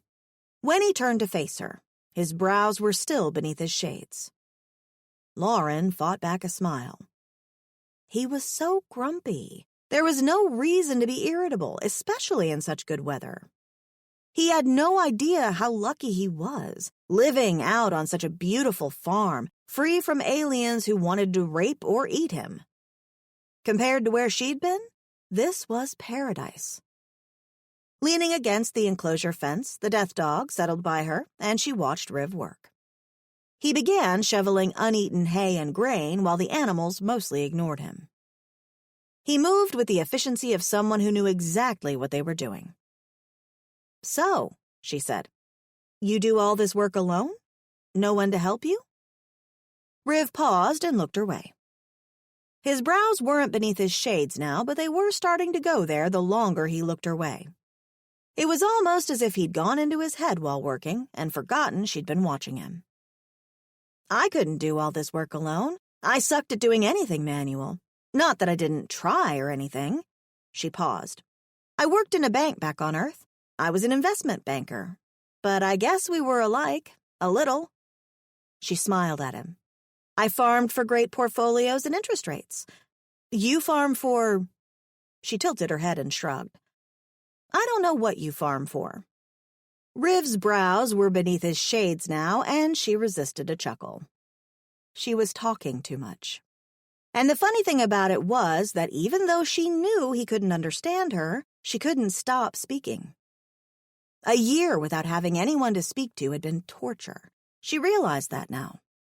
For the most part, she'd talked to herself to keep from going crazy, but right now, she never valued the gift of conversation more, even if it was with a guy who clearly didn't like her. So she kept talking, lowering her voice so she wasn't bothering him, and told him about her job back on Earth, of the clients she remembered and her coworkers. She told him of her parents and her friends, of her little 2-seater car and her horrible neighbors. Whatever came to her mind, she spoke about it, and by the end of the day, when the sun began going down, she felt surprisingly fulfilled. Talking was indeed therapy. When Riv set his rake down and turned to look at her, brows still beneath his shades, she knew he'd had enough of her, and it was time to go inside. He moved toward the gate then, his eyes on her even though she couldn't see them. She could feel them, though. That intense gaze of his was locked on her. He paused at the gate and gave her a long look, and Lauren found herself swallowing hard. Suddenly, his presence was overpowering. When he'd been moving around the enclosure and not directly beside her, she could almost forget that he was the large, dangerous male that had opened her box and snarled at her. But now, that was coming back to her. It was coming back to her really quickly, for in his silence there was danger lurking. A bit like how a snake could be silent and then launch itself at you suddenly. Without a word, he exited the enclosure, slammed the gate shut, and walked toward the main building. She guessed she should follow him then? 14. Entering the main building, the dog trailing behind her, Lauren stepped into the corridor of the dwelling and headed to the front room where she'd held her host at gunpoint. There was no sound other than her own movements through the space, and once again, she wondered where he'd disappeared to. He didn't seem to want to spend even a second longer than necessary in her presence. But the fact that he left her alone to fend for herself must mean that he trusted her, right? If even just a little. Either that or he just didn't care what she did or what happened to her. She could try running away and leaving his farm, and she doubted he would bat an eye in her absence. Resting herself into one of the chairs by the table, her feet drummed on the floor as she waited. The dog, Grot, came and rested in front of her, laying on its side, its 4 eyes blinking at her before it looked off uninterestedly. Well, at least he was better company than his owner, who was still missing. "I wonder where your owner is," she murmured, and Grot's focus came back to her. "Do you know where he went off to?" The dog didn't answer. Instead, it looked away again, its eyes reflecting boredom. Lauren chuckled slightly. "You know, when I was young, we had a golden retriever, and I used to talk to him all the time. Ask him about his day, tell him about my problems, you know, the typical things you talk to a dog about. One day, my father saw me talking to the dog." She leaned down on her elbows, her face resting in her palms.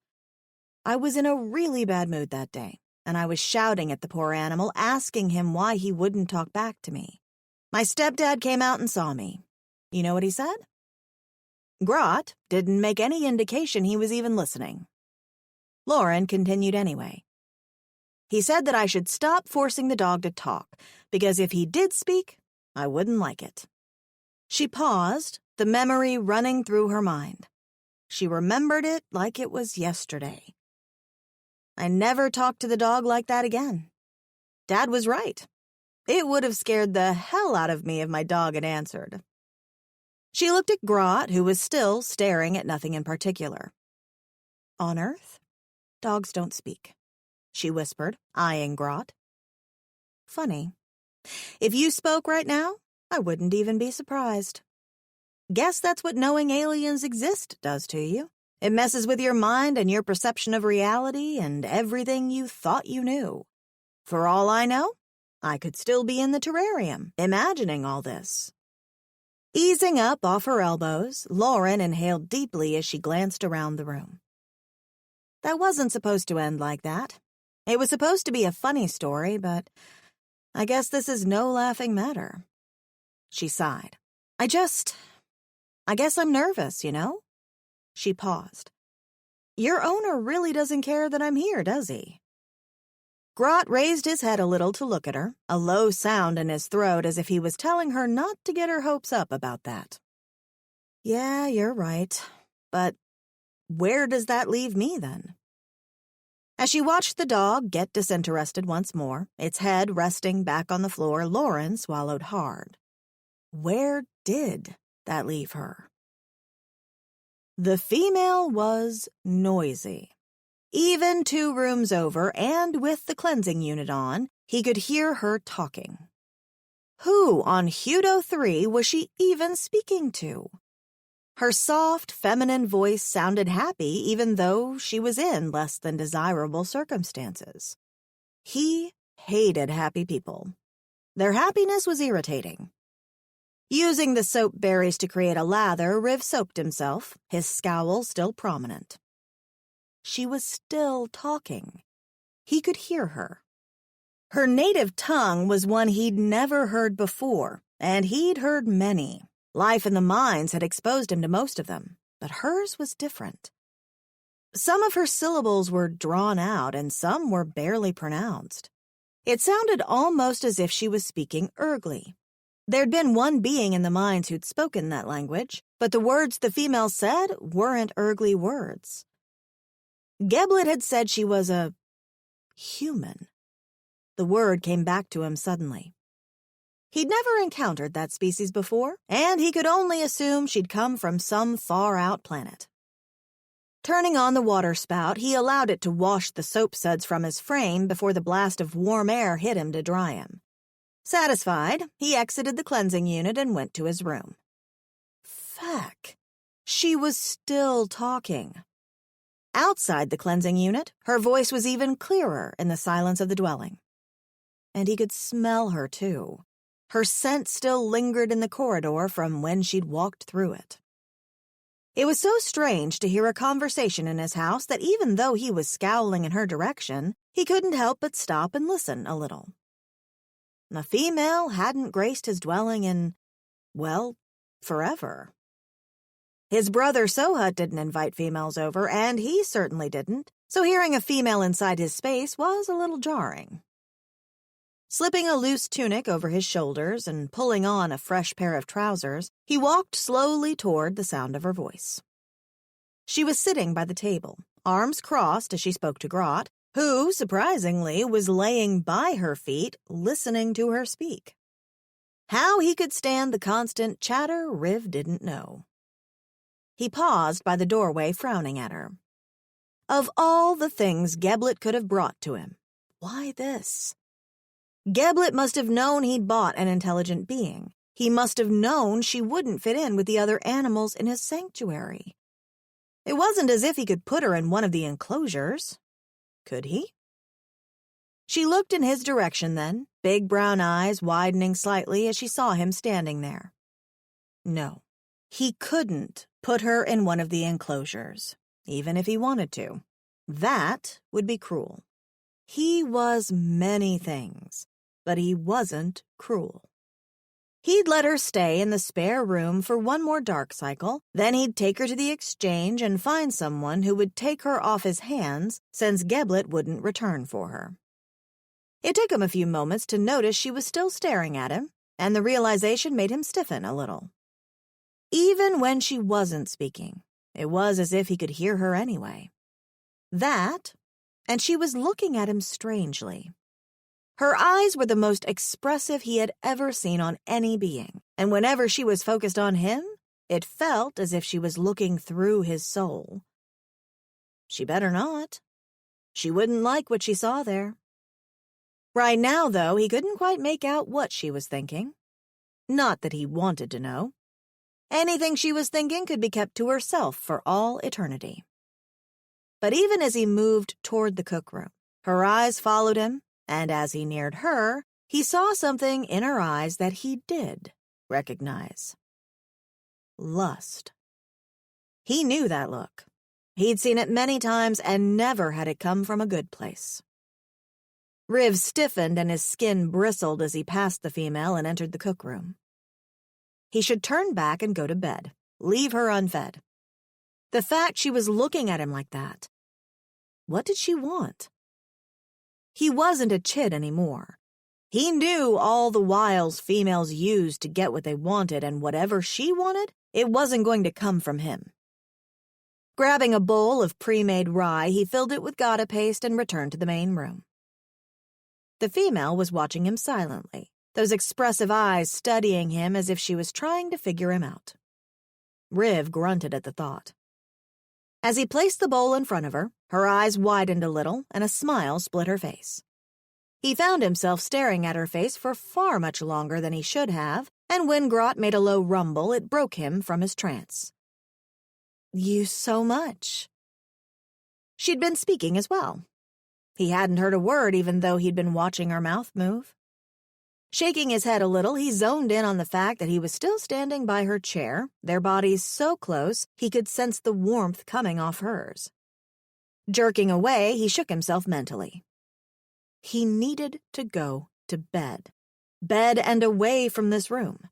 Away from these thoughts. Away from her.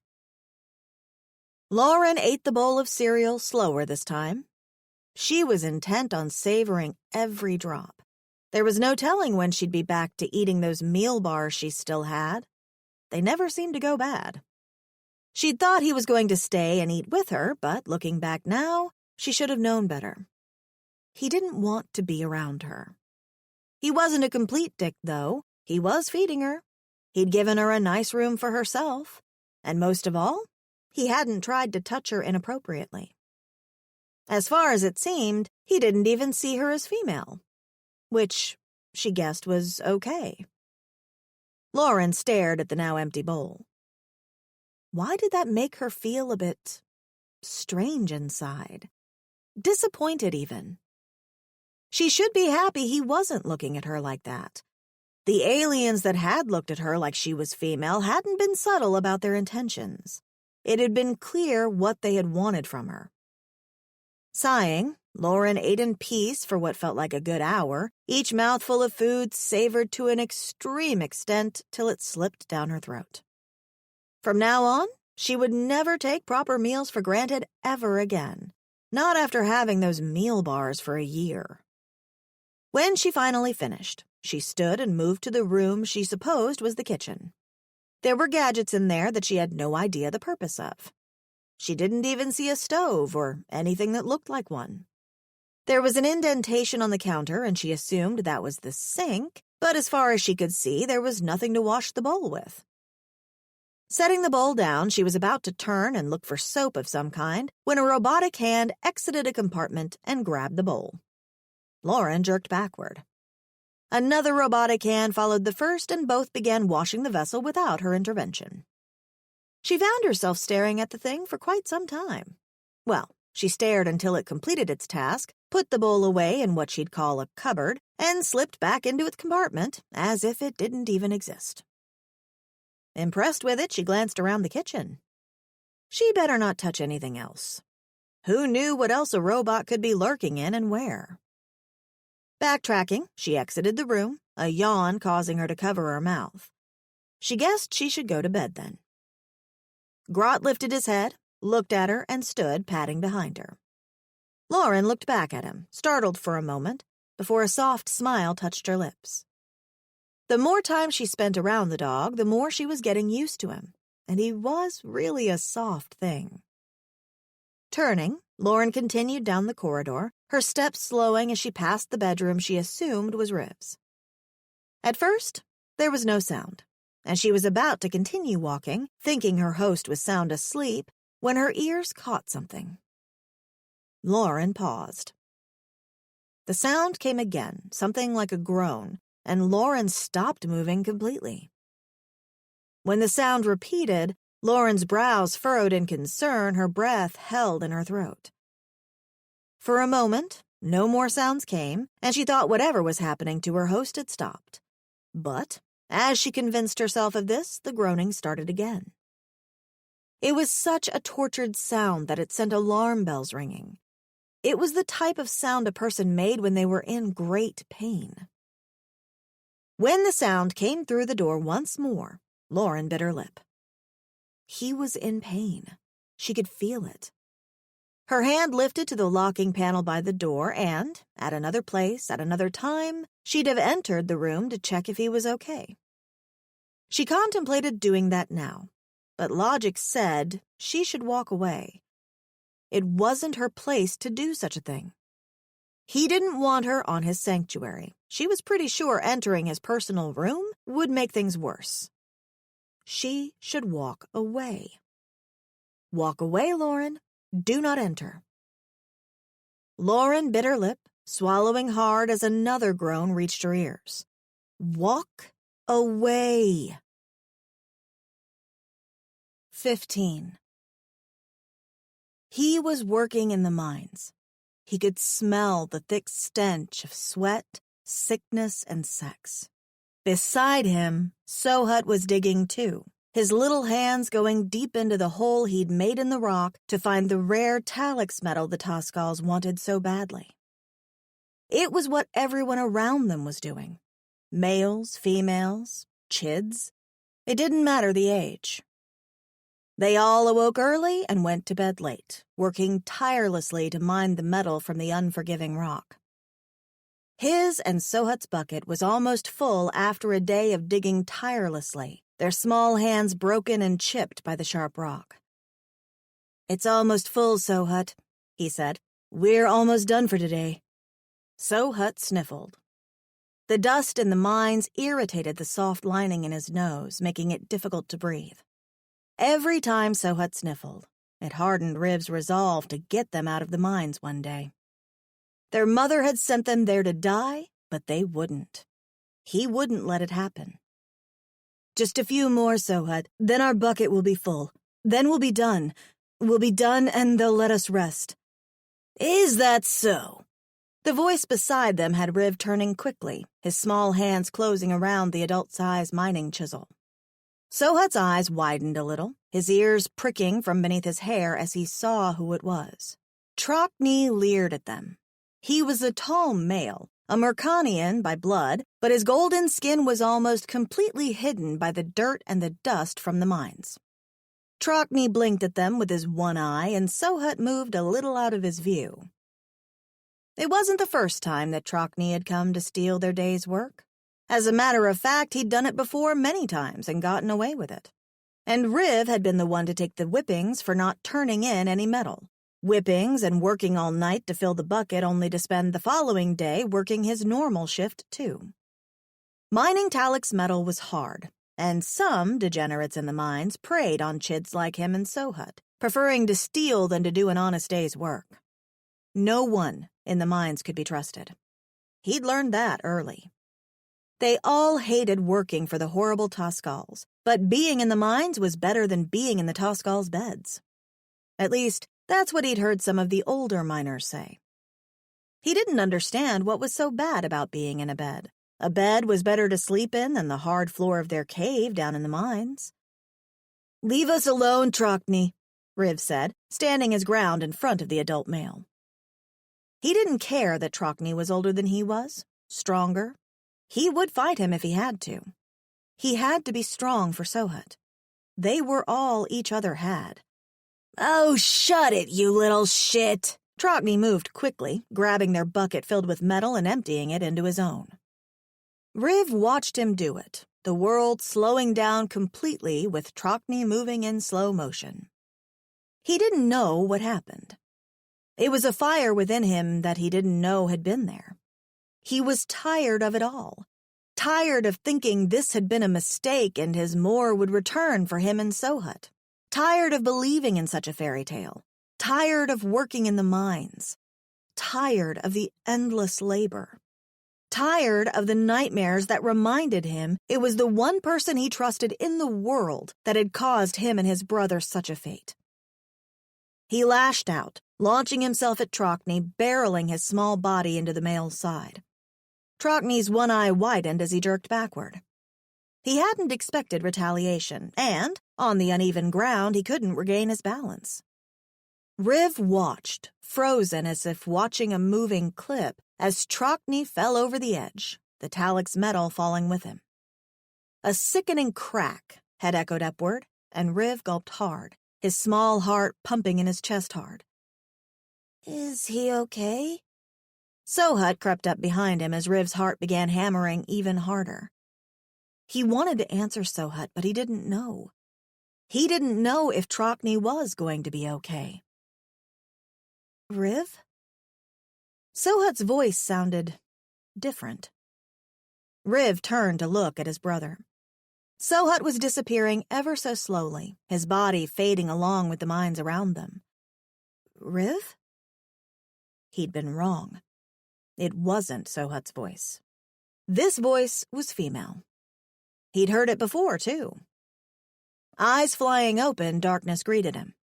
There was no chink-chink of metal in buckets, no mining sounds, no smell of sex, sweat, or dirt.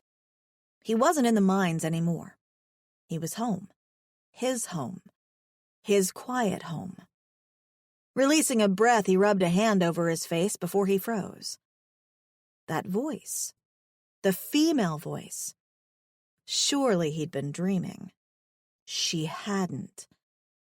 Turning his head slowly, almost painfully to the side, Riv stiffened. She had. The female knelt by his sleeping cushion in the dark, her hand hovering over his arm as if she meant to touch him but paused in the process. His systems suddenly felt overloaded. The mere sight of her so close, in his room, made the pent-up anger from his dreams burst within him immediately. Moving much faster than she expected, he snatched her offending arm by the wrist. What the feck was she doing in his room? Who invited her into his private space? "Are you lost, human?" he growled. She was close enough that he could feel her deep breaths on his skin as her breathing picked up pace. "You shouldn't be in here," he snarled, inadvertently leaning in closer, and that was a mistake. Her scent filled his nose, fueling his anger and setting something else aflame within him at the same time. She'd entered his room for a reason he wanted to know. Deceptive beings. Males, females, everyone. They always wanted something.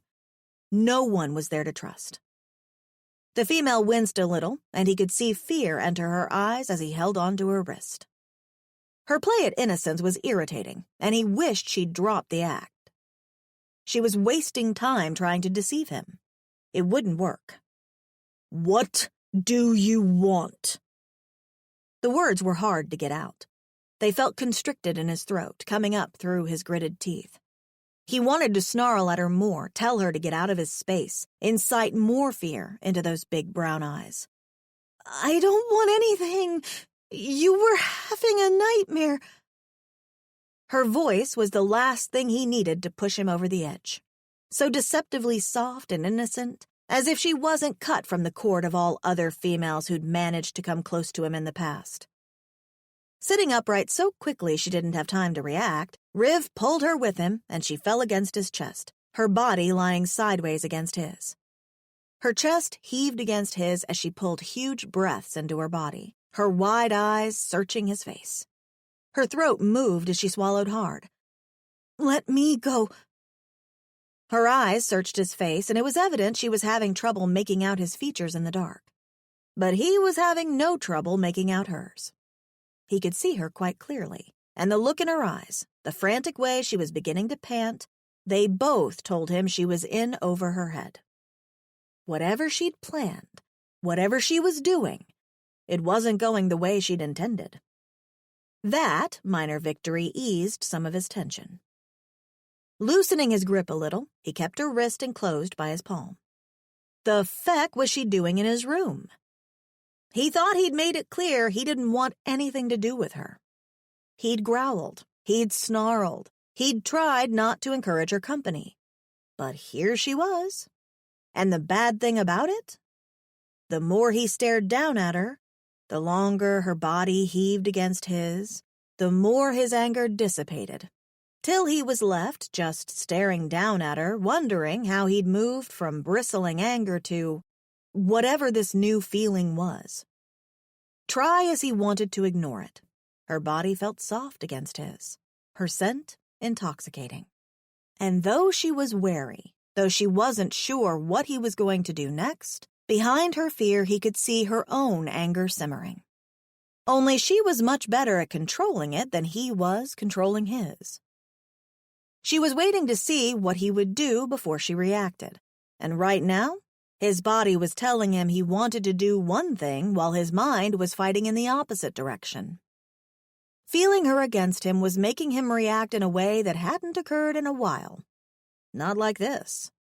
His cock was growing hard, very hard, and without his interference. He could feel it pressing against his trousers, against her leg. He should let her go. He should release her and usher her from his room. He should... Something moist bumped against his arm, bringing him from his daze, and he turned his head slightly to see Grot rubbing his head against him. The Tevzi could sense his battling emotions. Grot was trying to calm him. Riv closed his eyes and took a deep breath. Calm. Calm. Regain control. Calm. Releasing her wrist, he let his arm fall as he bent his head and fought to control his warring thoughts. Go, he said. As she lifted herself off him, her movements were jerky and he could feel her flaming gaze on him. Ugh, you're so difficult, so rude and just maddening.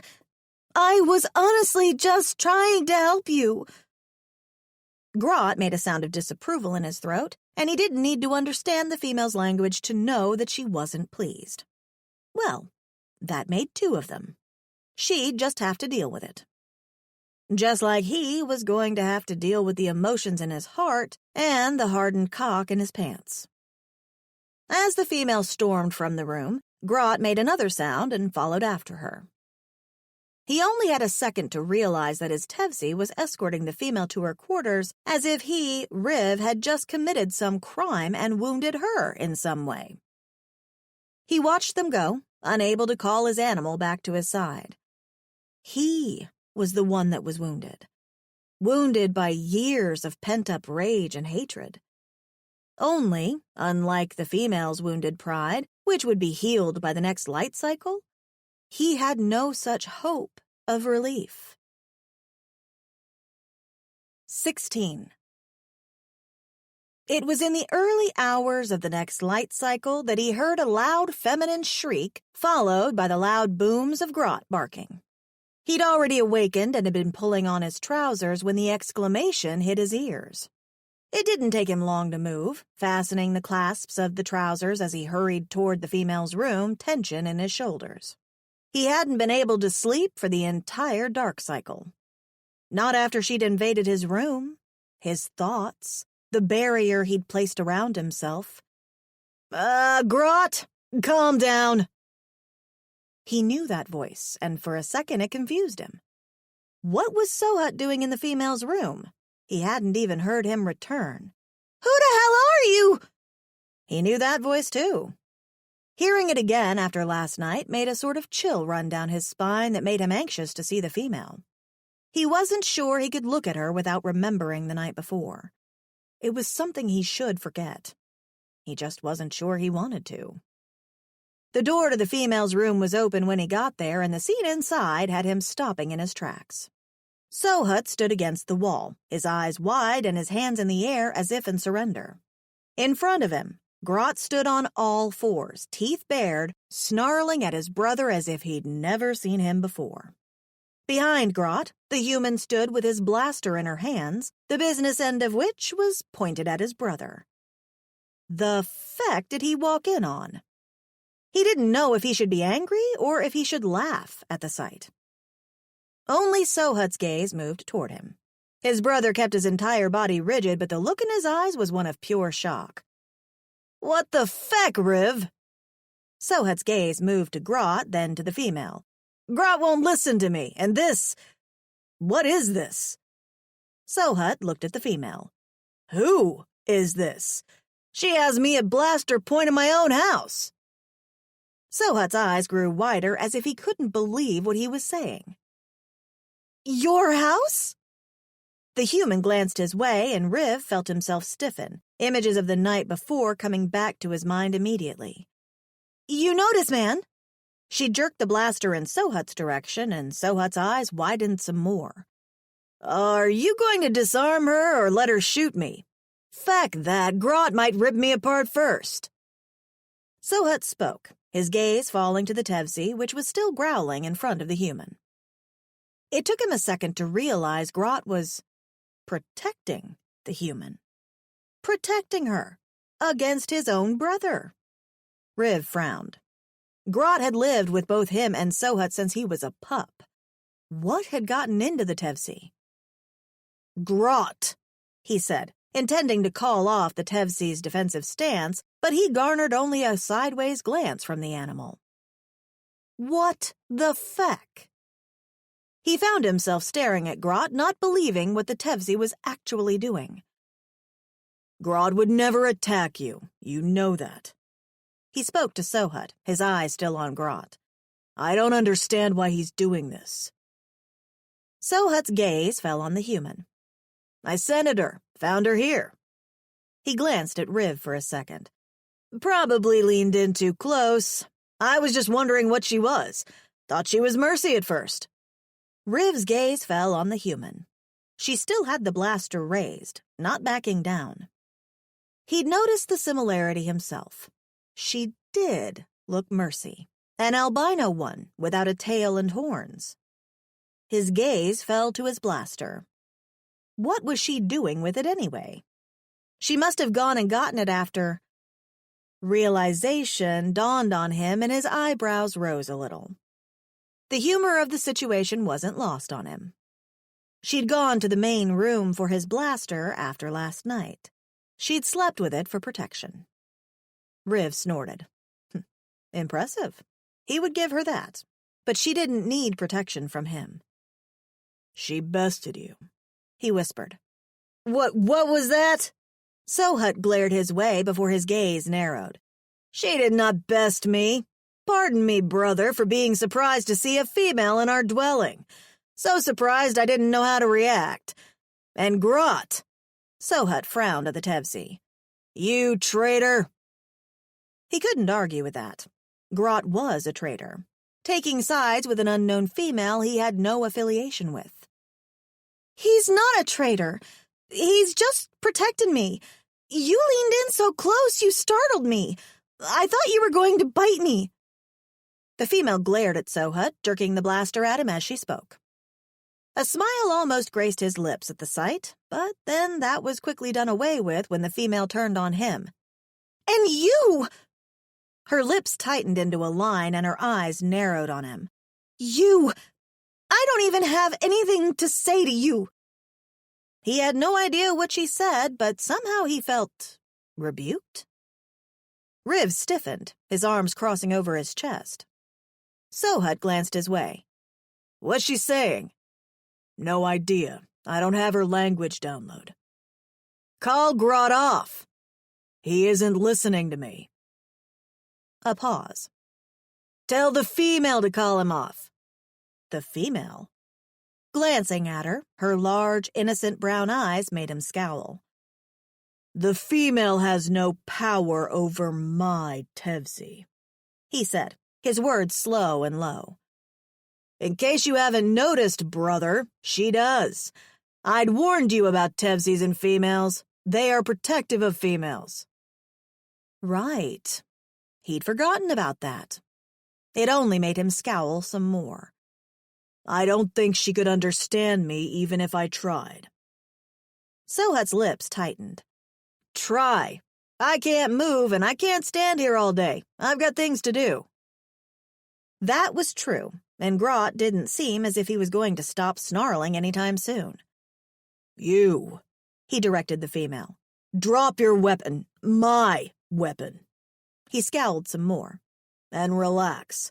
Sohut is my brother. He will not harm you." It took a few blinks of those brown eyes before the weapon sagged in the female's hands, and she said something in her language to the dog. Good doggo. Grot ceased growling and relaxed, sitting on his haunches by the female's feet.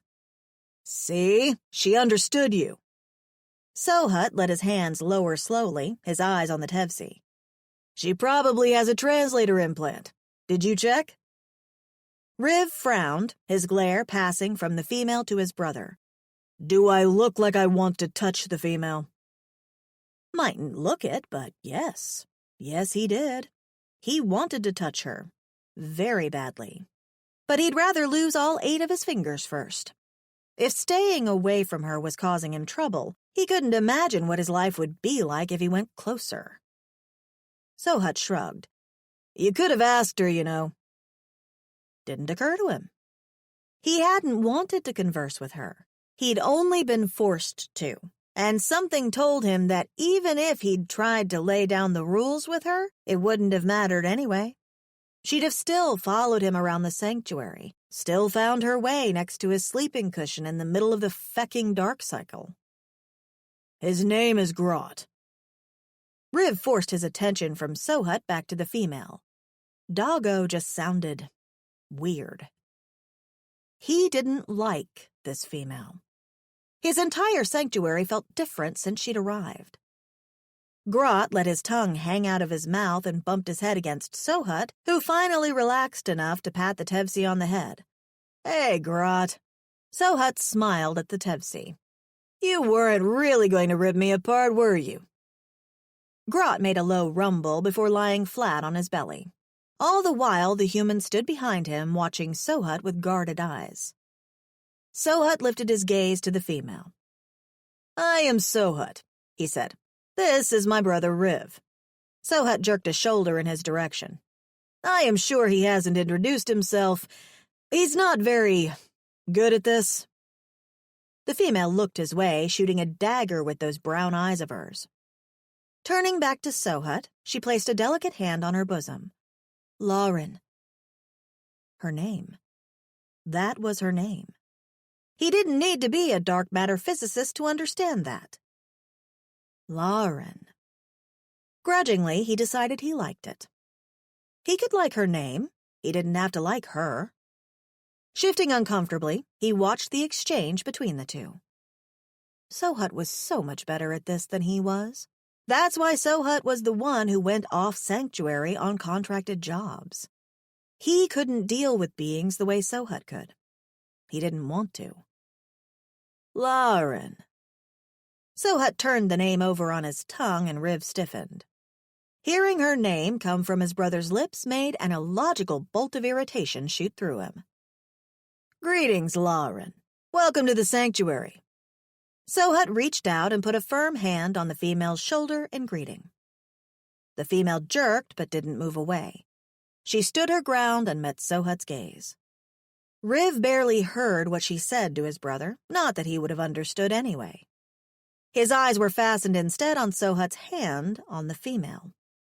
He was touching her. Something ticked inside of him and a growl rumbled deep in his throat before he could stop himself. "Don't touch her." It was only when he realized they both snapped their necks to look at him that he caught himself. His breath stilled within him. Feck. He'd spoken out loud. The feck was wrong with him? Clearing his throat, he softened his tone. "Don't touch her, and don't welcome her." He frowned. "She isn't staying." Sohut's brows rose. "She's not? Where's she going? Better yet, start with where she came from." "Doesn't matter."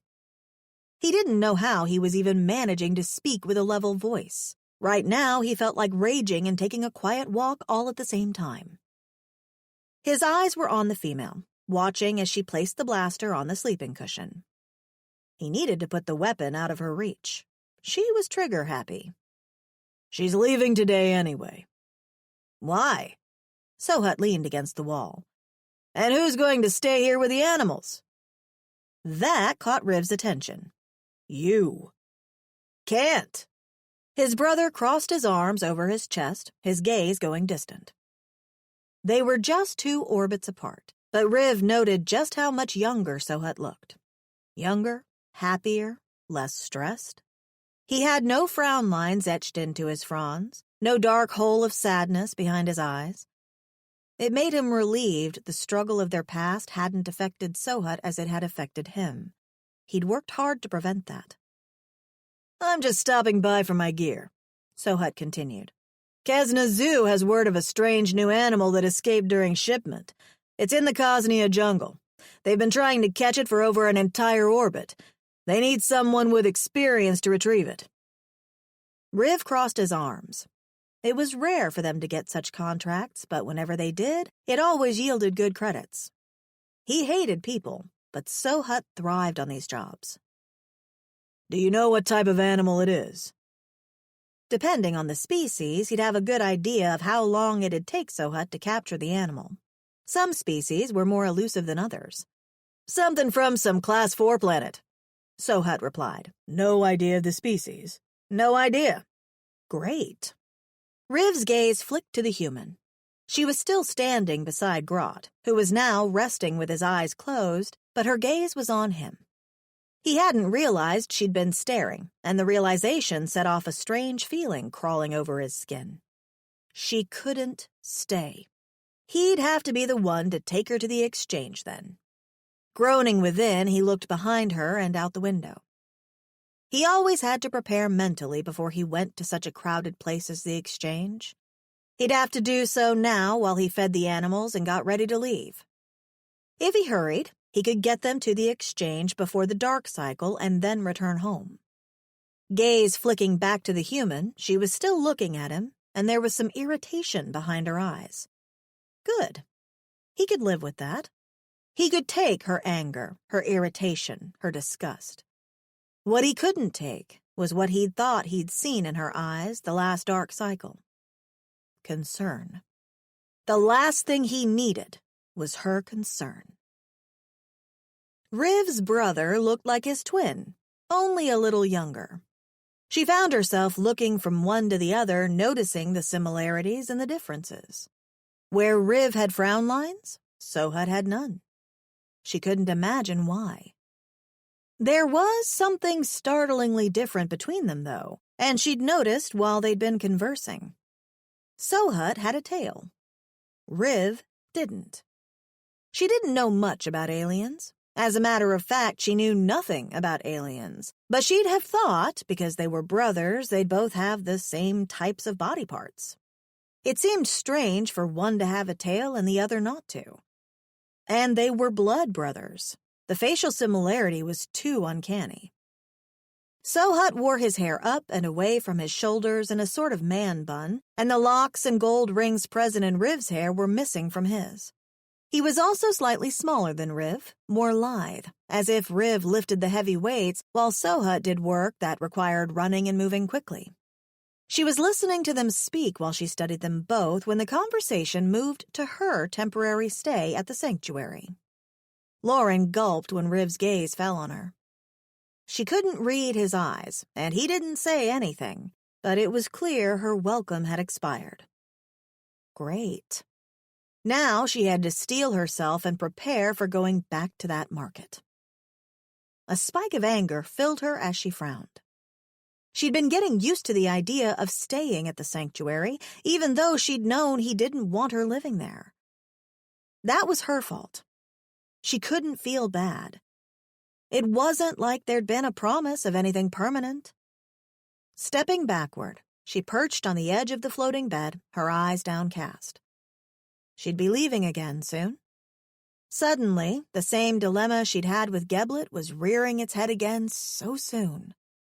She'd be taken back to the market, no doubt, and sold. Memory of the tall aliens with blades on their bodies returned to her, and she shivered. There had to be a better way to live than this. For a moment, she contemplated running away. It wasn't the greatest of ideas, but it wasn't the worst either. Biting her lip, she was deep in thought when she realized Riv was leaving the room. Her head lifted as he exited, leaving his brother behind. Sohut was studying her with the same green gaze of his brother, and that uncanny feeling hit her again. Only his gaze wasn't as hard as Riv's. His gaze was more curious. "Which planet are you from?" His gaze was intense and unreadable like his brother's. "Earth." A light frown marred the smooth skin of his forehead. "Never heard of it." His frown disappeared. "Did you come to Hudo 3 through the hyperspeed tunnel?" Lauren blinked. "Hyperspeed tunnel? No, I caught a cab," she answered bitterly and immediately felt bad about it. Her mood was suddenly sour, and it might be because his brother was planning on sending her away, or the fact it didn't feel like she belonged anywhere anymore, but it felt as if the sun was going down on her. It was a chilling feeling knowing your life hung in the hands of other beings. Sohut blinked. "I do wish I could understand you. I can't." Lauren huffed out a laugh. "Nope. Better you don't hear what I feel like saying right now." Sohut frowned a little once more as he continued studying her. "I'd head to the exchange to get your language download, but if you're not staying for long, I don't see why I should make the trip, unfortunately." He frowned a little more. "It'd be interesting hearing about your world." Her world. Earth. As far as she knew, Earth had moved on without her, and the thought only made a sinking feeling start in her stomach. Sohut leaned off the wall, his gaze still on her. It was obvious he wanted to say more, but the language barrier was a hindrance. He settled for smiling at her a little before stepping out of the room. Lauren stayed seated for a long few minutes, depressing thoughts flowing in her mind like water through a broken tap. When Grant lifted his head from the floor, his four-eyed gaze on her, he made a low boom in his throat as if to comfort her, and Lauren smiled a sad smile. "It's almost like you're the only one who can understand me here," she said to the dog. Releasing a sigh, she glanced around the room. She guessed she should get ready to leave, but she didn't have any worldly possessions, so packing was easy. All she had to do was make sure she had her watch, which never left her wrist unless she was taking a shower.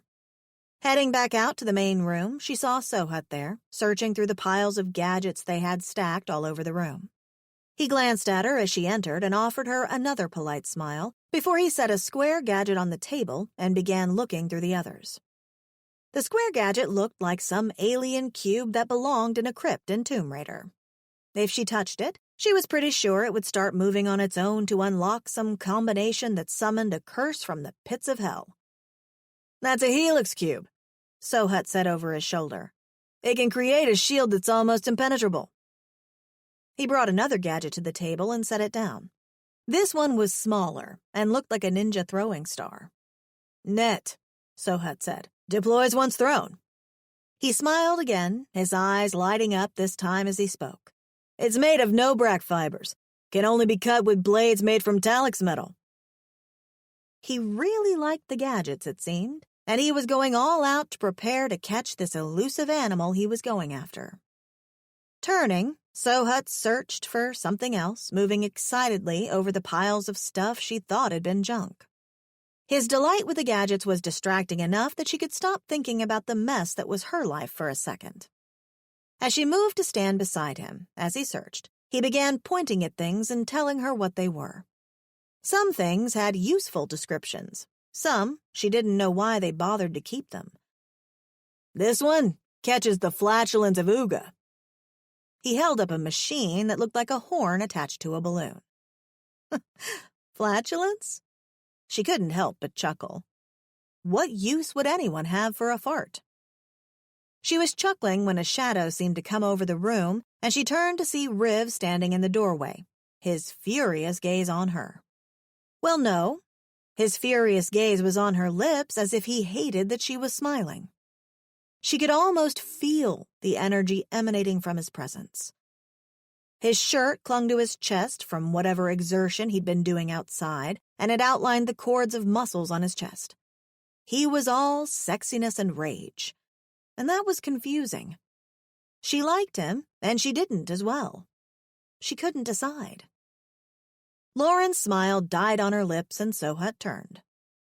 Riv growled when he met his brother's gaze. He actually growled, and it was unlike any other time she'd heard him growl before. It was an animalistic sound that spread through the air and made it vibrate against her skin. "Stop fraternizing with the female," was all he said before he turned and stormed back out the door. 17. After Sohut left on his assignment, the Grumpster had still not returned. Against her better judgment, Lauren ventured outside. As she passed the enclosure with the tall, purple giraffe-like things, one popped its long neck over the barrier so it could look at her. She wasn't sure if it was the same one that had licked her before. Off in the distance, she could see Riv hauling what looked like large bales of hay toward another enclosure. She moved forward a little, and Riv glanced in her direction. His shoulders stiffened, his irritation evident, but he didn't say anything. She realized he wanted his space.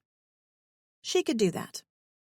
As she neared the enclosure he had disappeared into, she saw a new type of animal she hadn't seen before. These ones were shaped like large crocodiles, and she'd have been alarmed that he'd entered an enclosure filled with about 20 of them if they didn't look so docile. They were shaped like crocodiles, but without the hard edges. Their skin looked soft and brown, and when one opened its mouth to grab some of the hay, she saw large flat teeth. Definitely not a carnivore. As her host emptied some of the hay into a pile, one of the animals closed its jaw around Riv's boot. "For feck's sake, Jake, let go." Jake? The animal's name was Jake? Of all the names.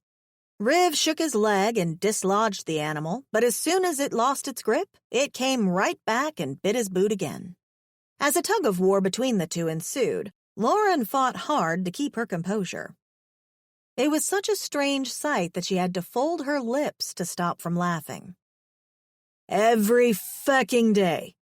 Riv managed to pull his boot from the animal's mouth before glancing her way. When he found her watching, he scowled some more. Turning away, he began spreading more of the hay when Jake grabbed his trousers by the teeth and began pulling, almost making the large male lose his balance. "Feck!" That's it. She had to laugh. A chuckle escaped before she could cover her mouth. Another of the animals joined in, and then another, and soon they were all piling on top of him, his curses being drowned out by the strange mewing sounds they were making. They seemed to be biting at his clothes and licking him at the same time, almost as if they were playing, and his look of utter bewilderment only made her laugh more. When his eyes locked with hers, Lauren pressed her lips together once more. He was glaring at her, as if daring her to laugh some more, and that in itself made more laughter bubble within her. As he cursed at them and pushed them off him gently, finally managing to free himself, Riv refused to look her way. Lauren's gaze softened. Despite his constant cursing and general standoffishness, he was kind to the animals. It was obvious he loved them. That told her more about him than he realized, but it also made her wonder why he seemed to dislike her so. He had a bad attitude, that was for sure, but there was softness underneath all that. Except that soft, caring side was locked away. She only got his hard side. Riv exited the enclosure finally, securing it behind him, and his gaze fell in her direction. His gaze was pointed as he looked at her, and the more he stared, the more he frowned. "You," he finally said, "are leaving. Right now." By the time he pulled up at the exchange, there was resilience and determination in the female's gaze, and he had the distinct impression she'd been preparing herself for the trip just as he was, except maybe for different reasons. The entire way she'd been repeating something to herself. Over and over she'd said it till her shoulders stiffened and her chin lifted a bit. A motivational talk of sorts, he assumed, for she refused to meet his gaze. only focusing on the way ahead as she repeated the line minute after minute. To think that not long from now he wouldn't be hearing her voice anymore, and those large brown eyes would no longer turn on him. A strange feeling settled in the pit of his belly, almost as if a part of him didn't want her to leave. Ludicrous. The only being who would be missing her would probably be Grot, the traitorous Tevzi. He'd never look at Grot the same again, falling so easily for a female. Glancing at the Tevzi now, his eyes met Grot's 4. Grot had insisted on tagging along, as if he knew the female was leaving, as if he didn't want to see her go. Well, too bad. Exiting the hovercraft, they walked through the gates of the exchange, and Riv paused to adjust to the cacophony inside. Grot let out a low boom on the other side of the female. He supposed the Tevzi was suddenly remembering his hatred of beings. Good. As soon as the female left, that meant things would go right back to normal. The marketplace was already bustling with beings, and the situation immediately made an unpleasant taste develop in his mouth.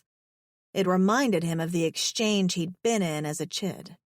This one was different, though. Cleaner. It was overseen by the Interplanetary Union, so that meant most beings obeyed the laws when it came to buying and selling. There wasn't any smuggling, at least not out in the open. It was the best chance for the human in terms of finding a new home. Walking beside her, Riv couldn't keep his gaze from falling to her constantly. Most of the aliens walking through the exchange were bigger than she was. She could easily get lost, separated from him in the throng, and the thought made him close a hand lightly around her arm. He was surprised she didn't shake him off, but it seemed she was more concerned with taking in the sights of the exchange instead. There was a stiffness in her shoulders as her gaze moved over the many beings shopping in the exchange and the stalls upon stalls on either side of the paved street. There were beings selling all sorts of things. Whatever was needed, it could probably be found at the exchange. There were Trigonians selling their urine, which was known for its healing properties. Movadrians selling fashionable garments made from materials only found on their home planet. A Lothrian selling clo ears. Several sellers of woogly smoke. A Huvarian selling pulse drives and many other stalls. There wasn't much space to walk except for weaving their way through the constant push-pull of the shoppers. Grot took to walking directly behind them for easier passage. As there were so many beings in the street, he reckoned there'd be even more at the central trading station. He shouldn't have a problem finding the female a new place to stay. She'd have a choice of who to go with, of course. He was only there to make sure she didn't end up in the hands of some being that would harm her. Most of all, he was also there to ensure she didn't return to his sanctuary. That was the priority. Glancing behind to check on Grot, Riv's gaze landed on a Mercanian not far behind them. The gold-skinned male had his gaze fixed on the human by his side, and it caused Riv to frown a little behind his eye shades. It was a focused gaze. The Mercanian was watching her. As they continued walking, every time he glanced behind them, the Mercanian was there, his gaze always on the female, never distracted, completely focused. Riv bristled. He didn't know why that bothered him. He was at the exchange for her to find a new home, wasn't he? If the Mercanian was interested, that was a good thing. Mercanians were some of the wealthiest on Hudo 3. He wouldn't be surprised if the male had a good home for the human to go to. For, despite that he didn't want her at the sanctuary, and although he knew all females were poison, he wasn't cruel. He wanted whoever took her out of his hands to at least care for her. Every being deserved that. Pulling the human a little closer, they continued on. As they arrived at the central trading station, where aliens congregated looking for odd jobs, long-term employment, and the like, he surveyed the buyers there. Several of those seeking jobs were trying their best to catch potential employers' attention. Some were lifting weights and displaying their muscles, possibly trying to land jobs as security detail. Some were giving out samples of baked food, possibly trying to land employment as cooks. Some were even interacting with families traveling with young, possibly trying to land jobs, taking care of chids. But through all this, it wasn't lost on him that when they arrived, they'd gotten the immediate attention of several males in the vicinity. Every bone in his spine stiffened. He was used to being stared at when he wore his face covering and eye shades, but these looks were directed at the female by his side, and he didn't need a degree in male cocks to know exactly what they were thinking. What surprised him more was his own response. His nostrils flared and a rumble began in his throat. It wasn't until the human jerked an elbow in his side that he realized he was squeezing her arm too hard. "What sort of being is this?" One of the males approached. A Zedrurian. His mandibles moved with interest as he eyed the human. Riv's eyes narrowed behind his eye shades. He hated Zedrurians. They were always trouble. "Why do you want to know? What employment do you have?" The Zedrurian's eyes flicked to Riv's only momentarily. "What can she do?" The Zedrurian's tone was suggestive, and Riv felt the need to grab him by the throat and stuff the words he'd uttered right back down whence they came. Two more Zedrurian males approached, one adjusting his cock in his trousers without care to be subtle. Sex workers weren't outlawed, but he didn't like the idea of the female becoming one. He'd been forced into that life. He knew what it entailed. He knew how it could harm a person. The human didn't like the idea either, for she took a step backward, her soft features scrunching up as she looked at the males. "Very soft," one of the other males murmured as his gaze traveled over the human. "I can give you good credits for a being like this." The cock-jerker was the most forward of the two. His arm shot out and he grasped the human, who reacted immediately, jerking her arm as if trying to dislodge it so she could attack the male suddenly holding on to her. But Riv reacted before she could do so, his hand closing over the male's arm as he took a step forward. "Don't touch what doesn't belong to you." The male paused and looked down at Riv's hand gripping his arm. The air suddenly changed, and Riv's ears pricked from the sides of his head. Through the corner of his eye, he could see the other two males place their hands over their hip blasters. Grott's low boom behind him told him the Tevzi also felt the change in the air. Riv sighed, his shoulders lifting and falling dramatically. He was getting too old for this. "I'll say it again, and only once," he said, not bothering to hide the threatening tone that had come into his voice. "Let the female go." The first Zedrurian, who he supposed was the leader of the trio, stepped forward slightly. "Or what?" said the leader. "Far as I see it, it's one of you and three of us." Riv brought his free hand up and used a finger to massage the center of his brow, where the line of raised frilly that ran up his nose dissected. This is why he hated most beings. They were always so fecking selfish, so self-centered, so fecking entitled. "Fine," Riv breathed, his eyes still on the male holding on to Lauren, and he felt her stiffen beside him even more. He let go of the male's arm, and the male glanced at his companions, a smug look on his face. Fool. That's why he didn't see it coming. As Riv's palm loosened from around the male's arm, without warning he reached out and clasped the male by the throat. His other hand had already retrieved his small blade from his pocket, while the males had been too busy not paying attention. The male choked, his mandibles swaying as he released the female and grabbed onto Riv's hand, which was slowly restricting his airway. His companions drew their weapons, and when Riv heard the boom behind him, he almost smiled. Grott was a blur as he launched into the air, landing on the male to his far right. The male went down easily under the weight of the Tevzi, his weapon flying across the space and out of reach as he shouted in surprise. The leader raised his blaster to Riv's head. "You must be really stupid to think you could take all us three because you have a fecking Tevzi," the leader said. Looks like you're outnumbered, fool. Riv fought the urge to glare at the Zedrurian. You pull that trigger, and your friend here can say goodbye to his gonads. His reply was calm. My Tevzi happens to like small game.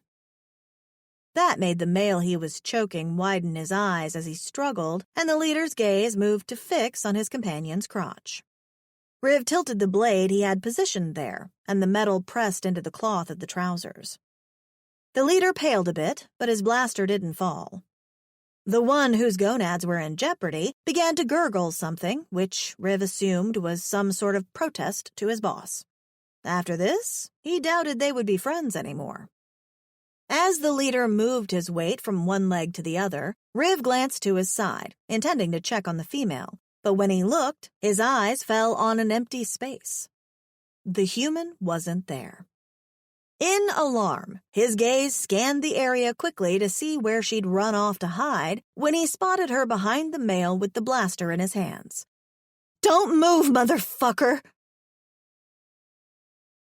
Chapter 17.5 Why had she thought this was going to be a simple trip? Of course, nothing in this universe was simple, and she thought life on Earth had been complicated. Moving behind Riv as slowly as possible so as not to catch the eyes of the aliens confronting them, she made her way to his other side. Grot was snarling in the face of one of the aliens and not biting him to death, but it was obvious from the dog's stance that one word from Riv and he would tear into the male without hesitation. The one that was choking was still gripping Riv's arm at his throat, trying to free himself, and the other male seemed to not think of her as a threat because he looked like he'd forgotten she existed. Good. Moving slowly, she slipped her mother's watch from her wrist. Fuck. She had no idea what she was going to do, but Riv was in trouble because of her, and she had to do something. As soon as she was in range, she spun and pressed the watch into the back of the alien's head. The male stiffened and Lauren swallowed hard. "Don't move, motherfucker." The alien froze. For a few seconds, no one said anything before the slow laugh of the one she was holding up with a watch, the leader she assumed, met their ears. He began to turn his head to look at her, but she pushed the flat face of the watch into the back of his head some more. "I said don't move, fucking predator, or this thing will blow your head off." Winging it. She was totally winging it. Here's to hoping he had no idea what a watch was and that he didn't decide to test her theory. At the very least, she hoped she was buying Riv some time so he could think of something. "Tell your Jackin to remove whatever device she has against my cranium, or I will shoot a hole in yours." Riv's head turned slightly, and she knew he was looking at her. "You can't understand her, can you?" he said after a few moments, so calmly it was as if he didn't notice the gun at his head. She was mildly aware that there was an audience around them, and that only made this trickier, but chances were that none of them could understand her either. And that was her advantage. "He can't understand you," Riv said to her. "Pity." The way he said it had her frowning slightly till it dawned on her. He was speaking in not-so-code, but she'd already been planning on using what he was hinting at to her advantage. Hopefully, he'd play along and they could get out of this shit. "This is just a watch, but you don't know that." "What did she say?" The leader jerked his gun into Riv's skull. Riv paused before answering. "She said it's a mini brain scrambler from her planet." Lauren almost choked, but she caught it in time. "It is completely useless. It can't even tell the time anymore." "Translate," the male said. "She said it's one of the most dangerous weapons on her home planet. It'll fry your brain in a matter of seconds." The male stiffened, his eyes darting to the side as he tried to look at her without moving. Lauren kept her face unaffected, though that was a monumental task. "I should probably slap you with it. Make it hurt you for real, just a little," she whispered. The male blinked and his blaster shifted a little. "What was that?" She said the longer she holds it, the longer your brain will fry. All she has to do is tell it to do so. The male shifted slightly. How do I know you're not lying? Riv didn't hesitate to answer. You don't. The male paled a little, and after a few seconds he lowered his blaster. Hands outstretched to his sides, he dropped the weapon. Shit.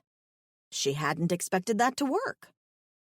As Riv released the male who was choking, and the male scampered off, Grot eased off the male on the floor and turned to growl at the male before her. Grot looked utterly terrifying.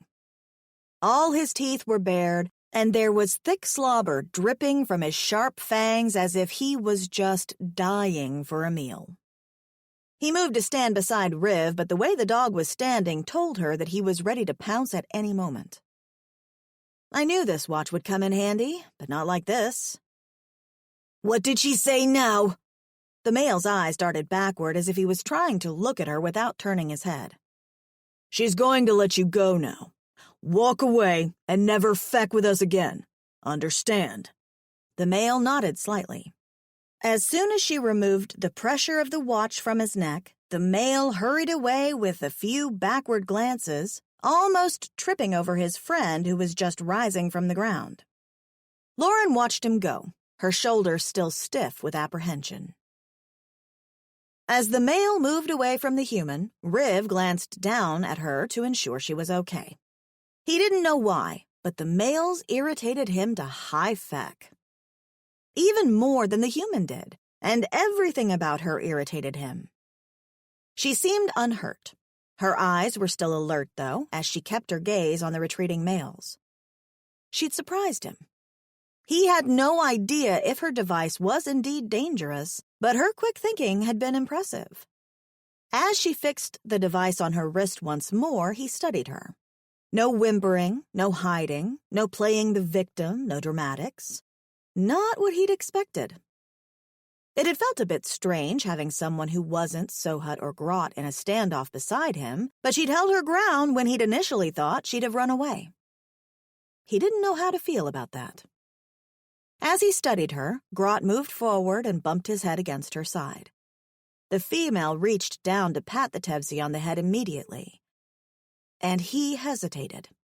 For a second, he hesitated. For feck's sake. Was one incident going to make him forget his reason for bringing her to the exchange in the first place? No. Steeling himself, he pushed all wayward thoughts from his mind and refocused. Come, he said to her, slipping his blade in his trousers once more and ignoring the onlookers as he led her to the other side of the job exchange. Maybe they'd have better luck on that side, where pesky idiots with fur for brains probably wouldn't be. That side wasn't better, though. The humans seemed to be gathering the attention of more males, and not in a good way. Riv frowned, scanning the area. Off to one side, he caught sight of the Mercanian who'd been trailing them on the street. The male was standing there, still watching them, and now his interest didn't only irk Riv, it made him uneasy. This idea of finding the female a new home wasn't going according to plan. Her species was new, too new. And it seemed most males wanted to try her. It made him want to wring all of their necks. Grot made a sound low in his throat, and it was obvious the Tevzi was picking up the negative atmosphere as well. Riv scanned the males who were looking their way, and his jaw tightened. The majority had a look in their eyes that he'd seen so many times before while in the mines. It was burned into his memory. It was clear. Sending the female away with anyone at the exchange, despite the protection of the Interplanetary Union, would probably put her in danger. She'd be used for sex, no doubt about it. He didn't want her to stay at the sanctuary, but it would be cruel to thrust her into such a life without a choice. And he wasn't cruel. Closing his eyes, he held back a sigh. He knew he wouldn't be able to do it, even if he forced himself. Feck. He'd have to find another way to get her out of his life. He was just about to walk away when a large male about his size approached. As the male advanced, the imprint of his cock in his trousers almost made Riv rebrandish his blade. Was this what females went through daily, or just this human? Constant visuals of hard cocks wanting to find solace within their bodies. The human's eyes widened as the male approached. No doubt she spotted the same protruding body part. I can give you 300 credits for this female. The male's eyes fell on the human, and Riv followed his gaze. The female glanced up at him, her glare filled with anger, shock, disbelief, and anxiety. He knew that look, and for a moment, time stood still for him. He'd had the same look when his Moor had brought him to the exchange. That same look. When he couldn't believe what was happening to him. When he couldn't believe his life was being ripped from underneath his feet, and there was hardly anything he could do about it. 2,000. The voice and offer snatched him from his memories. Riv's eyes snapped up in time to see the large male in front of him turn to look behind him. Standing behind the male was the Mercanian that had been following them. It was obvious he'd been the one to make such a ludicrous offer. 2,000 credits could buy his sanctuary 3 times. It was a lot of money that would have made his pockets really comfortable, but Riv knew for certain one thing. And it was a thought that came so forcefully he wasn't going to be able to deny it. He wasn't letting the female leave with any of these fools. 2,000, the Mercanian repeated. More if you have additional females of this kind in your possession. Riv's eyes narrowed behind his shades. The shades were good cover, hiding his thoughts while he kept his voice unaffected. No. He pulled the female closer to his side, his gaze locked on the Mercanian as the male followed the movement with his gold-ringed eyes. She is not for sale, Riv said. The words came from his mouth, and he heard them, but he wasn't sure what the feck he was saying. In that moment, though, it felt like the right thing to do. He'd find another way to get rid of his chatterbox guest. The Grumpster pulled her closer to his side as he left the group of males who were obviously wanting to buy her for inappropriate reasons, and a sigh shuddered through her shoulders. She'd known his intent was to hand her off to someone, and maybe a year having no real interaction with aliens was to blame, when it had come down to it, she'd been terrified. She'd seen aliens all the time while in her terrarium, but interacting with them without a protective glass in between was another thing. And it had been clear what these males wanted from her. Very clear. Like more than 10 inches clear. The most acceptable male she'd seen had been the gold-skinned one with the gold hair and eyes. He'd looked like an angel walking on land, and she couldn't imagine he'd be one of the bad ones. So when the Grumpster had declared that she wasn't going to be sold, the shock had been real. But now what? He was leading her back down the market street, and instead of looking where he was taking her, all she could do was look up at him, trying to read his mood or what he was thinking. It was difficult to do so when almost all of his face was covered. But it was clear when he realized she was staring at him, for his body stiffened and his grip on her loosened a little. When they stopped in front of a stall with large brown cloaks, Lauren's brows furrowed. The merchant for the stall appeared a second later. He looked like an old slug hovering on a light blue ring. Lauren stiffened, her eyes going wide, her entire being suddenly flooded with a singular thought. Run. She knew this type of alien. It had been his kind that had taken her from Earth. 18. His mood was sour. The exchange, the males, their attention. It was all rubbing him the wrong way. Stopping by a cloak merchant, he set to buy the female one of the garments when he realized that she'd suddenly stiffened. Her eyes wide, she was taking small steps back into the throng, her gaze fastened on the merchant. Riv frowned, his attention moving from her to the merchant and back. She was looking at the Isklit as if it was a phantom. Quickly transferring credits for the cloak, he moved to the human's side, and it seemed she didn't even realize he was there. Her chest was heaving, her forehead damp. Her eyes were wide, but it was clear she wasn't seeing anything there and now.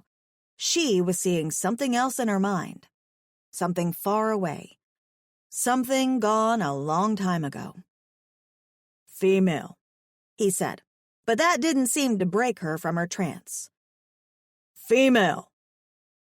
Nothing. An uneasy feeling began to grow within him, and he grasped the female by her shoulders, bringing his face close to hers. "Lauren?" He shook her lightly. "Lauren!" It took a few moments for her to focus on him. "Riv?" she said. Her eyes nictated like wild goo-glues as she searched his face. "Riv," she repeated before gripping his hands, holding her shoulders. Before he could move away, she moved into him, pressing her face against his neck as she inhaled deeply and her shoulders shook. Riv stiffened, his eyes going wide, his heart ceasing to pump lifeblood. Every principle he'd taught himself, every rule he'd followed were being broken right at this moment. His life code told him to push her away, but every neuron in his brain said no. She was obviously affected by something. Something was very wrong. And though he knew females were deceptive, this didn't seem like an act of some kind. This seemed real. Swallowing hard, he found he couldn't move. Instead, he let her bury her face against him as the world slowed down around them. He could feel moisture against his neck as her hot breath warmed his skin. He could feel a lot of things. Everything except anger and irritation.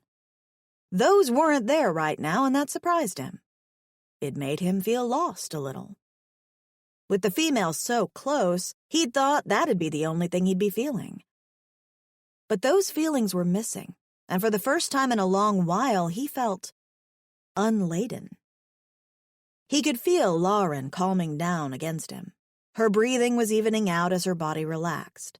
Just a little, for there was still tension in her bones. It took a while before her body stopped shaking, and he wrapped the cloak around her shoulders, raising the hood so her face was mostly hidden. Was it the males that were making her react like this? He hadn't known her for long, but he'd never seen her so vulnerable, and it tugged at something within him. He could hardly find his voice as he spoke. "Wear this. Then they won't be able to see you easily." He swallowed and continued. "You can choose who deserves your attention then. With the cloak, no one will know you're a new species here." The female sniffed and wiped her eyes. She eased off him, but she didn't meet his gaze. "Thank you, but is not that?" For the first time, he really wished he could understand what she was saying. She wiped her eyes again and finally met his gaze. Her eyes looked slightly red, and he opened his mouth to ask about it before closing it again. Her shoulders were still stiffened, and she seemed extremely wary, her eyes moving back to the merchant. Riv turned to look at the merchant, too, but the old Isklet wasn't paying them any attention. "Let's go," he said, and the human nodded, moving by his side. Whatever had caused that reaction lingered, for as they walked, her shoulders remained stiffened, and though he couldn't see her face now because of the cloak, he could see her head move as she surveyed the crowd of shoppers. Whatever had set her off was still in her mind, and she hastened her steps beside his, as if she couldn't wait to leave the exchange. He couldn't wait either, but her response was sending alarm bells ringing all throughout his mind. It was not until they reached the tech center, where most of the stalls had gadgets and off-world technology, that the human stopped walking suddenly and grabbed his hand. Her other arm shot out of the robe as she pointed across the street at something. A specific stall. As he allowed her to weave him through the throng toward the stall, Riv fastened on her hand, holding on to his. Her skin was pale against his blue, a contrast that kept him staring at their skin touching. He should pull away. He should break this physical contact. He just couldn't. And he didn't know the feck why. Lauren stopped in front of the stall and pulled the hood of her cloak back. "Sid," she said. Me talk to you. She pointed to herself, then back at him. He can help. Riv's brows furrowed a little before his gaze moved to the stall's merchant, who was rising from beneath the stall. The long gray neck of the peely merchant appeared. The alien blinked at them with large, dark eyes. A flash of excitement crossed Lauren's features. "The language upload. Can you give it to him?" She motioned to him, and Riv narrowed his eyes, trying to figure out what she was saying. The merchant blinked at her. "The language upload!" Lauren made an exasperated sound before she began miming something, using her free hand to make an open and shut motion, which she mimicked with her mouth. Riv glanced back at the merchant. There were language discs in the back of the stall, and Lauren's meaning became clear. His eyes widened a little. "Do you have her language file here?" The merchant, Lauren referred to as Sid, blinked at him with large eyes. "Depends, but I don't know what she is. Which language does she speak?" Lauren's brows dived toward her nose. "He's not speaking the truth. He knows me. I was here with Geblet." He wished he could understand what she was saying, but he recognized Geblet's name. "What language are you speaking?" he asked. "English," Lauren offered. "English?" Sid blinked. "Never heard of it. Can't help you then." The long neck began retreating behind the stall, and Riv reached his hand in his pocket to retrieve a Taruva coin. They were untraceable, but valuable and rare. He always traveled with a few. Setting the coin on the stall's counter immediately stopped the neck from retreating. "Scan for it," Riv said. Yes, I can scan for it." Sid eyed the coin. "Will take a while, though." Lauren let out another exasperated breath, her frown etched deeper into her skin. He supposed he understood what was making her upset. Sid already had her language file. How else would she know the merchant? Sliding another coin forward, he eyed the merchant. Sid lifted his head. "Might go a little faster." Riv slid another coin. Sid snatched all three with a skinny hand. "Okay, I can do it for you now." Riv made a sound of annoyance in his throat. The merchant retrieved a language transmitter. "English. Planet Earth. Ready for upload." Sid glanced at Riv. "There are other languages from that planet in the database. Would you like them uploaded too?" No. He lifted his hand and realized then that Lauren was still holding on to him. Forcing his gaze away, he used his free hand to release his meshi from around his face. "I only need to speak to her. I'm not interested in speaking to others of her kind." It took only a second for Sid to administer the download to his translator implant behind his ear, and Riv gritted his teeth as the chip updated. It produced a weird sort of feedback that lasted for a few seconds as the update went through. "Is it painful?" Lauren asked, and he stared at her. Her voice. He knew her voice was entrancing, but now, being able to understand her added a level to it that he hadn't been prepared for. "Is there anything else you need?" Sid asked. "So you can swindle more credits. No thank you." He fastened the meshi around his face once more. "Let's go," he said to Lauren, and she slipped her hood over her head, but not before he caught her searching gaze. She was anxious about the language upload. She wanted to speak to him. For someone who hadn't wanted to speak with her before this day, why did that terrify him so much? "Where are we going now?" Lauren's voice reached his ear, and he glanced down at her. He was thankful she couldn't see his face because he didn't know what to think right about now. There were too many conflicting emotions created by just the sound of her words. Riv paused for a second, looking down at her.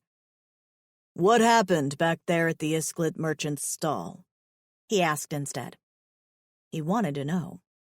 Her reaction had been too alarming. "Isklit?" She looked up at him. "Wait, can you understand me now?" He didn't answer. Couldn't. He couldn't help but stare at her, watching her lips move as she spoke. Guess you can't yet. Her shoulders fell, and what looked like sadness passed through her eyes as she averted her gaze to the ground. I can. Her head snapped up then, her eyes widening as if that's the best news she heard in a while. It made something within him develop a strange, unwanted ache. What happened at the Isklet merchant's stall? He tried again, zoning in on her as he ignored the steady stream of beings passing by them. Nothing happened. I don't know what you mean. Was she going to start trying to deceive him with her lips now that he could understand her? Something had clearly happened at the stall. Nothing happened. It sure seemed like something was happening. I couldn't purchase the cloak fast enough. You looked as if you were ready to flee. The anger and irritation that had been missing from his tone was coming back. Oh. Her shoulders suddenly stiffened again, and she seemed to sink farther into the cloak. Releasing her hand, he crossed his arms over his chest. He could still feel the imprint of her hand against his palm, almost as if her touch had left a lasting mark. Explain. She shifted, glancing around them. Can we talk about this later? Her gaze head-hopped again. Not here. Not now. The talkative human didn't want to talk. He could sense that whatever she was hiding, it was deeply serious. Nodding, he glanced around them too. They stood in the middle of the throng with beings moving around them, and he spotted where they needed to go. He couldn't believe he was about to do this, but he started moving before he changed his mind. Where are we going now? Home. They were having a conversation. Before, her nonsensical nattering had been easy to ignore, but now he could understand her, and ignoring her wasn't so easy. So, she paused. Will I be staying there, then? Riv swallowed and forced himself not to look at her. He didn't need to see hope in her eyes. It would only make things harder. Nothing had changed between them. She was still leaving. Maybe not today, but maybe tomorrow or the next day. She couldn't stay. Until I can get rid of you, yes. She glanced around. His words must have affected her, for she was silent for the next few moments as they walked. This is the way to your hover car? No, it wasn't. As they turned a corner and headed down another side of the market, it didn't take her long to see where he was taking her. This side of the market had garments and living things. Choose what you need. Enough for a few days. Lauren stopped and froze on the spot. And it wasn't until he'd taken a few steps ahead that he realized she'd stopped walking. What now? When he moved back to her side, his face set in a frown, big brown eyes met his. Thank you. Her voice was low in the surrounding din. This means a lot. She paused. I'll pay you back somehow. I promise. She smiled at him then, and his frown disappeared. No reply came forth. Her smile had him transfixed for a bit, and he didn't look away. Couldn't. Didn't want to. 19. To her surprise, Riv actually let her shop. Whatever she picked up and asked if she could get, he only shrugged. To test him, she even picked up what looked like a very expensive garment based on the trimmings and the golden material. When she turned it to him, his gaze flicked to the thing only briefly before returning to her, and all he did was shrug. She wished she could see his face, because the shades and face covering hid a lot, but as they moved through the market, she could feel his attention on her and on her only. He was like a rock, unmoving and dangerous if you pushed too hard. Whenever she moved to a stall, picked up something and turned to glance his way, he was always hovering there like her personal guard. He had no idea, but this little shopping trip, this little sense of normalcy, was rescuing her from a terror she hadn't known she'd been running from. She didn't say it to him, but it felt good having him there. After she'd seen that alien slug hovering on the light blue ring, it had brought back memories she thought she'd overcome. It was the same race of aliens that had abducted her from Earth, and seeing one again so close had made all her systems set to flee. It had taken everything within her not to dash across the market and keep running. She hadn't seen one of those aliens since the ship had crashed, and a part of her had naively believed she would never see a hint of them again. So much for wishing to ignore her past. She glanced at Riv nervously as he paid for some hygiene products. He wanted to know why she'd reacted the way she had. She wanted to tell him, but not here, and not before she accepted the reality that she'd have to talk about it. She hadn't spoken about it to anyone since it had happened. She hadn't had anyone to speak with about it. Glancing down to the hamper in her arms, she looked at the items there. A set of 2 shirts, or tunics as they called them, 2 pairs of trousers, boots, and the hygiene products. That's all she needed for now, and she was about to tell him this when an exclamation farther down the street caught her attention. It took her a few moments for her to see what was happening, but even then, she couldn't quite understand it. It seemed like a procession, as if a dignitary of some kind was passing through. Whoever it was must be important, because all the aliens around them were moving out of the way, plastering themselves to the side of the street as the procession came through. But something didn't seem right, and she realized what that was when she looked more closely at the aliens moving out of the way. They weren't moving out of the way only so the procession could pass. They were scampering to safety, trying to wedge themselves in the spaces between the stalls. Those who couldn't do that were hurrying away in the opposite direction, and others were plastering themselves against the stalls themselves as if they could become a part of the metalwork. The merchants themselves looked frozen, and some even looked like they'd gone pale. Frowning, her eyes fell back on the procession and she almost gasped. There were guards traveling with someone between them, and she recognized the guards. She understood now why the other aliens were reacting the way they were, because her fight-or-flight response was telling her she needed to run. What were the chances of seeing so many things that reminded her of her abductors? Coming down the street was a group of about 12 of the species of guards that had been on the alien ship. They'd been the ones to help abduct her from Earth. They'd been the ones who'd enforced order on the ship. Lauren's throat went dry. They looked like alligators walking upright, and they snarled at the aliens by the sides of the street, just as they'd snarled at her on the ship. In the middle of the group was an alien type she'd never seen before, and it was hideous. It looked like an oversized green toad dressed in a lavish white robe. Its dark eyes flicked over the aliens along the street, and she swore she felt the air become chilled.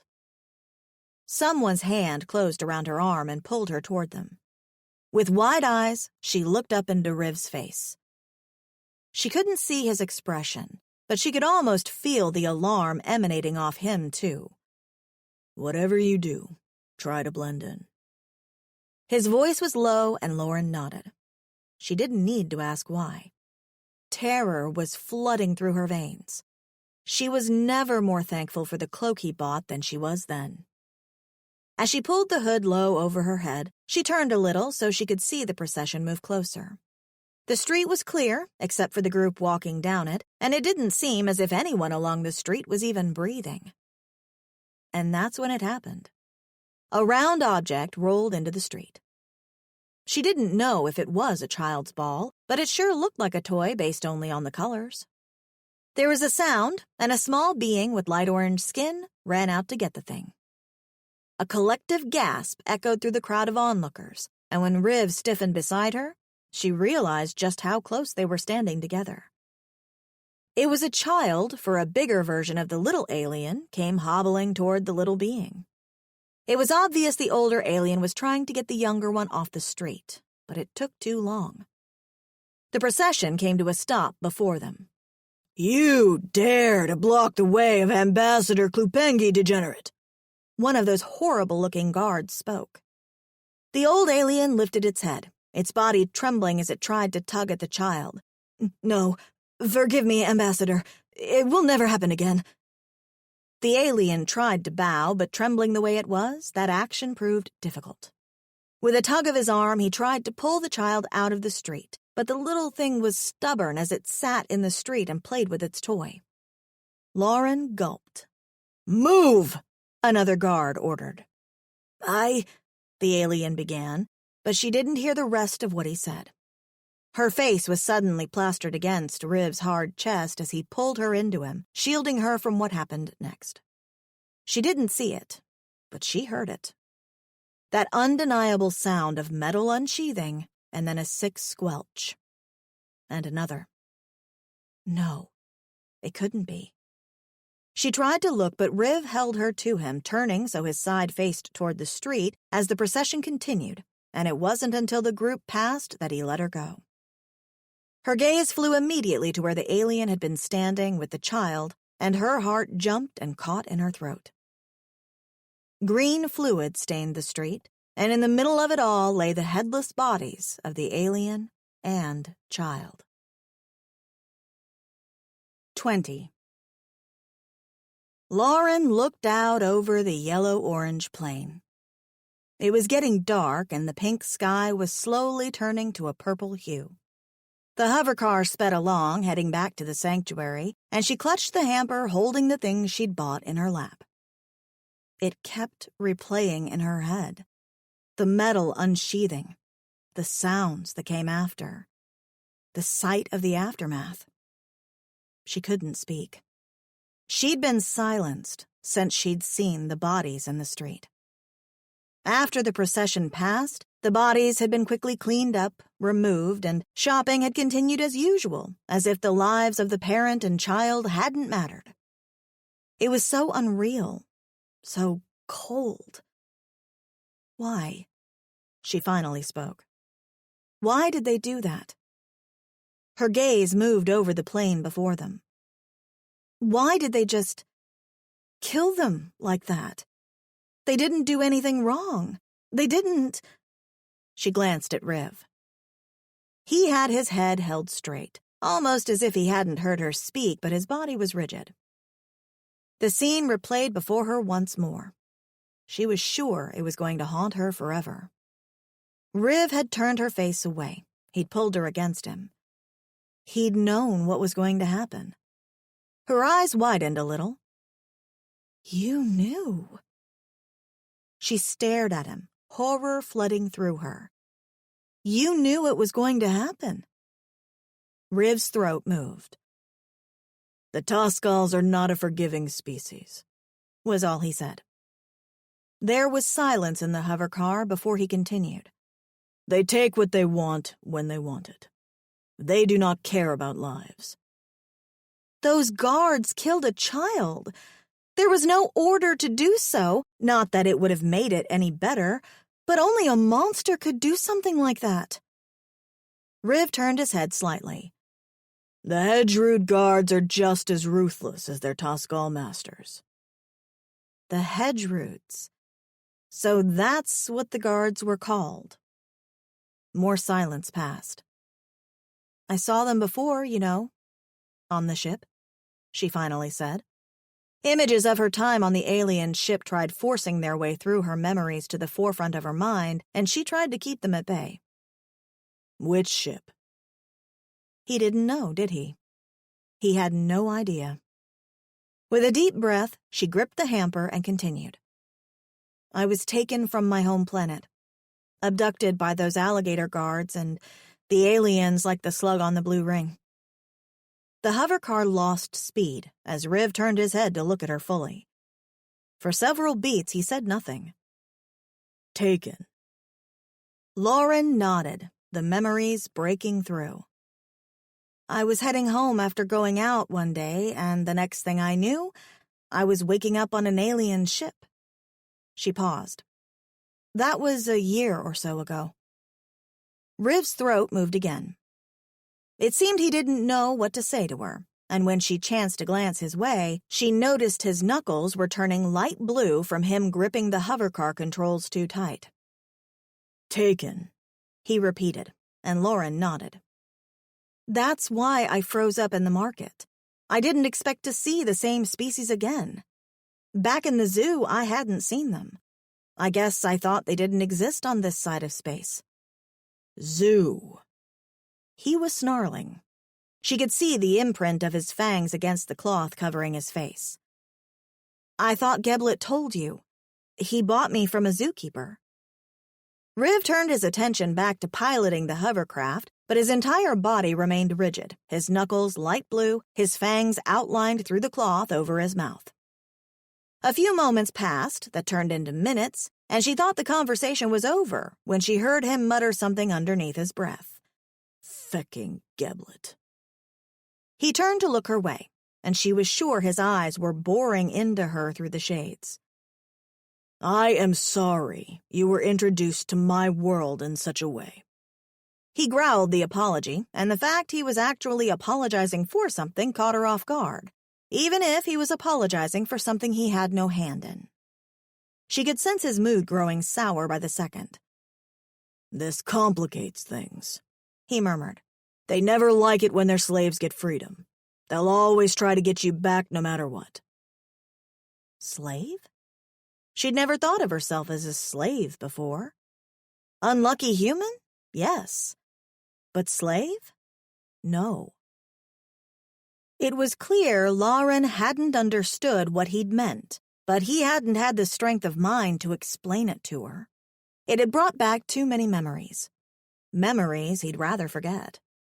If what she said was true, she'd been trafficked from her planet by the High Tuscals. If she'd ended up in a zoo, chances were she was unregistered with the Interplanetary Union. She had no protection. The Tuscals could claim her once more, and there'd be little anyone could do about it because she was unknown. Unless she was protected by the rebel group called the Restitution or by the Interplanetary Union, things didn't look so good. Laying now on his sleeping cushion, he stared up into the darkness. Seeing the High Tuscal at the exchange had set him into high alert.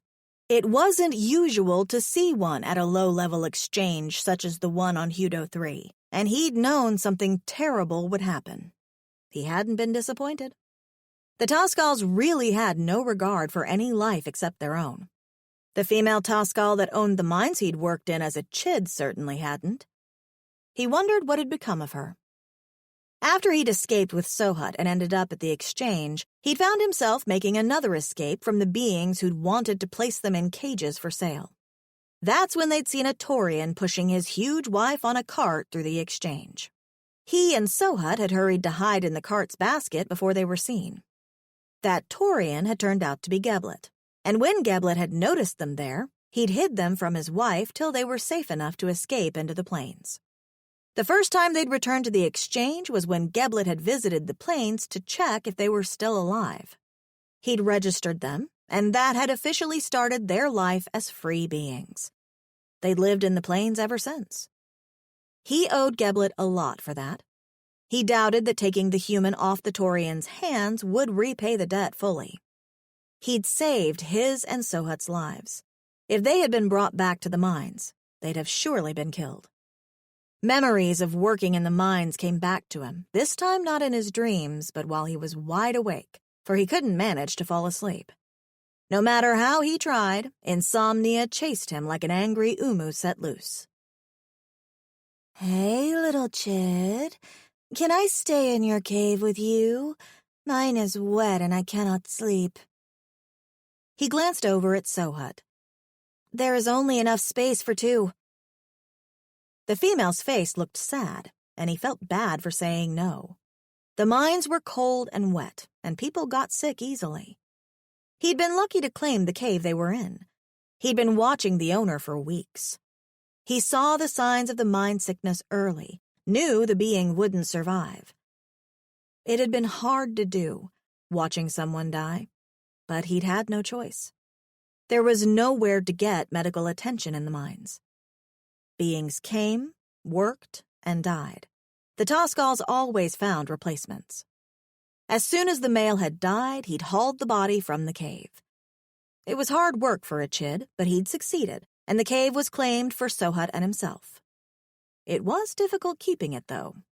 There was always someone who was bigger, older, and stronger who was looking to take it away from their control, and without a cave for shelter, death came quickly in the dampness of the mines. "If you promise to share, you can come in," he said, his gaze studying the female. She smiled at him and crouched to enter the small space. They coexisted like that fine for a few days, until the males started coming in. Males she invited. Males who would pay her with Talik's metal in her collection bucket. She preferred to fill her bucket that way than to go out and dig. When she was servicing the males, he and Sohat had nowhere to go. They'd sit outside the cave in the damp, waiting for it to end. Praying to Roxu, even as the sounds and smell of fecking filled the air. It didn't take long for Sohat to start sniffling, and soon his sniffles turned into sneezes. He was getting ill. Alarm fueled his anxiety, and Riv asked the woman to stop what she was doing. She had to leave their cave and go somewhere else. They needed their cave back, their home. Her activities were killing his brother, and Sohat was all he had in the universe. The female had laughed, a response so shocking it still chilled him to this day. Then her mouth had set into a hard line. Without warning, she'd begun screaming. She'd screamed that he and Sohat were trying to take her cave away. She'd screamed for help, saying vile things about him, like he was trying to be an adult male and put his little cock inside her. He'd been frozen, unable to believe what she was saying, stunned by her accusations. And help had come. For her. Never mind that he and Sohat were Chids. The miners didn't care. They'd beat them, bruised them. They'd laughed as if it was a joke, and they'd thrown him and Sohat from the cave, threatening them more harm if they ever returned. That had just been one experience. There were so many. So many. Riv's hands balled into fists on the sleeping cushion as anger flooded through his veins. The memories were fresh, as if they'd happened yesterday. Stretching his arm across the cushion, he felt for Grot. The Tevzi always managed to calm him and ground him in the present. Grot reminded him that the mines wasn't his life anymore. But Grot wasn't there. He was sleeping with the human, Lauren. Riv groaned at the thought of her. He'd fecked up majorly today. He could still feel her face nestled against his neck, that memory overpowering the one of his past in the mines with such intensity, his cock grew hard immediately. He was playing a dangerous game with the female. What had started out as a day to send her away from his sanctuary had turned into something else completely. Groaning, he turned on his side to stare at his closed door. Whatever had happened between them today needed to be ripped out by the root.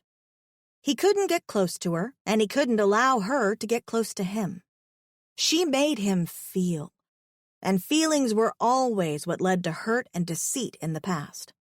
All these years, living in the plains, he'd locked that part of him away, and it had kept life simple and safe. He couldn't allow himself to grow weak. He had to remember. Never forget. Nothing had changed. He hadn't achieved his goal of sending her away today, but she still had to go. The female had to leave. 21. Working with the animals was good. It always cleared his mind, helped him to focus. It had been 2 days since they'd visited the exchange, and he'd kept far away from the human, working on the far side of the sanctuary on purpose so she couldn't find him if she decided to come look for him. He told himself he didn't miss her intrusive presence. He'd always worked alone, even when Sohat was on the sanctuary grounds. Rolling his shoulders, he took off his gloves and walked toward the main residence. It was late. He'd slip inside, wash himself, and head to his room, hopefully before the human exited hers. He still hadn't decided what he was going to do with her. The fact she wasn't registered complicated things, and he reckoned the first part of getting her off his sanctuary was going to involve returning to the exchange to get her alien status legalized. Though he'd made it a point not to see her, he wondered what she'd been up to for the long hours he'd been working outside for the past 2 days. Probably sleeping. At least, that's what he'd assumed. But as he opened the door and stepped into the corridor, something immediately hit him. The house smelled different. Sniffing, his brows creased as he walked slowly toward the main room, eyes narrowed. When he came upon the room, his eyes widened. It was clean. The table sparkled so much he could see the underlying pattern underneath. He'd forgotten it had a pattern. One of his brows arched as his gaze traveled around the room. The window was open, letting a cool breeze in, and the windowsills were sparkling. The clutter of gadgets he had around the room were all cleaned and set into neat piles, and it looked as if they'd been sorted by type. As he took a slow step into the room, turning slowly as if he was in an alternate dimension, his gaze hit the floor. Even the floor was sparkling. What in the actual feck? The human was nowhere to be seen, but it was obvious whose work this was, unless they'd accidentally bought a cleaning fairy at the exchange and let it loose in his quarters. The entire room smelled like Zimsu flowers. He waited for it, the snarl and growl at the change, but neither came. Instead, he was speechless. He suddenly felt out of place in his own house. It was clear the human, small as she was, had managed to undertake the mammoth task of cleaning the entire living space. It was what she'd been doing all day, for yesterday he hadn't seen any sign of her presence. A faint sound coming from the cookroom caught his ear. Heading that way, he stopped in his tracks at the sight in front of him. Standing by the stove, the human was cooking? Grot lay by her feet, tail happily wagging as he waited for scraps of whatever the female was preparing. But it was clear she had no idea what she was doing. She was boiling rye grains in a pot and was glaring at a slab of dehydrated meat on the counter. Grot looked up and saw Riv, then made a sound of greeting, which had the human looking toward the door. "Oh, hi. Didn't see you there." Her smile was nervous, her gaze wary as if she was worried about something. "I hope you don't mind. I thought I'd start dinner." What? She was worried about how he'd react to her invading his space, cleaning it, and now cooking his food? Well, Riv blinked. She should be worried. But it was difficult finding that usual pot of anger and annoyance that he often drew from. "What are you doing?" he asked instead. "Cooking? Well," she huffed a breath from her nose, her nostrils moving a little as the air went through them. "I'm trying to. I don't know any of these ingredients." Moving a little closer, he looked at the rye bubbling in the pot. "First off," he began, but the look in her eyes stopped him. It was a half-defiant, half-hopeful look. He motioned to the dehydrated meat instead of finishing what he was about to say. "That needs water." Her eyes flew to the meat, and she picked it up, garnering Grot's attention. "Not for you, doggo." She patted the Tevsi on the head, and Grot whimpered. Grot whimpered. He'd never heard Grot whimper. "This is for your master." That stopped his thoughts in their tracks. What?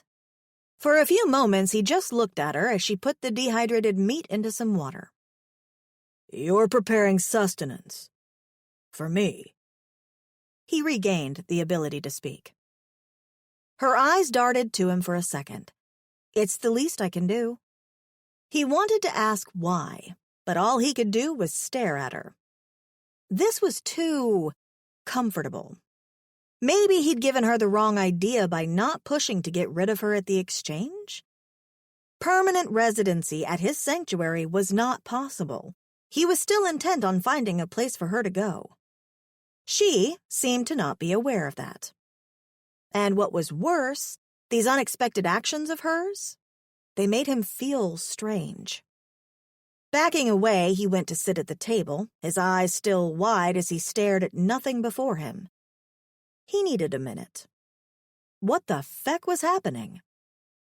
A few moments later, the human stepped in with a bowl of rye and braised meat.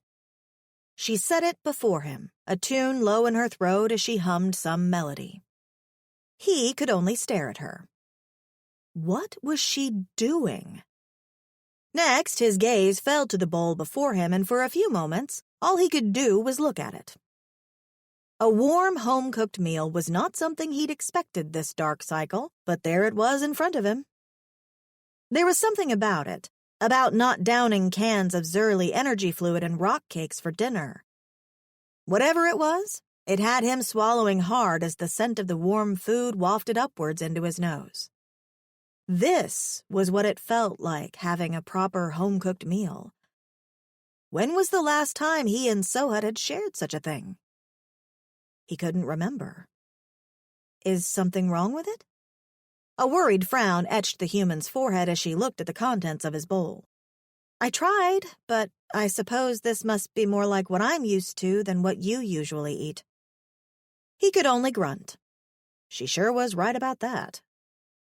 The human grit her small flat teeth, her bottom lip turning over and downward. Does the meat taste okay at least? With some hesitation, he took a morsel of the braised meat and brought it to his lips. A burst of flavor spread across his tongue and he almost choked on the food, trying to hide his reaction. What was bad was the human's expectant look as she watched him chew.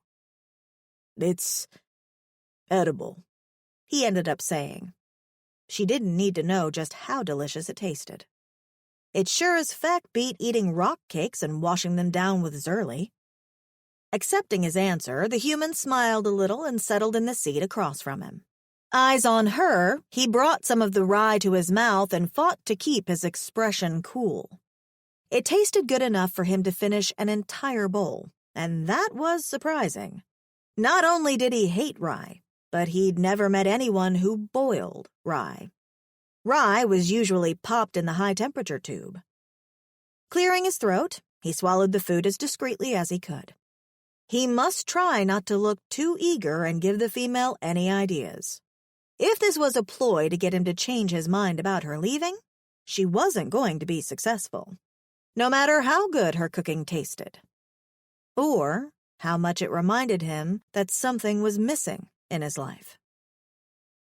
They ate in silence with Grodd at their feet underneath the table. Well, he mostly ate. She mostly picked at her meat, glancing at him every now and then, and it was obvious something was on her mind.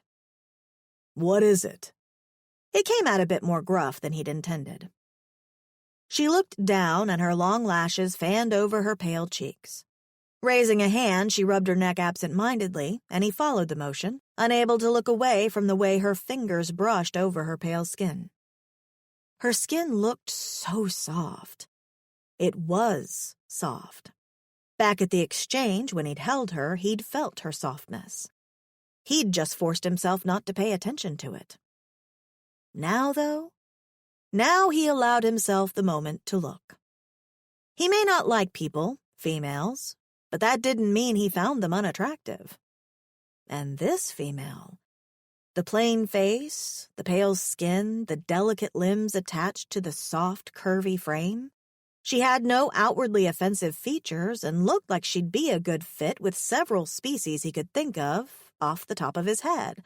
The Merconians, the Plixians, the Drory, the Nuva, and even his race, the Mercy. His gaze moved over her face and fastened on her lips. It was her second most striking feature, her eyes being the first. Do you like it? Her question caught him off guard, and he almost choked again on a spoonful of rye. Like what? The food. Did you like it? Oh. For a second there, he thought she was asking. He looked down at his food. He'd finished the entire bowl. It tasted okay. A small, almost imperceptible smile graced her lips. It was nice to cook. The last time I cooked was when I was back on Earth. Earth. Such a strange name for a planet. Her eyes focused on nothing as she thought about her home world. He bet it was a wonderful place, free from all the things that made his world so fecked up. She didn't belong on this side of the fecked-up universe. "What are you doing here?" She blinked at him, a slight frown crossing her face. "You say it as if I just got on a shuttle and left." Her brown gaze got hard. "Do you really think I'd willingly leave my planet to hop into a zoo so I could be stared at by aliens?" Riv shrugged. "Some beings have weird fetishes." As she glared at him, he almost smiled. Almost. He was riling her up, but it was no laughing matter. "I know you were taken. You said so." He rested his hands on the table and studied her. When she cast a wary glance his way, he knew there was something she wanted to say. What now? The more she looked at him, the more he knew he didn't want to talk about whatever she was going to bring up. Distract her. "You." He cleared his throat. "You cleaned." Her face suddenly lightened and she glanced around the room. "Yeah, I hope you don't mind. I just thought—" She trailed off. Even sitting at a chair behind the table, he could see she was wringing her hands in the new trousers she now wore. Her top was a long-sleeved tunic, and it bothered him that he was noticing such a thing. "You thought what?" He scowled, and she seemed to stiffen. "You've been very kind to me. I didn't want you to think I didn't appreciate that. I can't help around here, you know. In fact—" Her small chin rose, and he realized she was exerting some sort of challenge. "I intend to.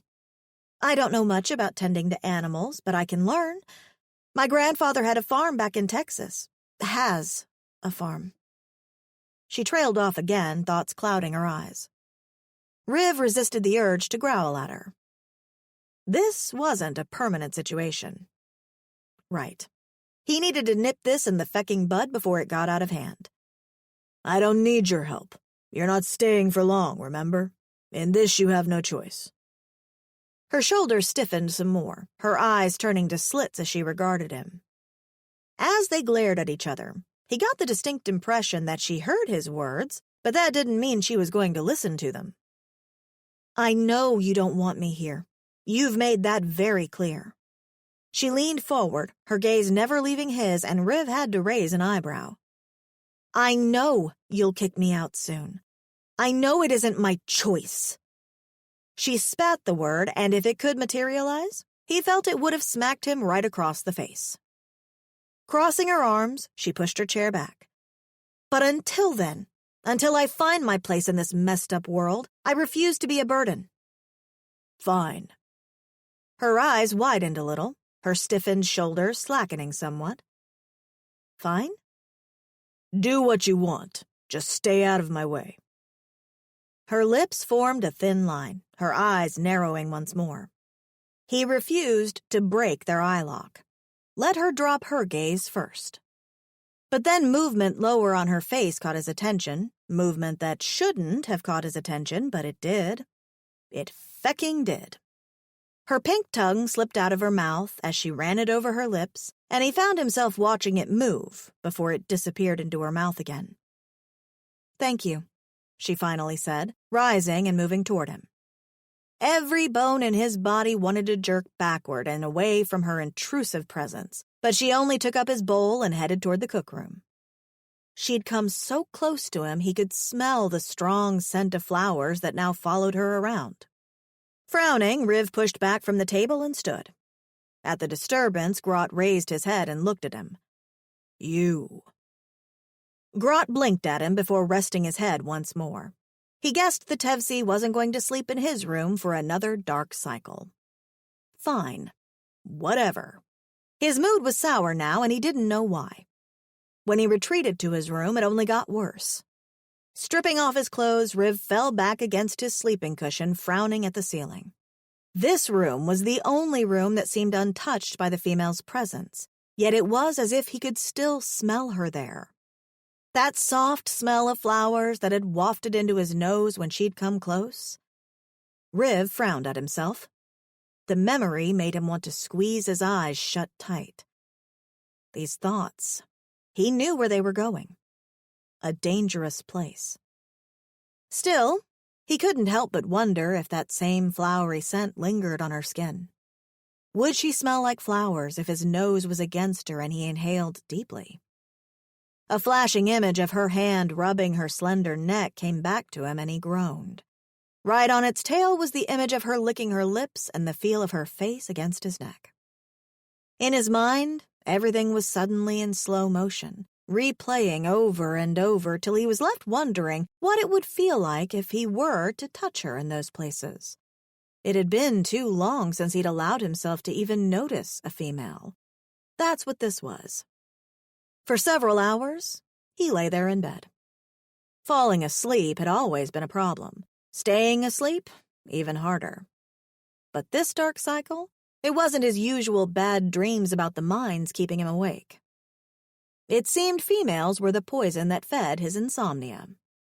He'd told her to stay out of his way, but that probably wouldn't be enough. He needed to keep far away from her as well. The animals he had to take care of were all the trouble he needed in his life. Still.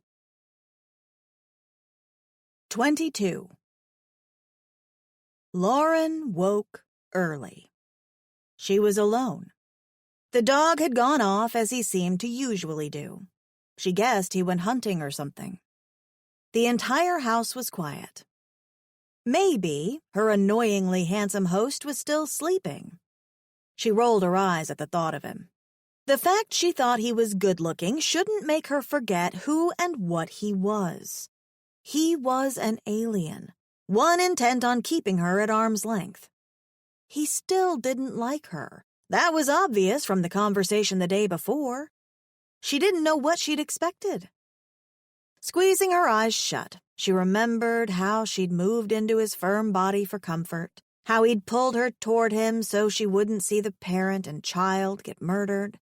Those things confused her now, but reality wasn't complicated if she didn't make it that way.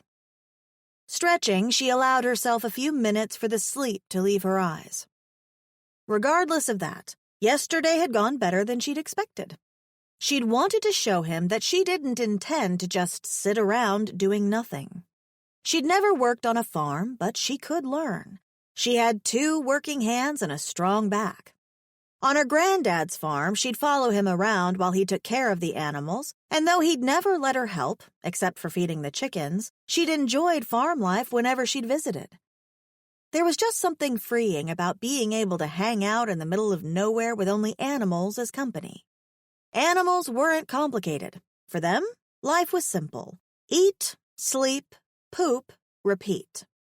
Wasn't that the life everyone wanted? She smiled to herself. That's why she was up so early. She intended to head out and begin doing whatever she could to help with the farm work.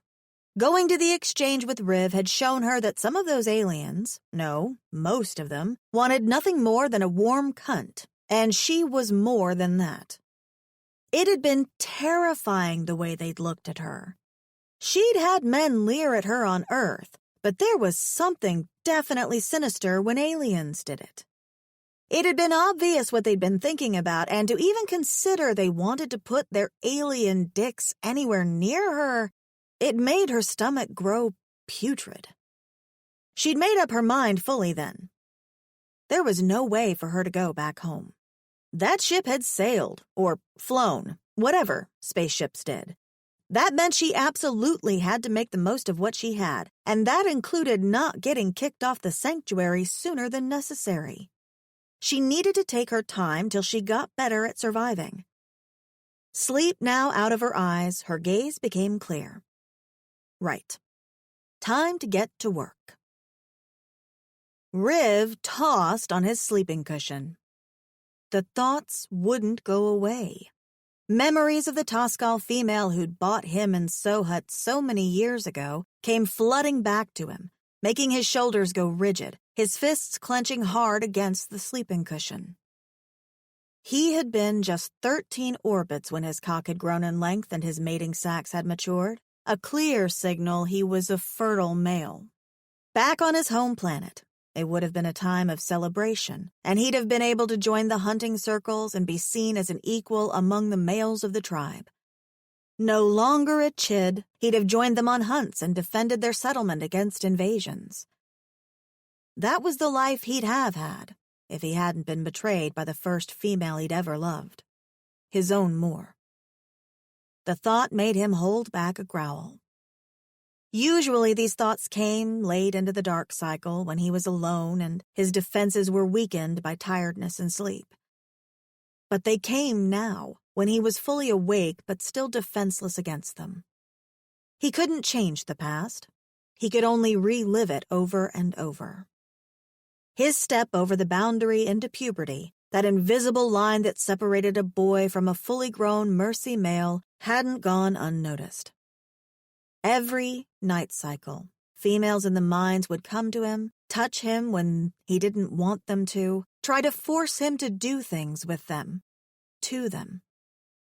There was one female who'd seemed the kindest. She'd been kind to Sohut, and she'd never tried to coerce him into doing anything he didn't want to. He'd trusted her. Till one night he saw her undressing as she moved toward his innocent brother. He'd chased her away, but not before he'd realized all the metal they'd mined had gone missing. Not only had she tried to take his brother's innocence, she'd also stolen from them. When the checkers came to collect the dues, he'd had none to give. That wasn't the first time he'd been whipped for something that he'd had no control over.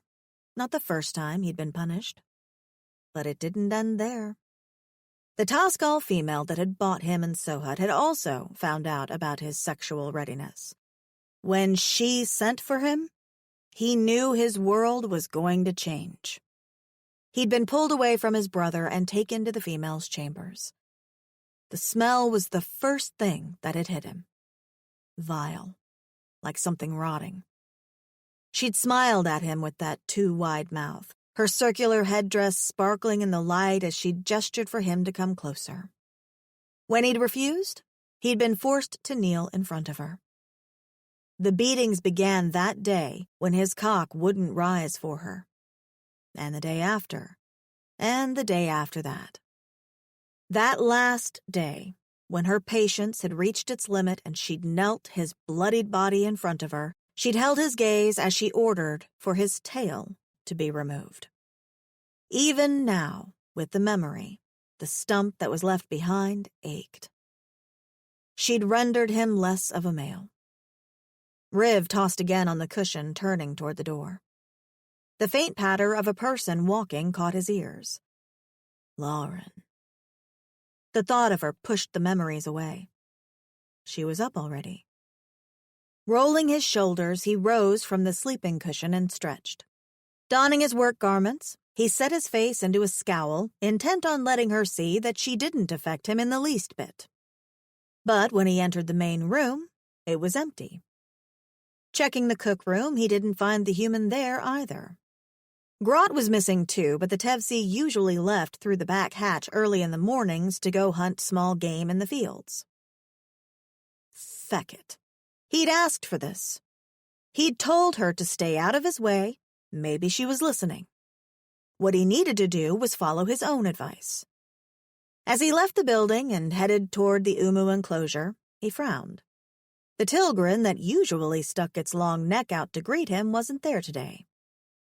It only took him a second to realize he'd gotten used to the animal's greeting. The other thing that hit him was the soft, melodious note his ears picked up in the air. It was low, but the more he walked toward the sound, the clearer it became. The human. He'd found her. Even when there was no one to speak to, words still came from her mouth. What was she speaking about now? He wasn't sure. It was some melody about mulberry bushes and chasing weasels. When he finally spotted her, she was ankle-deep in purple Tilgren dung as she used his shovel to move the poop into a bucket. He opened his mouth to ask what she was doing, but his mouth slammed shut instead. Grot was beside her, pushing the bucket along with his nose, and that only made his frown deepen. Around her, the Tilgrens all dipped their necks at varying intervals, bumping her slightly with their snouts as if they were thanking her for her hard work. They never thanked him. Watching the human, her new boots getting filthy in the dung, an eyebrow rose. She was wearing the new clothes she'd bought. The fact was a surprising one. He'd never met a female that didn't treasure her new clothes, much less one that willfully shoveled excrement. Granted, he hadn't been around many females, but the ones he'd had the displeasure of being in close contact with had never been like this human. Lauren was different. Grunting, he turned away, annoyed that he'd wasted so many minutes watching her. If she wanted to shovel shit, that was her business. He hadn't asked her to do anything. Matter of fact, he distinctly recalled telling her he didn't need her to. He was just finished feeding the emus when he exited their enclosure, ready to put the empty bags of feed in the recycling cube, when he saw the human struggling down the hill with the bucket of poop in hand. Enjoy the stillness between chapters. Let the music cradle you gently until we resume. Thank you for being a listener.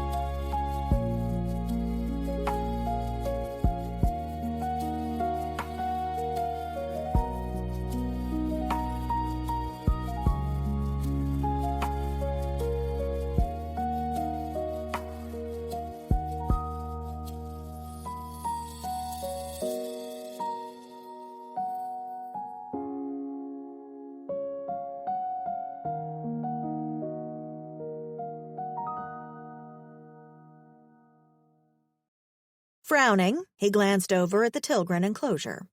Sure enough, now that she wasn't inside, a Tilgren popped its head out to greet him. It looked as if she'd shoveled the whole thing. A hard feat, because Tilgren poop wasn't easy to shovel.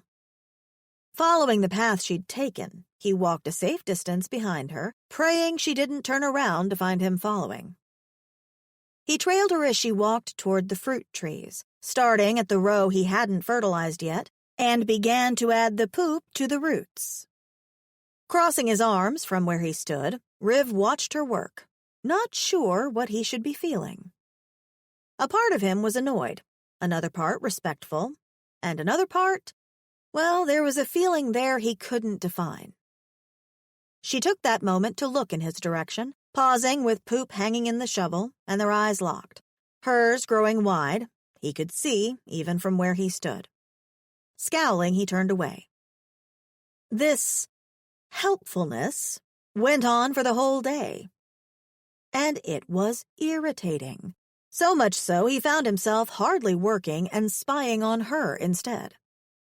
When she wasn't talking to the animals and giving them cuddles and rubs, she was feeding them or cleaning their enclosures. She was all around his sanctuary, so much so he swore even the robots cutting the fields stopped to notice her. And Grot, who usually spent his time roaming the fields, was by her side the entire time, loving the name Doggo, which she seemed intent on calling him. It irked him, and he didn't know why. And even though a part of him was impressed with her hard work and dedication, just a tiny part of him, like maybe just a few cells, he couldn't help but scowl anyway. He knew she'd said she intended on helping out.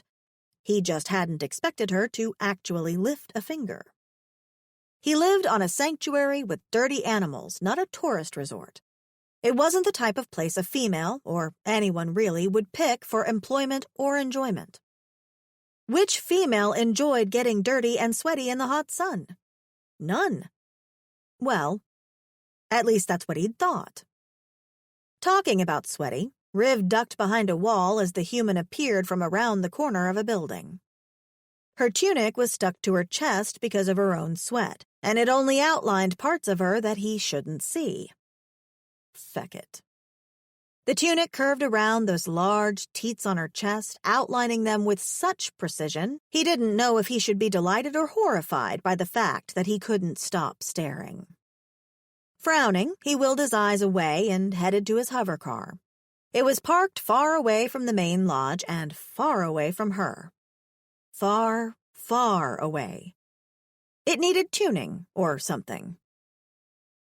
By the time evening came, nothing had changed.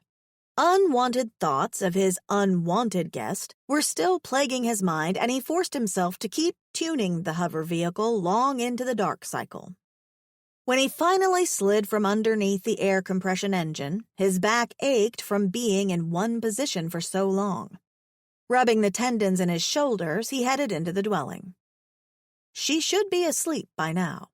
That meant there would be no chit-chatting, no big brown eyes, no urge to be amicable. Sure enough, when he entered the main room, she was nowhere to be seen, but the smell of flowers filled the entire room as if she'd gone and writhed naked against every free surface. Riv inhaled deeply. He was about to walk past the table when he spotted it, a bowl of rye and braised meat. He stopped breathing. She'd cooked again for him? After working all day? Something within him cracked. He didn't know if he should sit and eat or walk away and leave it there. Surely the latter would push her further away. Taking any of her kindness was surely equivalent to encouraging bad behavior. It was like training an animal not to do a certain action but rewarding it when it did anyway. Scratching the back of his neck, he glared at the meal. 2 home-cooked meals in such a short time. This didn't feel like his house. It felt like he'd walked unwittingly into another dimension where his other self had things better. "That's yours." The female appeared at the doorway to the corridor, her voice a bit raspy with sleep. Riv swallowed hard. "Tried to keep it warm but didn't want to keep using the stove. Don't know if it's gas you use or what. I didn't want to waste it. Should be okay to eat, but I can warm it for you if you like." She walked forward, wobbling a bit, obviously exhausted, and reached for the bowl. As she did, her flowery scent attacked his nostrils with a new, strong wave. For some reason, it pissed him off. It pissed him off well and truly, but not in the usual way. He wasn't pissed at her. He was suddenly pissed at himself. Grasping her arm, he stopped her from walking past him, and she stumbled against him instead, her chest pressing into his side. That wasn't the right move, for now he could feel every fecking contour of her figure. Her softness, her curves, her fecking teats. "Why are you doing this?" he snarled, very aware that he sounded furious, but the range of his vocal cords were not his concern. She was confusing him, making him think about things, making him want things he shouldn't. Doing what? Innocent brown eyes looked up at him as the human blinked. "Human. Lauren. My name is Lauren. Please stop calling me human." She mocked his tone, her eyes rolling back into her head as she did. Riv paused. That wasn't what he sounded like.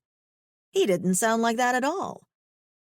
"It makes me feel like a dog or something," she continued, before glancing at Grot, who'd padded in behind her. "Sorry, doggo, no offense." Riv glared at her. His anger seemed to be having no effect on her, and that only made him more pissed. Beings bent to his will from his pure ferocity, and this human was ignoring the fact his fangs were bared right above her. Forcing her against him some more so she had to tilt her head and look up at him, he growled into her face. "Stop." Lauren blinked, her brown gaze moving over his face slowly, only to land on his lips. It was then he realized he wasn't wearing his meshi, and they were close enough for her breath to brush over his skin. "Stop what?" Her voice was breathless. Feck.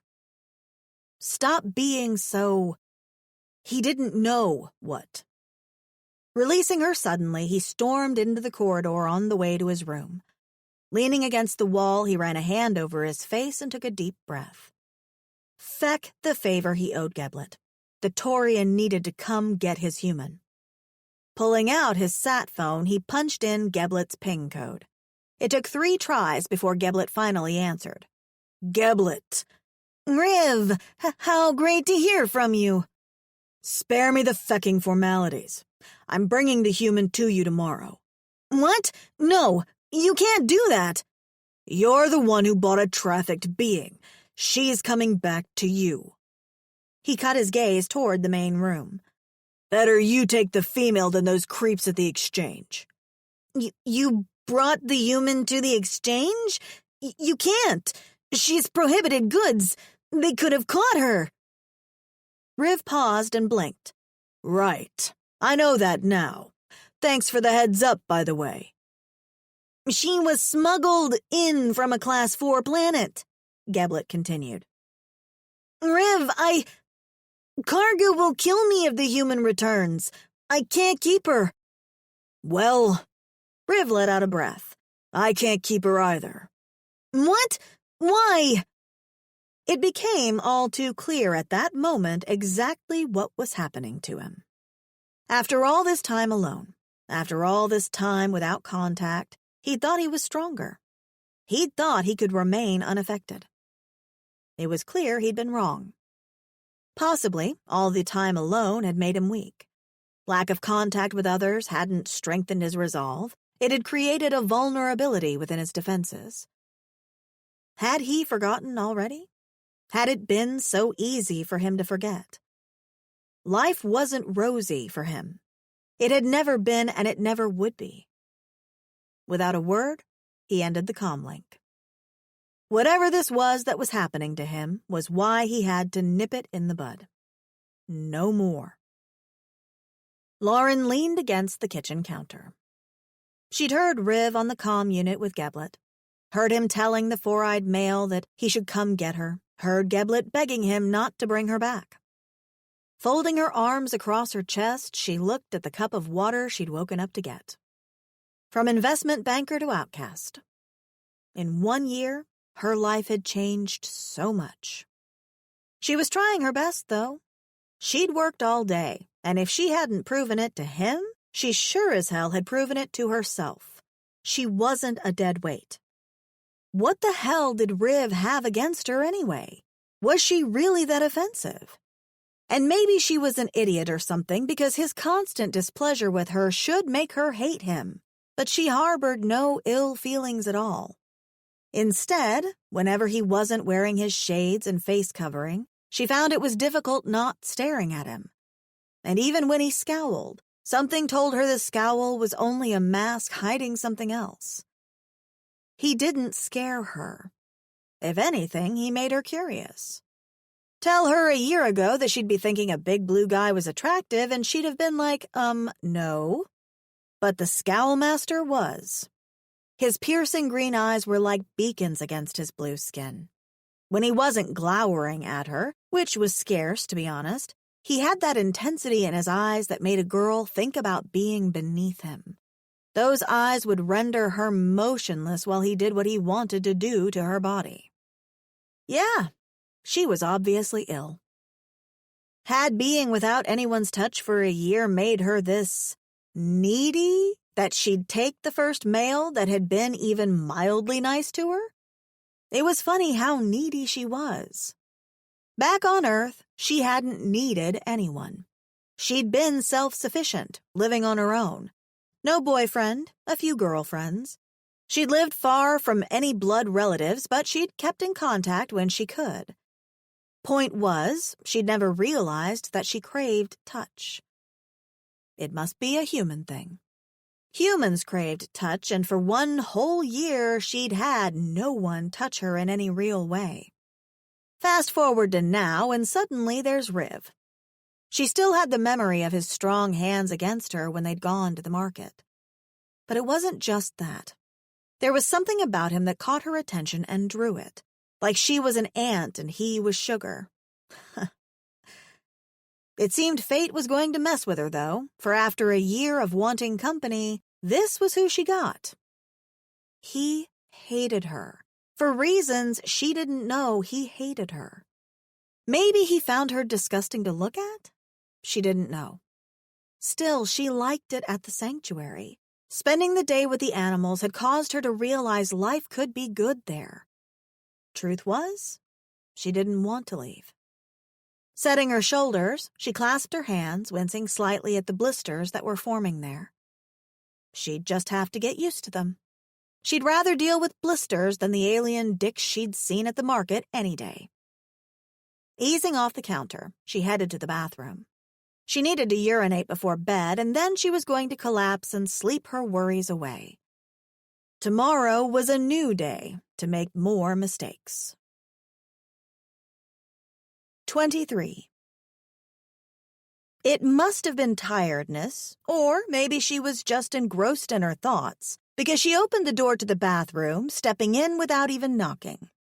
It took her only a second to realize what she'd done when her eyes fell on a glorious, blue, naked ass. His glutes were taut, the firmness looking as if it was carved with precision. There was a stump there, too, at his tailbone, and her eyes fastened on it even as she heard a growl in the small space. Before she could even think about where she was and what she was doing, Riv moved and she was against the wall, pressed into it by the sheer force of his presence. "Lauren," he growled. And it must be the steam in the room or something else, but she was suddenly very hot. Her hands were clammy and she was finding it hard to breathe. He was naked. She'd walked in on his shower.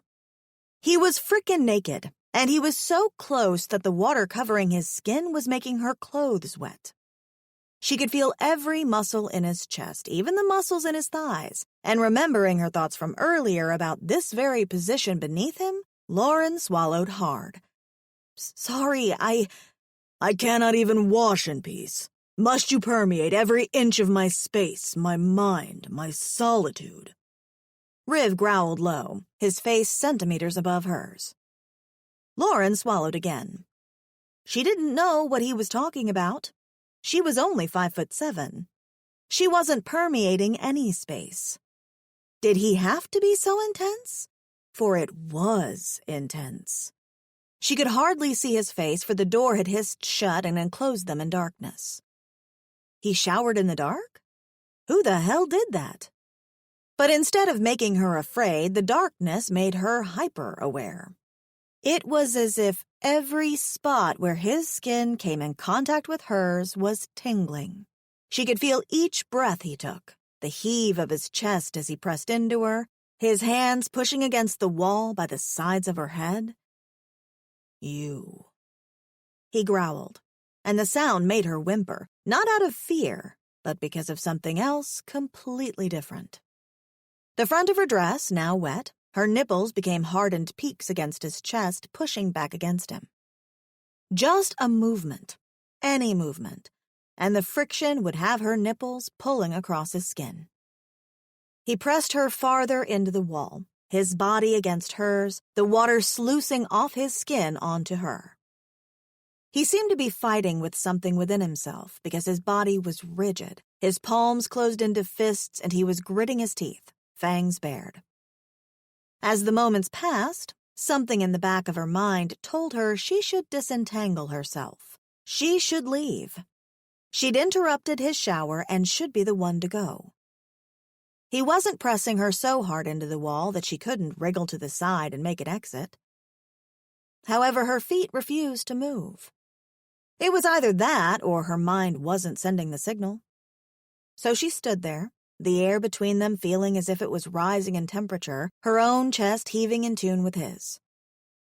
And for the first time since she'd crossed that barrier and entered his sanctuary, Lauren realized something. She was attracted to Riv. This went past thinking he was handsome or admiring his physique.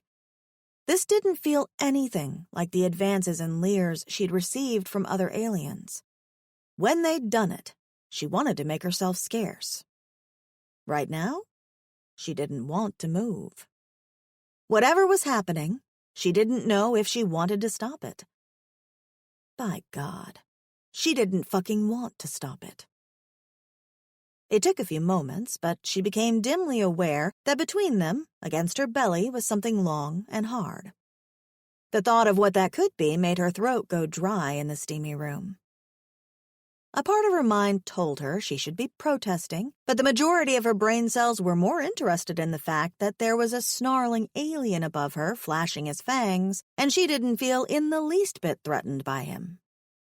She felt alive. Right now, he felt like something off limits, something she couldn't have. It was no wonder the bad kids in high school had always looked like they were having such fun. Being bad felt fucking good. But this wasn't right. He wanted to get rid of her. He didn't want anything to do with her, and that's why she should know better.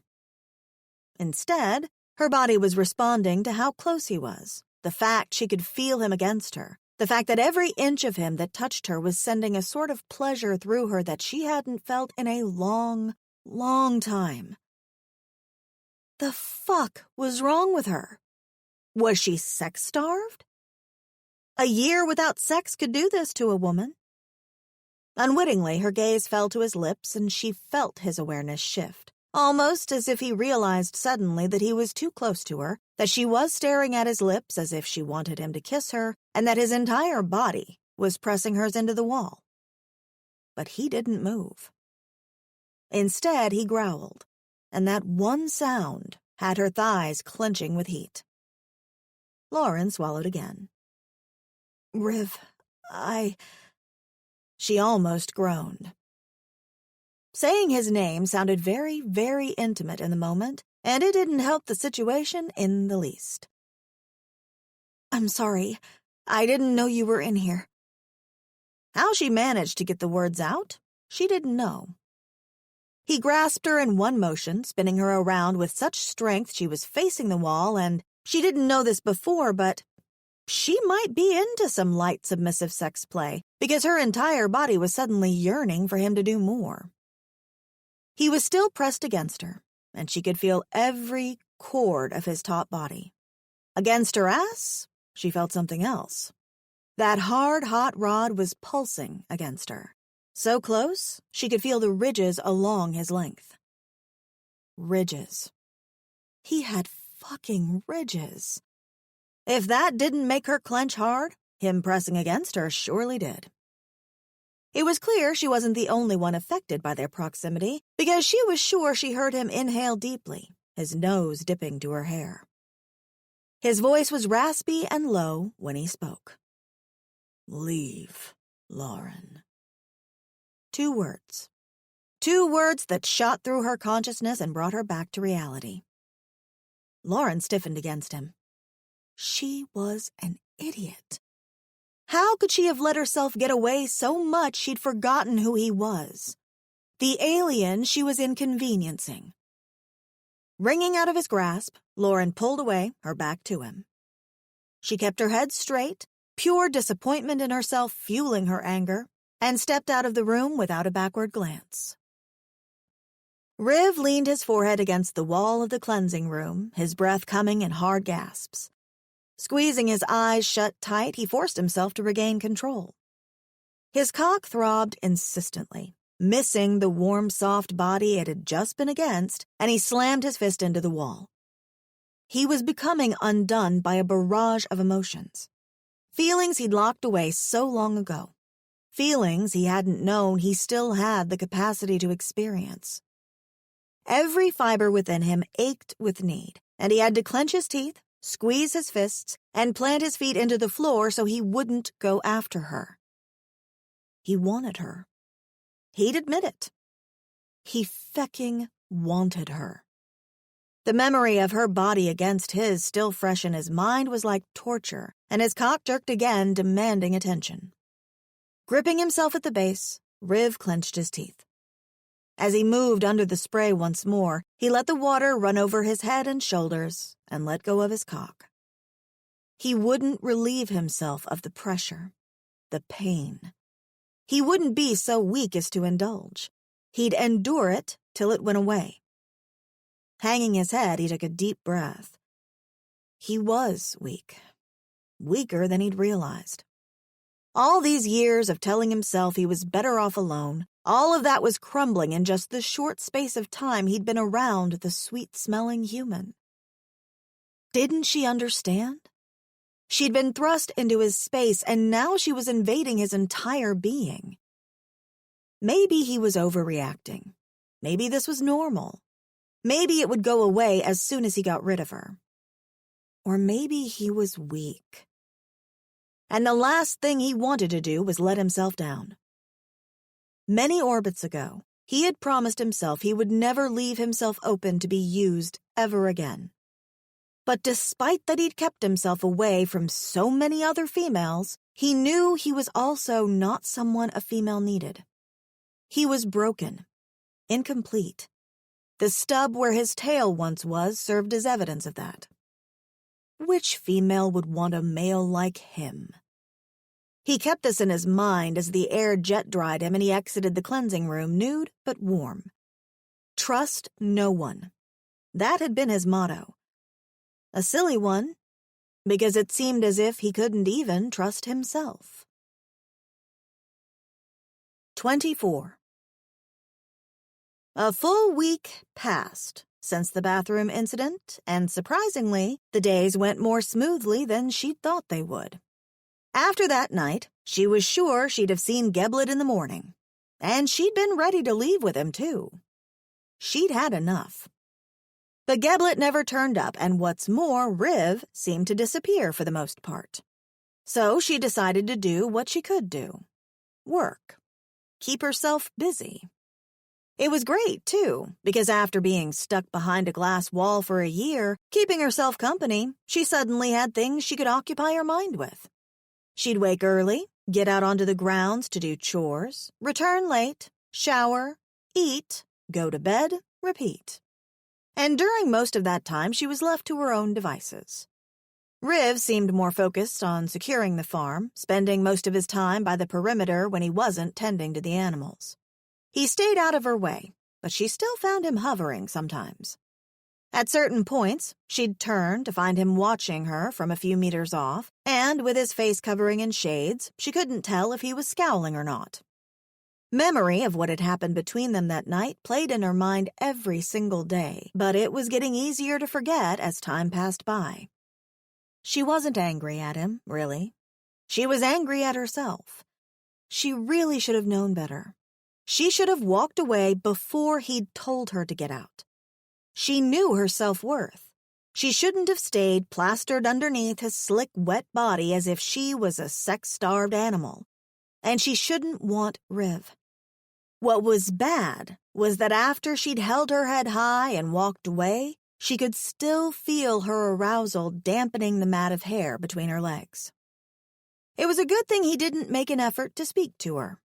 She didn't know how she'd respond. And since he hadn't said anything, she took that as a win. That meant her hard work was paying off. He didn't have a reason to confront her about anything. So she'd been working tirelessly, not even taking breaks as she tried to complete as many jobs as she could for as long as the sun stood in the pink sky. The animals were a great distraction from the mess that was her life. Funny thing was, the work she was doing was questionable. After the bathroom incident, when she'd thrown herself into working, she'd ignored Riv as she'd raked, shoveled, cleaned, and fed the animals. He'd been hovering in the background, watching her, observing everything she did, but he hadn't said a word, nor had he approached her. The following day, however, when she'd come out to do the almost giraffe's pen, she'd noticed about 80% of it had already been shoveled. When she went to rake hay for the almost crocs, most of that had already been done too. The same thing happened when she went to feed the plump woolly animals. They'd all already been fed, except one enclosure. That's when it became pretty obvious what Riv was doing. If he thought she didn't realize he was making it easy for her, he must think she was dumb. He was doing half the work, but still leaving enough so she felt like she was doing something. She didn't know what his kindness meant. She would ask him, but every day he woke before she did and came in after she'd fallen asleep. Fine, she thought. That was fine with her. At the start of the second week working on her own, Lauren rolled her shoulders as she closed the almost giraffe's enclosure. She'd just finished shoveling their poop, and had set the bucket down to the side. It wasn't nearly full. She was sure the blue ninja had shoveled most of it before she'd gotten a chance to, leaving only a bit so she felt like she had something to do.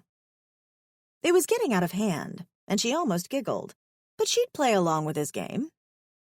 She could bet he was hovering somewhere, watching her, because he thought she was unaware. Looking into the enclosure, she smiled at her handiwork. It looked much better than it did a week ago. She'd even cut some of the tall yellow-orange grass and put it in there. The animals seemed to like plopping their asses on it. As she looked in, one of them stretched its long neck over the barrier and bumped her with its nose. It was the animal's way of greeting her, and she rubbed its moist snout.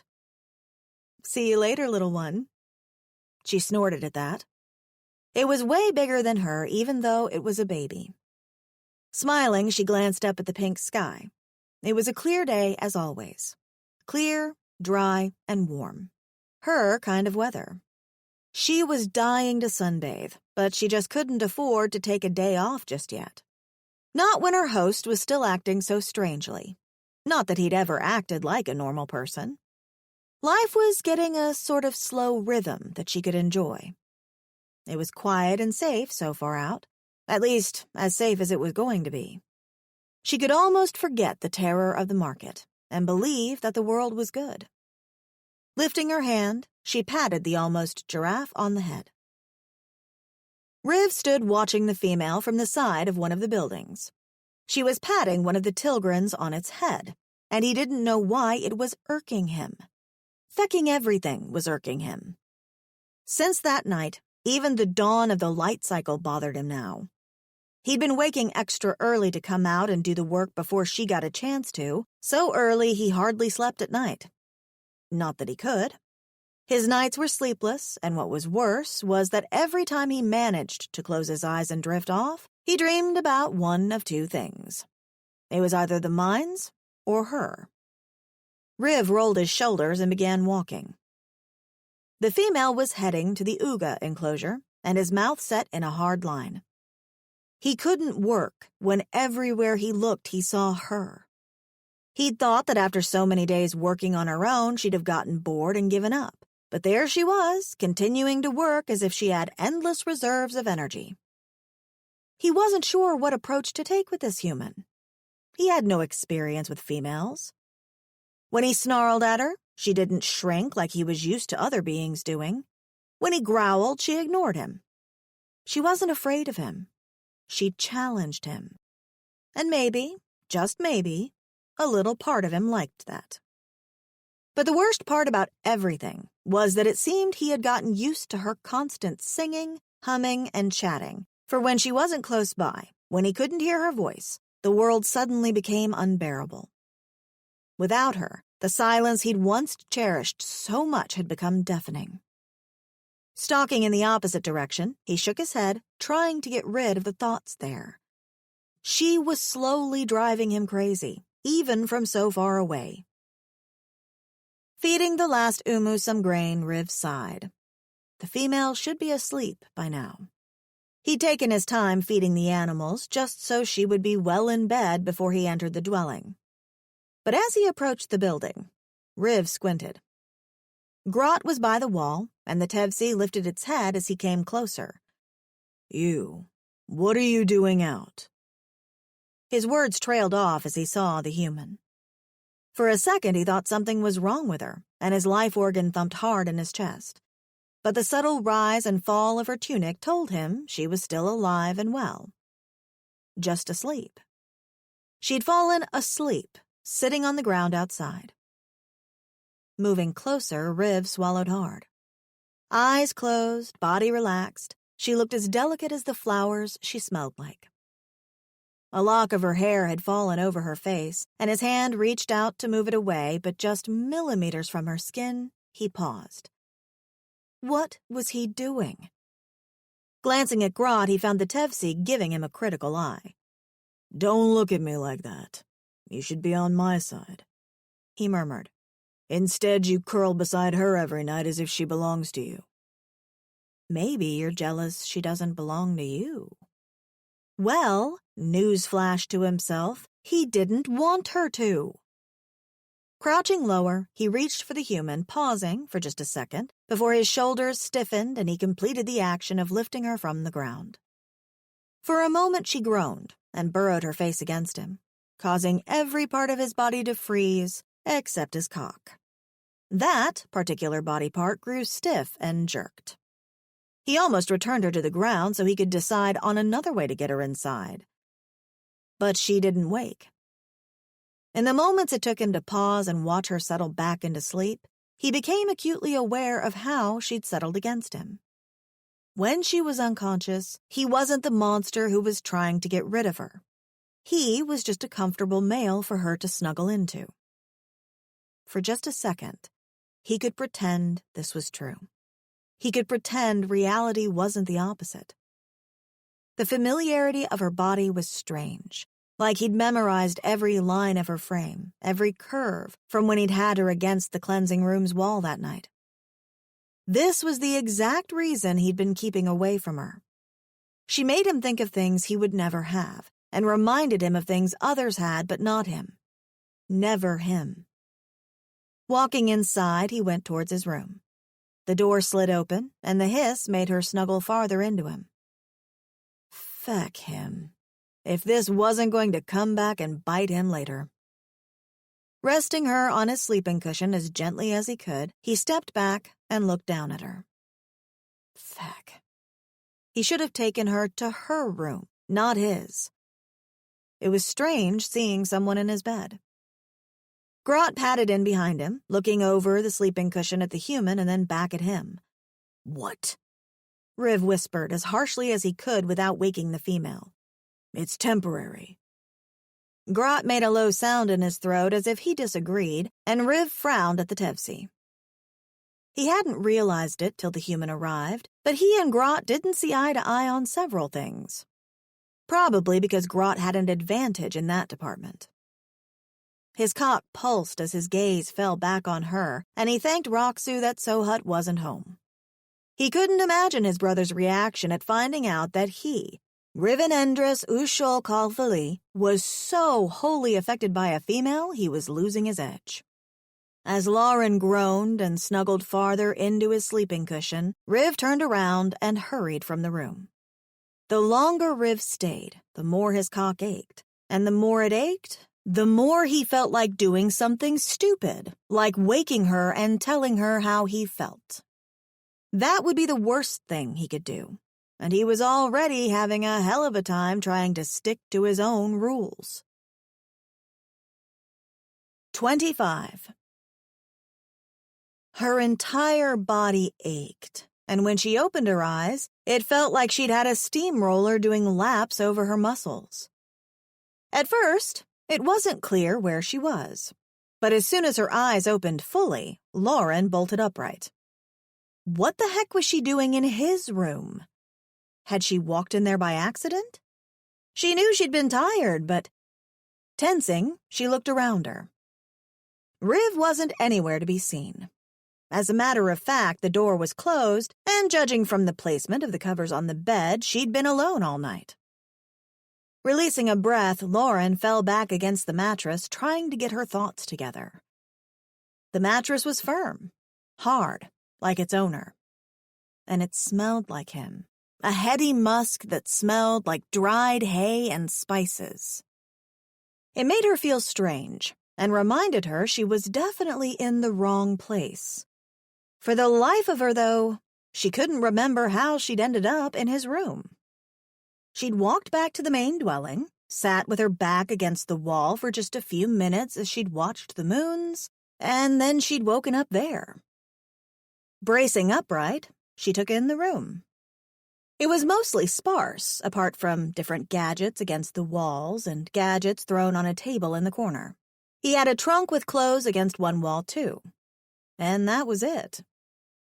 As she eased herself off the bed, she grit her teeth. Her muscles must have seized up in the night. That only happened when she exerted too much energy and her body couldn't handle the pressure. Creeping as quietly as she could toward the door, she perked her ears for any sound. When she heard nothing, she crept from the bedroom and headed to the main room. Grot was nowhere to be seen, but the smell of something cooking caught her attention. Her stomach growled immediately. She was about to follow the smell when Riv suddenly appeared with a bowl in his hands. He looked surprised to see her, and she only knew this because he wasn't wearing his shades and face covering. Green, piercing eyes hit her and widened a bit. He did a quick scan from her feet right back to her eyes before he turned and set the bowl on the table. How did you... He cleared his throat, pretending to set the bowl properly. How did you sleep? I slept well. Her voice was cautious as she observed him. It had to have been him who'd placed her in his room. Only she couldn't imagine him doing that. Good, he said, his gaze finally moving her way again. You should wash and then eat. That made her glance down at herself, and she was momentarily taken aback. She was filthy. She was smeared with mud and whatever other particles from her last day of work. She hadn't gotten a chance to take a bath the night before, but her stomach growled again, demanding attention. Maybe you should eat first, he said, pulling out a chair for her. That's mine? Her gaze moved from the bowl to him and back, one eyebrow raised. It's Agna soup. It should help you recover your energy. Lauren blinked. Was this some kind of trick? Sit, he repeated, motioning to the chair. Eat. It is best when it is warm. Eyebrows still raised, Lauren moved forward, her eyes on him the entire time. When he wasn't scowling, he looked so handsome. Those piercing green eyes of his followed her as she walked to the chair and were now staring down at her with great intensity. Settling into the chair, she tried not to wince as her tired muscles protested. And maybe don't work so hard next time, he snapped before his tone softened. It isn't good to overwork. There was a scoop beside the bowl, and as she reached for it, Riv's hand shot out and closed around her wrist. A protest was on her lips when he lifted her hand, palm upward, something flaring in his eyes. Eyes falling to her palm, she realized the blisters she'd been developing had gotten angry. Her palm looked red and bruised. When she looked up at Riv, she couldn't read his expression, and when his piercing green eyes hit her and bored into her soul, she felt she had to say something. "It's nothing. It'll heal." She tried to pull her hand away, but his fingers only tightened around her wrist, enough to hold her hand still, but not enough to bruise her flesh. "Your idea of what is nothing differs greatly from mine." His gaze fell back to her hand. "You are losing the top layer of your hand." There was something notably different about his voice, and Lauren looked up at him, disbelieving. He wasn't scowling. He wasn't growling. He sounded normal, caring, even. Considering that he'd stayed away from her for over a week, this was a surprising development. Maybe something happened last night when she was asleep. Maybe they were in some kind of weird moon cycle she wasn't aware of. Because this Riv wasn't the same Riv she knew. "Both your hands are damaged." There was something akin to gruffness there this time, but when his gaze fell on hers, there was no annoyance or anger there. Instead, he looked at her as if he was only just seeing her, as if something about her was being revealed to him at that very moment. It felt as if she was looking in his eyes for ages, before he rested her hands gently on the table. "How is it that you are losing your hands?" She smiled at that unexpectedly, and Riv's gaze followed the movement of her lips. Suddenly he was too close, and the situation too strange. It reminded her she was female. He was male. And it reminded her of that bathroom incident, the one they hadn't discussed, the one she thought about every night, the one that made her wet when it shouldn't because, well, it shouldn't. He'd completely and utterly rejected her. How low was her self-esteem to still get turned on by his proximity? "I'm not losing my hands," she answered, keeping her voice as plain and unaffected as she could. "They'll heal. It's only blisters from raking too much. I probably—" "This is because you were raking." He gripped her hand again, careful not to touch the blisters, and stared at it. This time his expression was clear, growing horror. "It's nothing, really," she found herself saying, her voice lower than usual. The look on his face almost made her feel sorry for herself. "Lauren." Lauren froze. The way he said her name. The complete concern there was startling. "It's fine, Riv," she blinked. "It's fine, I'll just bandage it later. It'll heal." Riv rested her hand on the table and sat beside her. Next, the bowl in front of her was pulled away, along with the scoop he'd placed beside it. She could do nothing but stare, as she watched Riv dip the scoop into the bowl and held it out to her. She blinked. "What? Don't talk. Eat." Lauren blinked again. He didn't wait for acquiescence. The scoop was brought to her lips, and she only had a second's thought before she opened her mouth and sipped on the warm fluid. It tasted like what she'd expect a bowl of heated chlorophyll to taste like. Lucky for her, her taste buds no longer protested having alien foods. They'd had a year to get over themselves. The hard meal bars had made sure of that. Riv seemed to be focusing intently on the scoop as he brought it back to the bowl and refilled it. His eyes didn't rise to meet her gaze or anything else in the room. "I can feed myself, you know." "Debatable." He put another scoopful at her lips. "Your hands are unusable." She took the food into her mouth and waited as he filled the scoop again. "You don't need to do this." He seemed to huff a breath through his nose. "There are a lot of things I shouldn't be doing." She swallowed yet another scoop. "Then why are you?" Maybe she'd asked too much, because he stopped moving. The scoop paused in his hand, which was outstretched halfway between them. The seconds felt like ages as she waited for him to reply. "Because, Lauren." His gaze finally met hers. "I've realized I'm a fool." His words left her stunned, and for the next few moments she took the scoops into her mouth as he fed them to her. She wasn't blind. He was obviously going through something, processing something, or fighting something. Whatever it was, he still refused to meet her gaze. Instead, he focused on the scoop and on feeding her the rest of the soup. Maybe because she was stunned by this sudden change in his behavior, or maybe it was because a part of her liked the fact he was being so attentive for a change, but she sat in silence, allowing him to feed her. And the longer it went on, the more intimate it felt. "Why did you make this for me?" she asked. His eyes met hers for a second before refocusing on his task of feeding her. "You hurt yourself." Lauren huffed out a small laugh through her nose. "It almost sounds like you care." Riv glanced at her again, giving her the last scoop. "I shouldn't." That wasn't a no. That was a yes. Yes, he cared.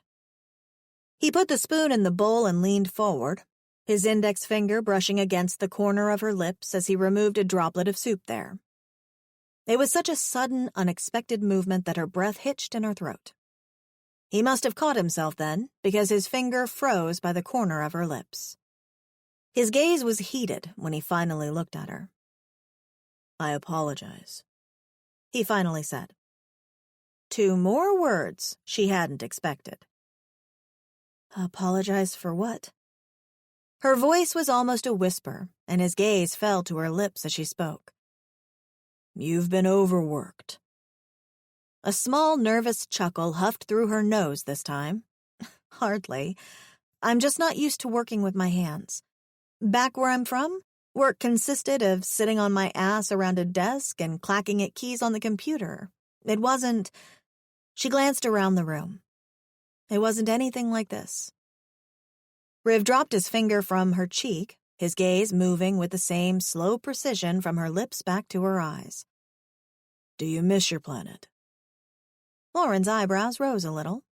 He'd never asked her about Earth before. "I do." She paused.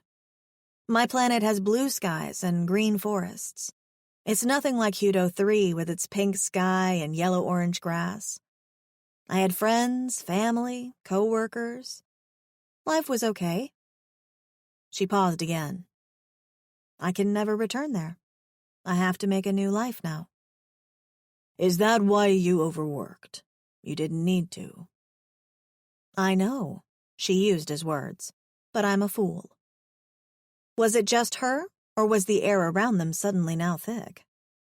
He was still leaning forward, close enough for her to make out the small pattern of bumps that dotted the bridge of his nose and rose over his eyebrows. Still, she didn't move away, and neither did he. Tentatively, she outstretched her hand, and Riv's gaze snapped to it immediately, mild alarm widening his eyes slightly as her hand moved forward and she traced a finger over the bumps on his nose. He jerked a little, almost as if he wanted to pull away, but he didn't. He looked down the bridge of his nose at her finger, then lifted that same slightly alarmed gaze to her. "I don't." His whisper was hoarse, restrained.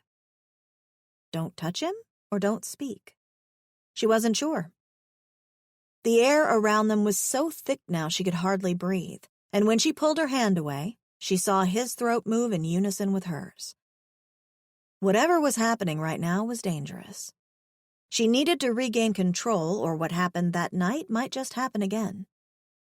A girl needed to learn from her mistakes. "Come." He stood suddenly. "Come?" Her brows furrowed a little. "You need a warm cleanse." "Ah, the shower." "Right," she said, standing and trying not to wince with the effort. Was she really that unfit? She'd tried to keep exercising while in the terrarium. It hadn't been the greatest way to spend her time, but it had helped her keep her sanity. "I guess I do need a bath, don't I?" "Why do you ask questions you don't wish for me to answer?" Lauren huffed out a short laugh. This was the Riv she was used to, the grumpy, slightly irritable blue alien. "They're rhetorical questions, Riv. It's in the definition. I already knew the answer before I asked." She pushed the chair so it moved back under the table and took a step toward the corridor, sucking in air as she did. Shit. Her muscles were really effed up. Then why ask? She paused. Conversation? I thought we were having a conversation. He grunted, his eyes softening a little. Lauren turned away from him and took one step and another, wincing as she did. It seemed the walk to the bathroom was going to take much longer than usual at the rate she was going. These last few days had really taken a toll on her, more than she'd realized even for her body to be reacting like this. Before she knew what was happening, she was lifted off her feet by strong arms. A yelp left her lips, and the next thing she knew, her view was of Riv's taut, trouser-clad ass. An ass she'd had the pleasure of viewing in its most natural form. "What are you—" "Don't resist," he said, as he began walking down the corridor. "When you resist, you writhe, and when you writhe—" Lauren stopped moving, his words rendering her silent and a heat beginning to grow between her thighs. Falling limp against him, she took a deep breath to calm herself. This close, his musk filled her nose. It was the type of smell that made a girl want to kiss a guy and then tie herself up, legs splayed, mouth gagged, so he could delve deep into the center of her universe and make her scream. Yeah, she was thirsty, all right. Considering he wasn't the nicest or friendliest of persons, she was really thirsty. Her senses came back to her when he set her down in the bathroom. Moving over to the wall, he pressed a series of small squares embedded into the wall itself, and a sort of whirring noise began. In front of her eyes, one section of the wall began curving forward, forming a tub. Whoa. She could only stare. The heck? Riv glanced her way. "Do you not have cleansing tubs?" He cleared his throat, and she realized he was trying out this conversation thing. "On your planet." Lauren smiled. "Yes, but they're fixtures in the actual room. They don't appear out of bendable walls." Riv nodded. Pressing a few more buttons, he started the jets and the tub began to fill with water. He brushed past her then and exited the room without another word. Well, there went the conversation. She thought he'd gone and was about to start undressing when he re-entered with a little packet in his hand. The packet had some sort of powder that he sprinkled over the water. The powder created a thin shimmer, and the water itself looked warm and inviting, little wisps of steam escaping from the surface to float into the air. She could just imagine sinking her aching body beneath the surface, and she had to bite back a moan. "What's the powder for?" she asked instead, turning to look up at him. "Healing salts." She raised her eyebrows then, opening her mouth to ask him why he was suddenly going out of his way to be so nice. Instead, she said, "Thank you." He didn't reply. He only seemed to stiffen some more. She didn't know what had gotten into him, but she wasn't going to question it. This was the second time in a year she'd felt like a human being and not just property or something unwanted. The first being when he'd taken her shopping at the market. Stepping forward, she made to begin undressing when she glanced behind her to see he was still standing there. I need privacy to undress." She wasn't sure. The steam was beginning to make it hard to see, but she was almost sure the skin on his face flushed to a darker shade. "You will need help washing." It was her turn to blush. "What?" "I am here to assist you." That took her off guard, and it must have shown because his shoulders stiffened some more. "I can do it myself." She looked down at her palms. Maybe not. Maybe she couldn't do it herself. She did need his help. Fine.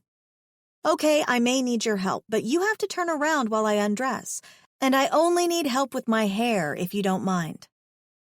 Riv swallowed hard. She could see his throat move. "I don't mind." The air felt thick again as she watched him turn around. Stripping as fast as she could through the aches and pains, she settled into the tub. The water felt as good as it looked. Absolutely divine. "You can turn around now." He did so slowly, his eyes taking in the fact that she was completely covered by the warm bath. She dipped as low as she could, and thanks to the dimness of the room, she couldn't see her body underneath the water. Riv walked forward, pulling up the sleeves of his tunic. He came to stand behind the tub, and Lauren's breath caught in her throat as she waited.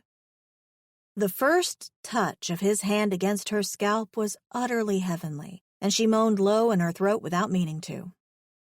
His hand stiffened at the sound, and she wished she could sink underneath the water and hide for a bit. This was why she never washed her hair at the salon. Scalp massages always had a way of making her express her delight verbally, much to the chagrin of her hairdressers. Riv's fingers started moving again as he reached for the soap and lathered her hair, wetting it with one hand and lathering with the other. For a few seconds, Lauren rested her head back against the tub, allowing him to work the dirt out of her strands. He was doing it so well, almost as if he had practice. You're awesome at this. I had much practice washing Sohut's fur as a chid. Oh, you were a caring big brother.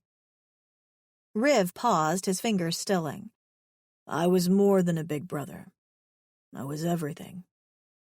She didn't know how to reply to that, so she remained silent. As he washed the soap from her hair, Lauren realized something. She was lying naked in a tub in front of him. She'd slept in a room without any protection while he was nearby. And not once had she feared for her safety. Even now, when she was vulnerable, there wasn't that feeling that he might take advantage of her. She frowned at this realization, not because it angered her, but because it puzzled her. Riv? His fingers paused. Why are you doing this? Why are you being so nice? A few seconds ticked by. I know you think I'm a nuisance, that I'm property. I do not think you're property. A small chuckle left her lips. You think I'm a nuisance, though? You talk to the animals. You sing to them. When you're gone, they will want me to do the same. Right. The smile dried on her lips. This wasn't permanent. He was still intent on getting rid of her. Right.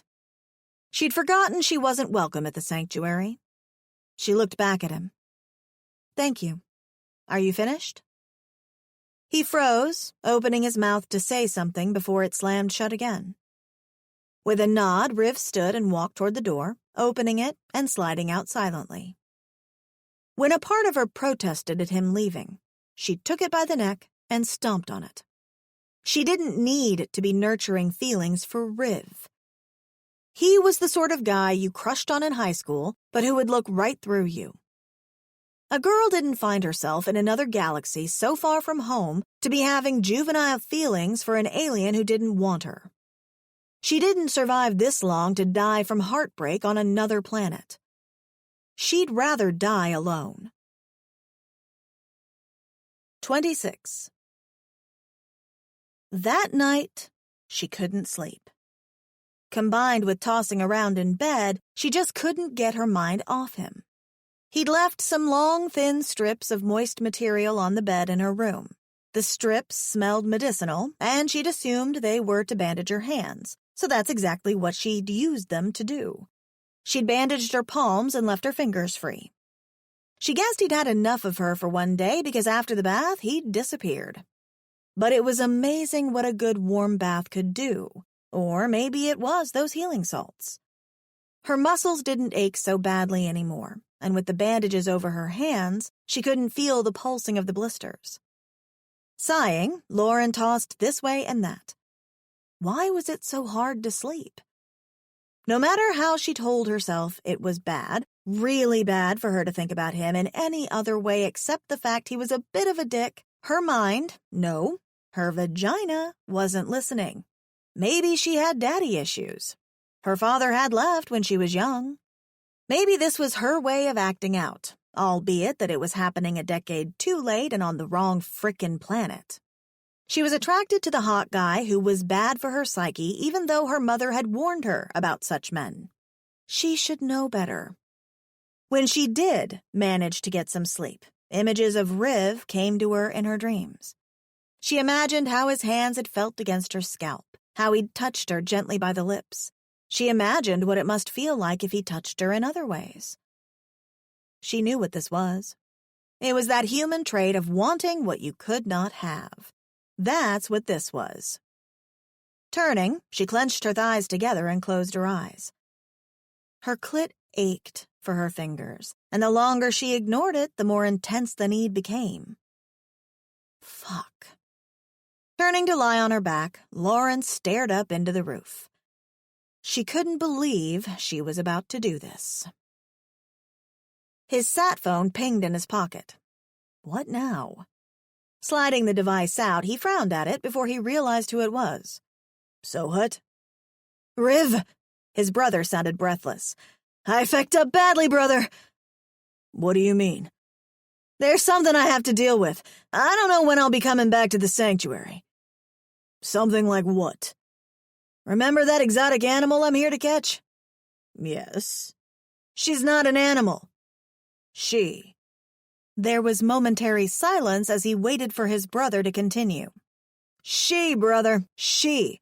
The same species as Lauren. You mean Lauren? Lauren, yes. Sohut's voice lowered to almost a whisper. Well, I helped capture one of her kind, and... His brother paused. I fecked up, brother. I think I'm going to have to do something stupid. Riv's eyes narrowed. Sohut's definition of stupid was the same as that of dangerous. Explain. No time, The call clicked off and Riv stared at the device. Feck. It was just one problem after another. He knew Sohut could handle himself. He'd been the one to teach him how to fight. That didn't make him feel better, though. If his brother had indeed found another human, he wished he would leave her alone. From his experience, humans were nothing but trouble. They secretly invaded, then wheedled their way in until they became entwined in every aspect of your life.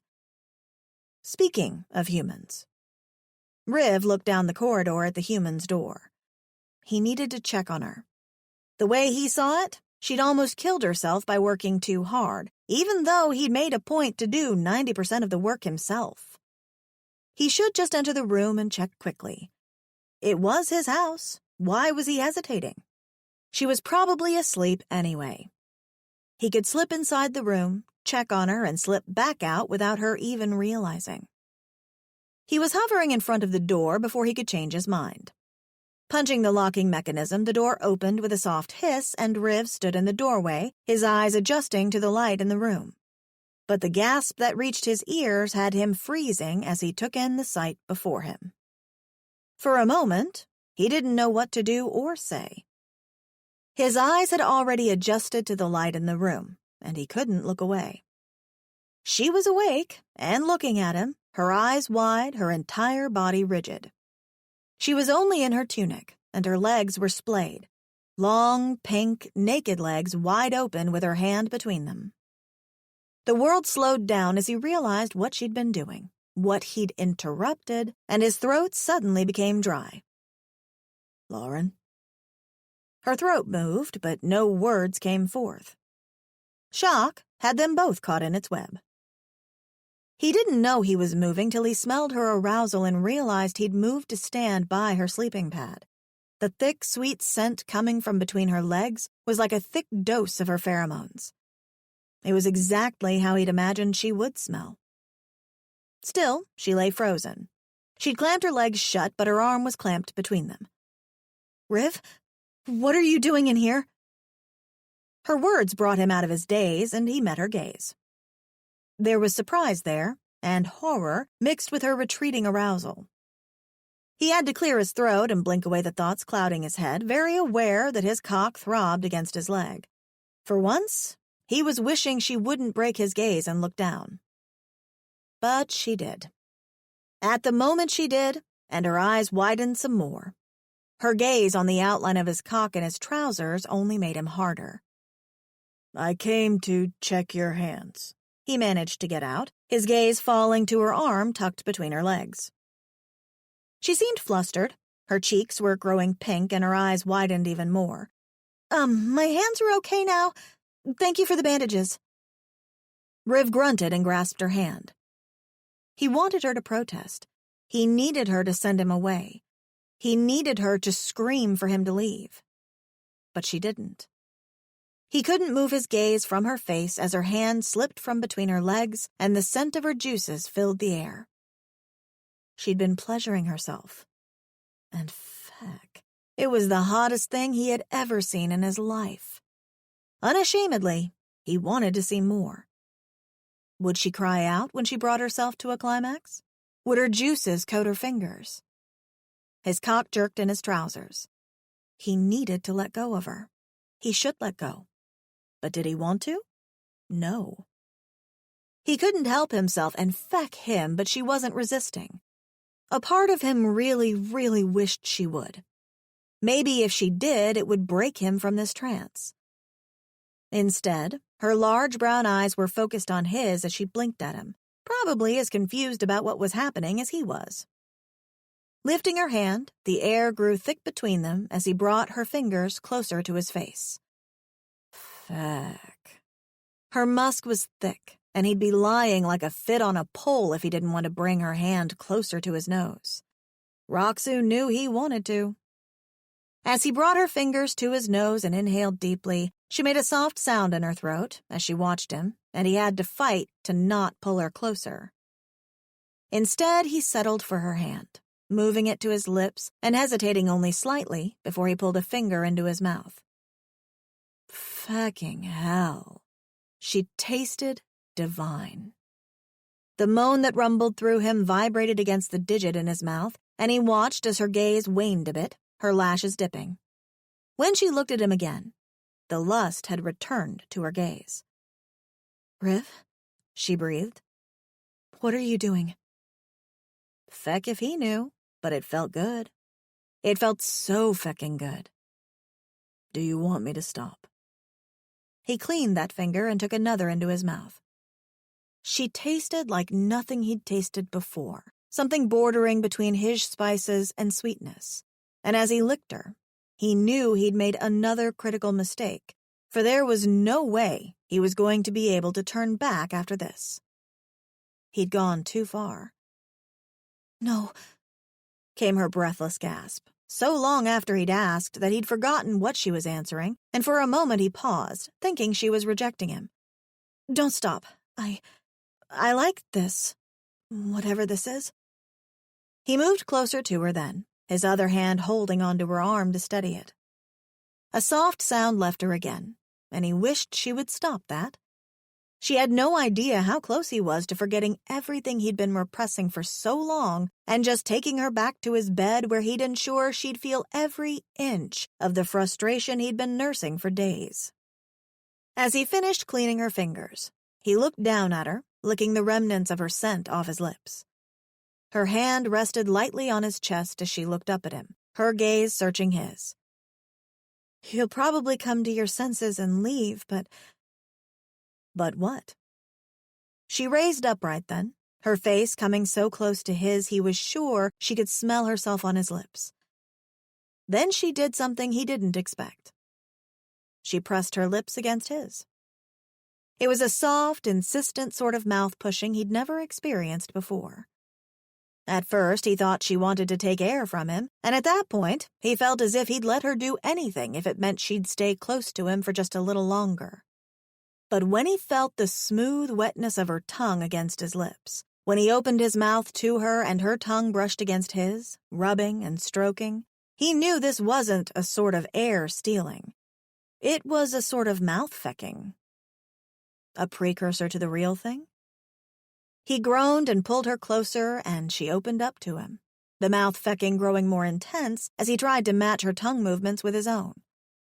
But it ended all too soon. All too quickly, she was pulling away, her eyes downcast, refusing to meet his gaze. Lauren? What had he done wrong? Had he not mouth-fecked her properly? He could try again. Feck. He wanted to try again. We should stop, she said, pulling out of his grasp. Her arms were folded now, her back turned to him. You should go. Deep rejection. rejection of the sort he'd inflicted on her in the past. It hit him like a hover car at full speed. She didn't meet his gaze. Her head was hung, her breaths coming ragged. She wanted him to leave, and he would. He'd never force her to do anything she didn't want to do. And she didn't want him. As he walked away, he knew right then. There was no way his life would return to normal after he'd tasted her. That one taste had pushed him past a barrier he'd been standing behind for so long. Now, his world as he knew it was shattered. 27. Lauren stayed in the room for most of the next 2 days. She couldn't exit. She could still feel his lips against hers, and her body responded every time she thought about it. She couldn't allow herself to fall for a guy who didn't want her in his life. Life out here on a new world was complicated enough. Every decision she made now was going to affect her future, and God knew she didn't want to be nursing heartbreak while trying to navigate a new world. It wasn't until the late evening when she heard voices in the main room that she thought of leaving the room after her 2-day absence. Thinking it must be his brother, Sohut, that returned from his mission, she slipped on her trousers and put a smile on her face. She had to exit a room sometime. Better to do it when there was someone else there to absorb some of the tension, which she knew was bound to fill the room. Silent, barefooted steps took her toward the main room when she slowed her pace. There were more than 2 voices, and she didn't recognize them except for Riv's. Not wanting to interrupt his meeting or eavesdrop on his conversation with whomever, she turned around and was about to tiptoe back when she heard the next line. "We have intelligence that you may have a human at the sanctuary." Lauren stiffened. That didn't sound like a meeting with friends. It didn't at all. Peeking as far as she could without being seen, she could only make out a long reptilian tail, and her heart stopped beating for a second. It was one of those guards, the alligator-looking ones. It had to be. The same ones that had helped abduct her. The same ones that had been on the alien ship. The same ones she'd seen at the market. The ones that had killed the child. Plastering herself against the wall and out of sight, she dared not even breathe, lest they hear her. "I don't know what the feck a human is," Riv said, his voice cool. "It is a female, pale-skinned, light-colored hair," one of the guards said. "If something like that was hiding among my animals, I think I'd see it," Riv quipped. Lauren bit her lip as she listened, her palms closing into nervous fists. "Looks like your species," another guard spat. "Not one of your useless animals." Riv released a mirthless laugh. "Do you see how lonely it is out here? If I had a female like that," he stressed the next words, "I'd tell her to hide away and don't come out." That was a message for her to stay out of sight. She was sure of it. Well, message received. She wasn't a fool who wanted to die. She hadn't been planning on making her presence known anyway. One of the guards piped up. "The mercy with no tail having a woman." The guard guffawed. "Humorous."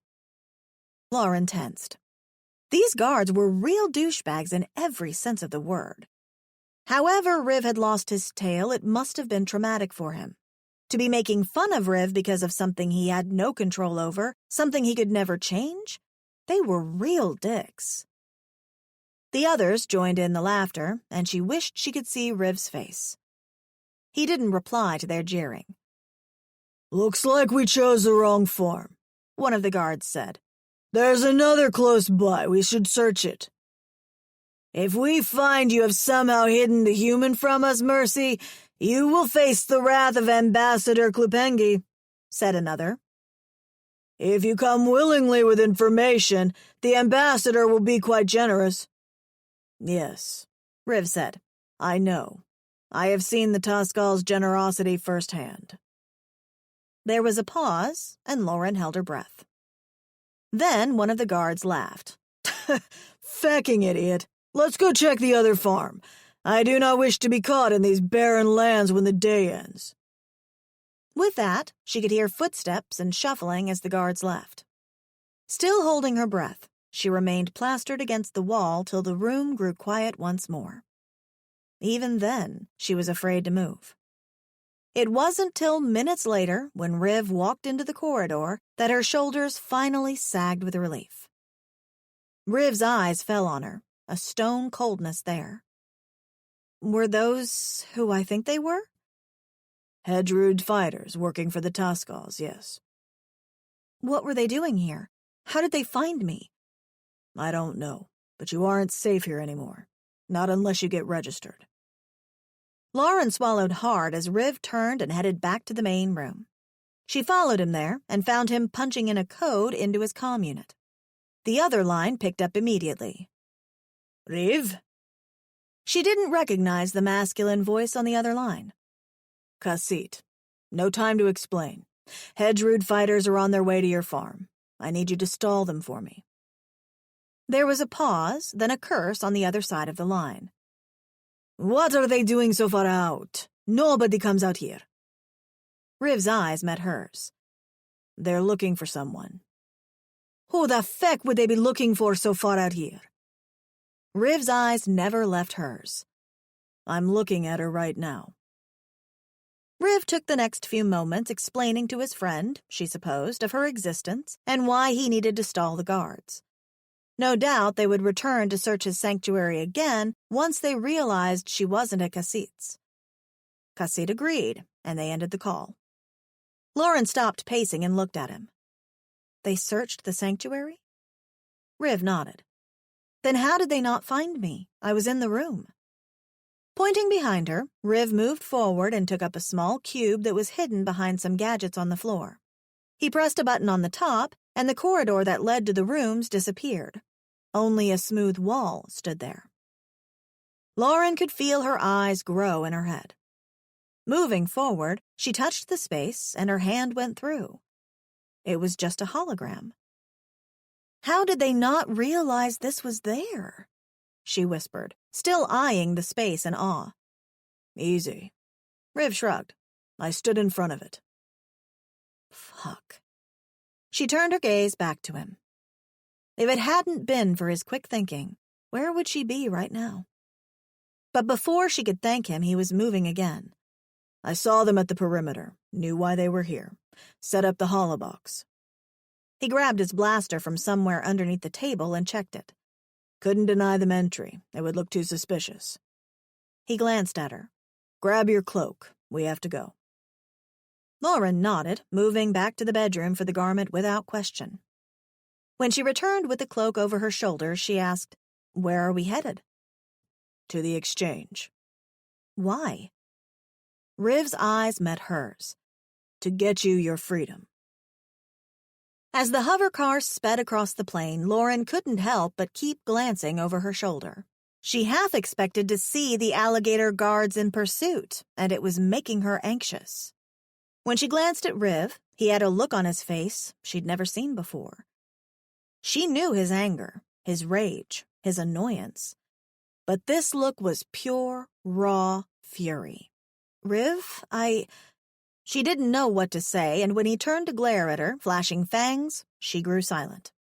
Glancing behind them again, her brows furrowed. It was getting late, but she couldn't see the lights of another hover vehicle, at least. They won't catch us. We'll get to the exchange and have you registered before they even realize your location. Lauren swallowed hard. He was doing so much for her. She didn't think he understood just what it meant to her. I'm sorry for inconveniencing you with all this trouble. It's no trouble. She paused, watching him. His voice was deceptively soft for the furious look on his face. Why are you angry with me, then? His gaze moved to her, and she swore his eyes softened a little before he sighed. I'm not used to people, females, being the way you are. He said after a while, and her brows furrowed. What do you mean? Riv let out a breath. Those few words were more than he'd ever said to her about himself, and he paused as if he wasn't sure if he could continue. "You haven't tried to use me," he finally said. Shocked, Lauren leaned back a little. "Why on earth? Why do you think I would want to use you?" Riv swallowed, his gaze flicking away from her. "I thought you were like them. The others," he sighed. "Like who?" He zoned out. She could see him do it, as if he was remembering something a long time ago. Reaching forward, she touched his cheek gently, and his gaze flicked to her again. "What happened to you, Riv?" It was almost as if she could feel the panic rising within him. Never since she'd met him had Riv ever been as vulnerable as he was right now. "When I was a chid," he began, "my Moor sold me and Sohut to the Taskal mines." His knuckle turned a light blue as he held on to the hovercar's controls. "I can still remember crying, reaching for our Moor. But she'd turned and walked away, leaving us there in the hands of strangers." Riv gulped and inhaled deeply. "Taskals. She sold us to a Taskal for woogly smoke." She didn't know what woogly smoke was, but she sure could guess. It sounded like some kind of drug. "The female Taskal my Moor sold us to had a harem of many males," Riv continued. "She'd use them for fecking, one after the other till they expired. I still remember her clearly. She had a circular headdress with gold trimming that she alone wore. She's the one who removed my tail." "Oh my God." Lauren covered her mouth, staring at him as his eyes grew distant again. Riv didn't meet her gaze, but his jaw clenched down hard. "How old were you when she took you?" She breathed. "About 2 hands." 10? You were 10? A bowl of anger overflowed within her suddenly. "You were 10? 8. He held up his hands and Lauren blinked. 2 of my hands, not yours." Lauren blinked again, her face contorting. "That doesn't make it better, Riv." Her voice went soft. How could a mother do that to her own child? For a few moments, Riv didn't reply.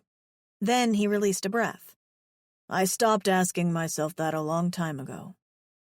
A sigh left him as he continued.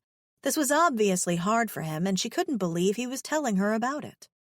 She valued the fact he trusted her enough to share such deep details with her. It was difficult speaking about something so harrowing. "Sohut was 2 orbits younger. The Taskal put us in the mines to work. We were too young for the harem." Lauren's nostrils flared. "But the mines weren't any better. They reeked with sweat, death, and sex." Riv let out a labored breath. "I can still smell it as if it was yesterday." "That sounds... I can't imagine what that must have been like." She reached out and touched his shoulder. Her heart was bleeding for him. "I mean, I was taken from home and thrown into a glass cage, but it's nothing like what happened to you." He managed to smile a little, a sad one. "I guess we're not so different. Your life was ripped apart, and there was nothing you could have done about it." He focused in front once more. "There was nothing I could have done about it." He paused. "For many years I blamed myself.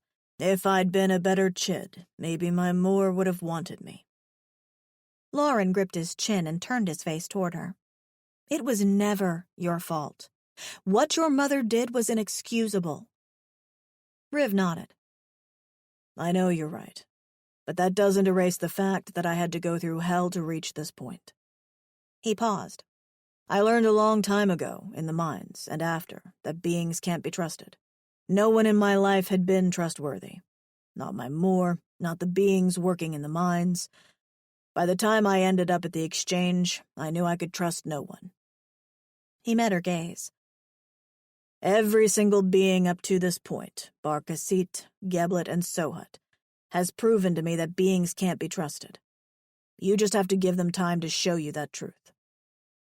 Lauren continued to stroke her fingers across his cheek, and he closed his eyes briefly and leaned into her hand a little. "Do you understand what I'm trying to say?" He searched her gaze. "I thought you were like that." He paused. "Out here, I don't have to worry about being betrayed. The animals are not like other beings, and you." He paused. "You've been nothing but perfect the entire time you've been here." She almost choked at hearing that. Her? Perfect? Before she could respond, Riv looked ahead once more. "Riv?"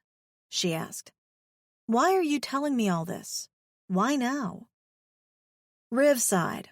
"Well, I've been trying my damnedest to avoid you, if you haven't noticed." She smiled at that. "I failed, miserably." He glanced her way. "Now I think this is the least I can do. Allow me to give you the gift of freedom from the Tuscals. It is what I'd have loved for someone to do for me." 28. They pulled up at the exchange, and Riv grasped her hand as he hurried down one of the streets toward a tall building, Grot keeping up with them as they hurried through the crowd. Hood over her head, Lauren kept her head down as they weaved in and out of the throng of shoppers, trying to get to their destination. She gripped his arm, thoughts on everything that he'd told her in the hovercar. She had known there was something deeper about him, something that pulled her to him despite his gruff demeanor. And now she knew. Riv was only a tortured soul. Underneath all that gruffness was someone who was dying to be loved. As he bounded up a ramp to the door of the building, he paused so she could catch her breath. "You all right?" "Yes," she nodded, glancing behind them. There was still no sign of the guards. Riv followed her gaze, too, his eyes scanning the crowd below. "Come, we must make haste," he said. The inside of the building was not what she'd expected it to be. It looked like the inside of a bank on Earth. The only thing that differentiated it was the many different species of aliens inside and behind the transparent barriers. Riv pulled her beside him, and they moved together to one of the queues. As they waited, she glanced up at him every now and then, but she couldn't read the expression on his face. He wasn't wearing his eye shades or his face covering today, but she still couldn't read him. "Do I need any documents? I don't have even an ID from Earth." Riv glanced down at her, his eyes still unreadable, guarded, almost, as if he was preparing himself for rejection of some kind. "No, you don't need identification. They will scan your biosignature. You will be registered based on your DNA as a refugee under the protection of the Interplanetary Union." Lauren's eyebrows rose a little. He sounded like he knew exactly what he was talking about, and she guessed it was something he'd had to do before.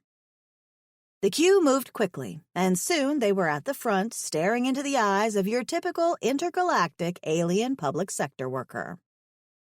The being on the other side of the barrier looked bored and completely uninterested. "Name," the alien said in monotone. The alien's eyes were on stalks above their clam-shaped head, and they blinked once as the alien regarded them. Riv glanced down at her. Lauren McDonald," she answered. "Planet of origin." "Earth." "Please state your business." She glanced at Riv, but he began speaking immediately, giving her hand a slight squeeze, and she realized at that moment that he hadn't let her go. "She is registering for protection under the Interplanetary Union under Directive Exhashimor." The alien behind the screen blinked at her, and Lauren held her breath. "And who will be her sponsor?" "I will be." Lauren glanced from the alien, then to Riv. Sponsor? She didn't know she'd need a sponsor. A thin ray of blue light ran from Riv's head to his toes and back. "Riven Endres Ukshal Kafali," the worker said. "Please indicate you are aware a sponsor relinquishes one half of his assets when undertaking sponsorship of a being with refugee status." What? Lauren's eyes widened as they snapped to Riv. He didn't look surprised. "Yes," he replied. "Wait!" Gripping his bicep with her free hand, Lauren caught his attention. "What are you doing?" she hissed. "I thought that was clear." Riv's voice was even, unperturbed. "We're registering you so you can be free." Lauren blinked a few times, trying to read his gaze. "But if you do this for me, they're going to take half of everything you own. That's not—" Despite that she wanted this more than anything, asking him to sacrifice so much. "That's a lot. Riv shrugged. "Are you planning on doing anything stupid? Anything illegal?" "Of course not." "Then that settles it." He turned back to the counter and nodded to the clerk. She could only stare up at him, disbelieving the current events. As the clerk filed the information, Lauren couldn't move her gaze from him, and Riv kept looking forward, not meeting her eyes. "What form of body fluid would you like to register to create the biosignature?" the clerk asked. She was so focused on him, still unable to believe he was doing so much for her, that she didn't realize the clerk was speaking to her. "I'm sorry, what?" The clerk's expression grew even more uninterested. "What form of body fluid would you like to register to create the biosignature?" Riv finally looked down and met her gaze, causing her to blink, and her head cleared a little. "You need, my pee or something?" The clerk stared through her soul. "Urine. Highly unhygienic." Displeasure twisted the clerk's face. "Your saliva is fine." "Oh." There was a slight sound, and a small metal disc appeared in the counter. "Deposit your fluid there," the alien instructed. Lauren glanced at Riv again. "Are you sure you want to do this for me?" What if he was having some momentary mental crisis and changed his mind later? "I am sure," was all he said before giving her hand a little squeeze. Taking a deep breath, Lauren nodded. Bending a little, she spat on the disc. With a whir that made Grot growl, the disc disappeared. "Registered. Lauren MacDonald of Earth." The counter whirred again, and another item appeared. It was a smooth metal square with no identifying marks. "Please take your proof of status and exit to the left," the alien said. That was it? Taking the small rectangular piece of metal, it felt warm under her fingers. She was staring at it wordlessly as they exited the building, and even when they reached the street. "This piece of metal means I am free?" Riv was watching her with a strange look in his eyes. Even Grot seemed a bit unsure. "Yes. You are free to go wherever you want to go and do whatever you would like to do. You won't have to worry about being thrown in a cell or a zoo anymore." She had to take a moment as the feeling of a huge weight lifting off her shoulders passed through her. Those were words she never knew she wanted to hear. Smiling, she looked across the throng of aliens. She was free. As the feeling settled within her, it hit a bump and froze. He'd done this for her. Given up half of everything he had for her. It was the kindest thing anyone had ever done for her in her entire life. Tears sprung in her eyes as she stopped walking amidst the throng and stared up at him. "Riv, how will I ever repay you?" Riv's throat moved. "I didn't do it with the hope you'd repay me in some way, Lauren." "But—" Her throat was swollen with emotion. "You hate me." A sort of sadness she didn't expect passed before his eyes before his gaze became tortured. "Quite the opposite, Lauren." 4 words. 4 words that made her breathing stop and her world pause. She didn't know how to reply as he searched her gaze. "Riv," A loud commotion down the street cut through their exchange and had her turning to look in that direction. The blood drained from her face and her mouth went dry. Farther down in the direction they were heading, 4 of the alligator-looking guards turned the corner. Lauren's heart sped up in her chest, but she gripped the medal in her hand instead. She didn't need to hide from them. Riv had made sure of that.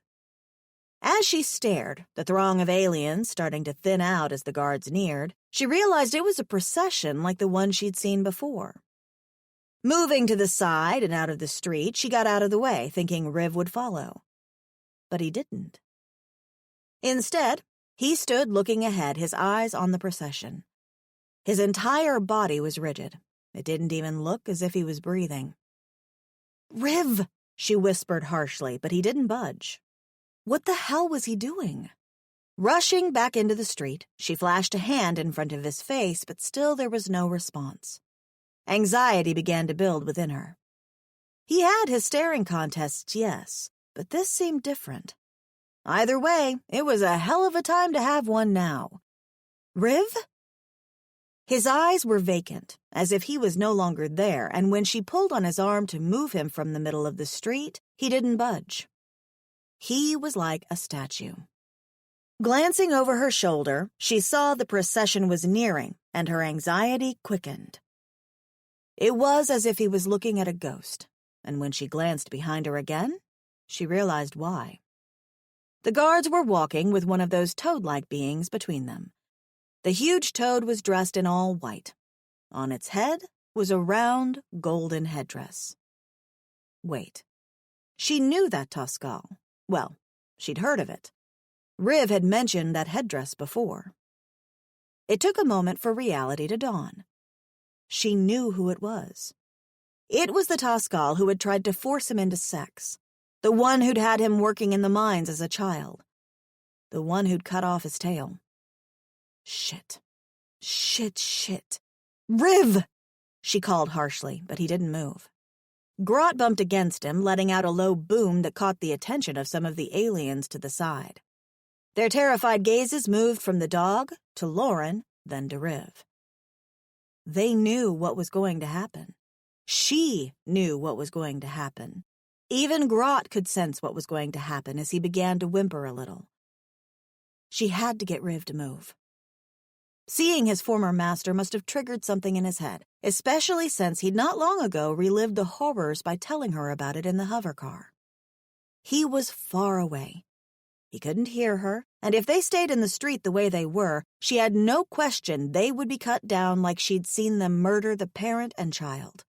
Riv! No response. She tried to pull his arm again. Nothing. Fuck. She needed to do something, and she needed to do it fast. Standing on tiptoe, she did the only other thing that came to mind. She plastered her mouth against his. Something nice and inviting was pressing into him. Something was pulling him back from the void he'd suddenly fallen into. Zooming back to the present was like taking a breath of fresh air after drowning. Riv blinked, a barrage of feelings hitting him all at once. Lauren. Sweet, soft, Lauren was against him, mouth-fecking him. With a moan, he pulled her toward him, forgetting about everything and everyone around them. It was just him and her. This felt right. It was right. His eyes zoned in on her smooth face, but as soon as his gaze met hers, she pulled away. Fuck, Riv! She was off him, pulling away and grabbing his hand. Confused, he almost resisted, but he was too caught up in the memory of the feel of her lips against his. Lauren. Vaguely, he felt Grot's huge frame pushing against him as Lauren pulled him toward her and out of the street. Pushing herself into a space between two stalls, she turned and pulled him closer. Shh, she whispered. Don't move. Don't look. Don't turn around. For a moment, he was confused, but then it all came crashing back like the tail end of a storm. The female Toscal. The one that had removed his tail. The one that had wanted to use him. Riv stiffened. Shh. Lauren took his face between her hands. It's okay. Don't look. She'll pass by and you can forget all about the bitch afterward." His chest was beginning to heave and he couldn't stop it.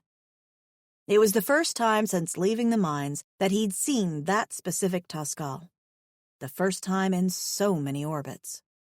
He'd imagined seeing the female again, what it would be like. He'd never imagined it would be like this. Debilitating. All the memories of back then were coming crashing in all at once. It was hard to keep focused. The only thing that was keeping him sane was the soft hands against his face, and when he looked down, there she was, whispering affirmations to him as she held him with her brown-eyed gaze. He'd been such a fool.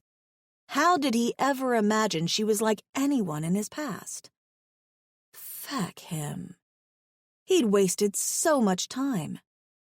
The thought made an ache develop within him, one different from the pain of his past he was experiencing. "Lauren," he repeated. "I'm here, Riv. I've got you."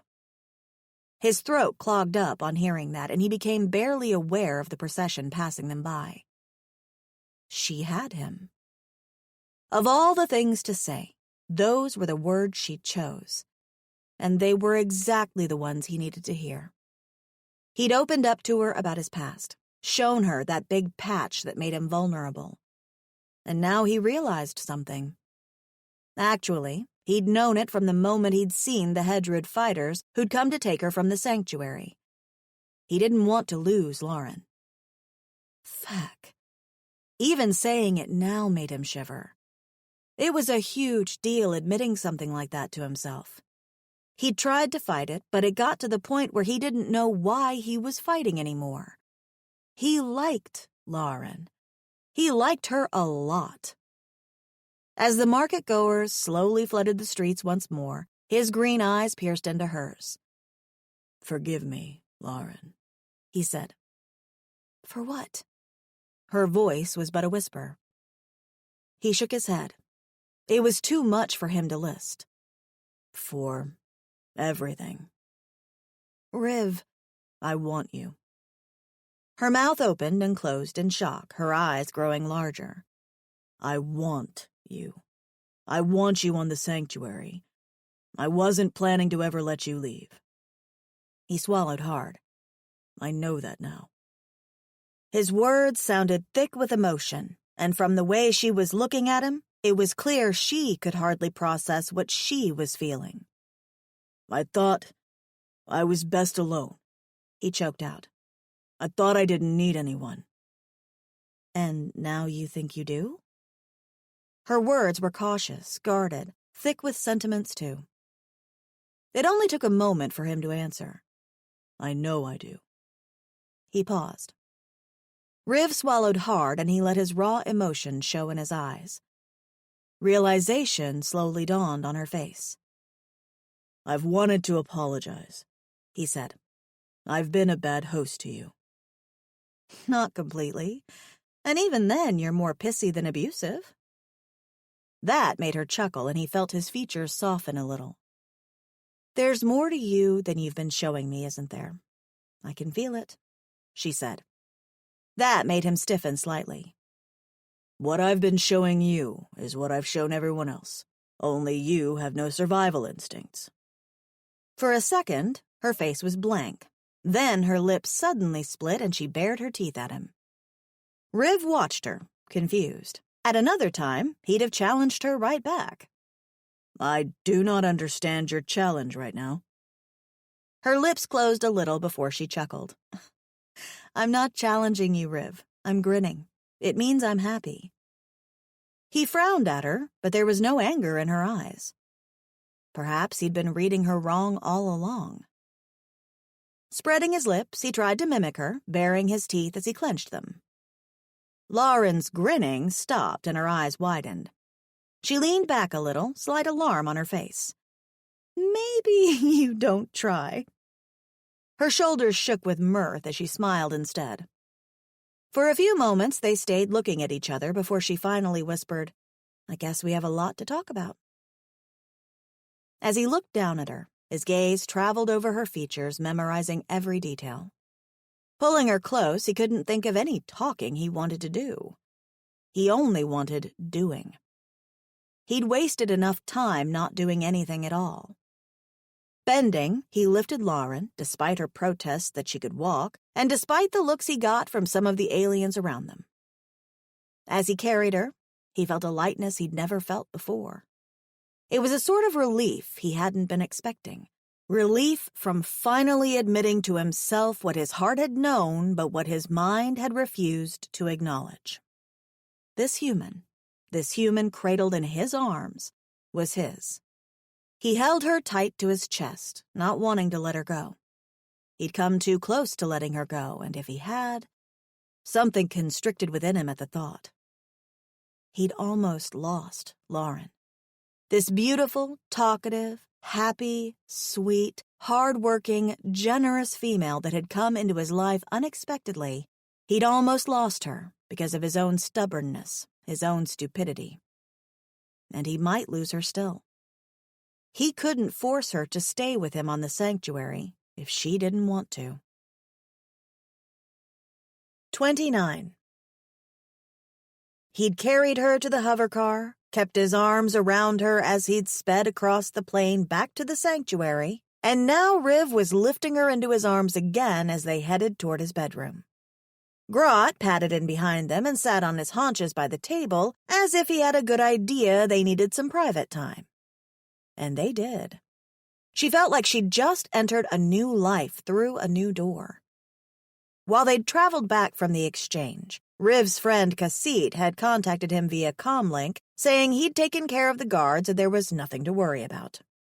Riv seemed to think something was strange about that, but all she could feel was happiness that the guards wouldn't be returning. Now, with that out of the way, Riv seemed to relax, and when his eyes focused on hers, there was such heat there she felt her entire body respond. There was nothing to be said. She could see it all in his eyes. "What are you doing?" She knew exactly what he was doing, and a needle-like thrill went up her spine as soon as he'd brought her to his room, anticipation flooding through her veins. "Something I should have done a long time ago."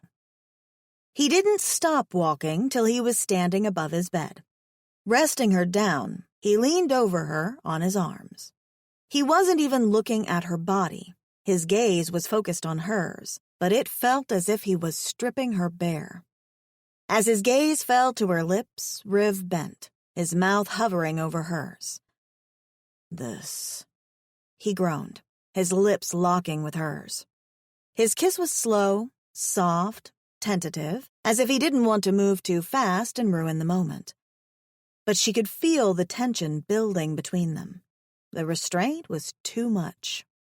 What had seemed like it was going to be slow and steady suddenly exploded into a bomb of emotions. The pressure of his lips against hers intensified as his tongue slipped into her mouth. His hands were suddenly in her hair, moving down her cheek, her neck, and tangling into her tunic. A moan escaped her, vibrating against his lips, and she received a resultant groan. Riv's large hand came to hold her head by her chin. The other hand tangled into her hair as his tongue rubbed against hers. His lips were so velvety, so inviting. Just kissing him was making that space between her legs moist and aching as if it needed to be filled with more than promises. She wanted the real thing. Riv broke the kiss, his lips hovering over hers as both of their chests heaved with exertion, and his green gaze captured hers. There was so much want there. A shudder went through her belly and erupted between her thighs.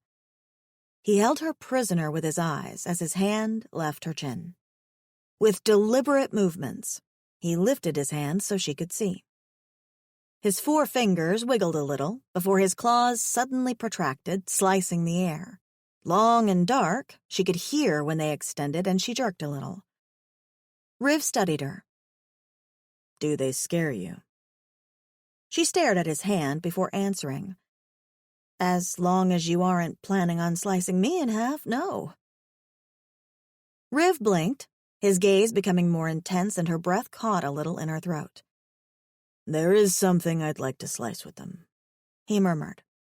Without another word, he hooked a finger in the neck of her tunic and ripped it in half with one movement. That shouldn't have made a throb go straight to her core. It should alarm her. Instead, it made her pulse increase just enough for her breaths to come deep. Her chest heaved as the fabric fell to the sides, revealing her chest, and Lauren held back a gasp at his pure ferocity. As her skin was revealed, Riv tilted his head a little, his gaze becoming more heated as it raked over her. His finger hovered over her bra next, and Lauren's eyes widened. As she grabbed his hand, his surprised gaze met hers. He searched her face, the heat in his gaze slowly dying. "You wish for me to not go further?" "Oh, please do continue, but don't rip that. It's the only one I have. It's almost dead after wearing it for a complete year. I washed it, of course, but I don't want you to rip it. It's one of the most valuable things for a human on this planet." Riv looked down at the bra, his brows furrowing slightly. Extending a finger, he retracted his claws and pulled the cup down. She watched his nostrils flare as her breasts were exposed. "Why do you cover such beautiful teats with this useless garment?" She didn't know if it was a question or if he even knew he asked her something, because the way he was looking at her breasts seemed as if he wasn't aware of anything else. She could feel her skin tingle underneath his gaze. As she eased up to slip out of the ripped tunic and remove her bra, he didn't stop staring, and when she eased back down, his eyes fell to her trousers. He raised a hand to rip those too, claws protracting again, and Lauren chuckled. "No, don't rip those either. Let me remove them."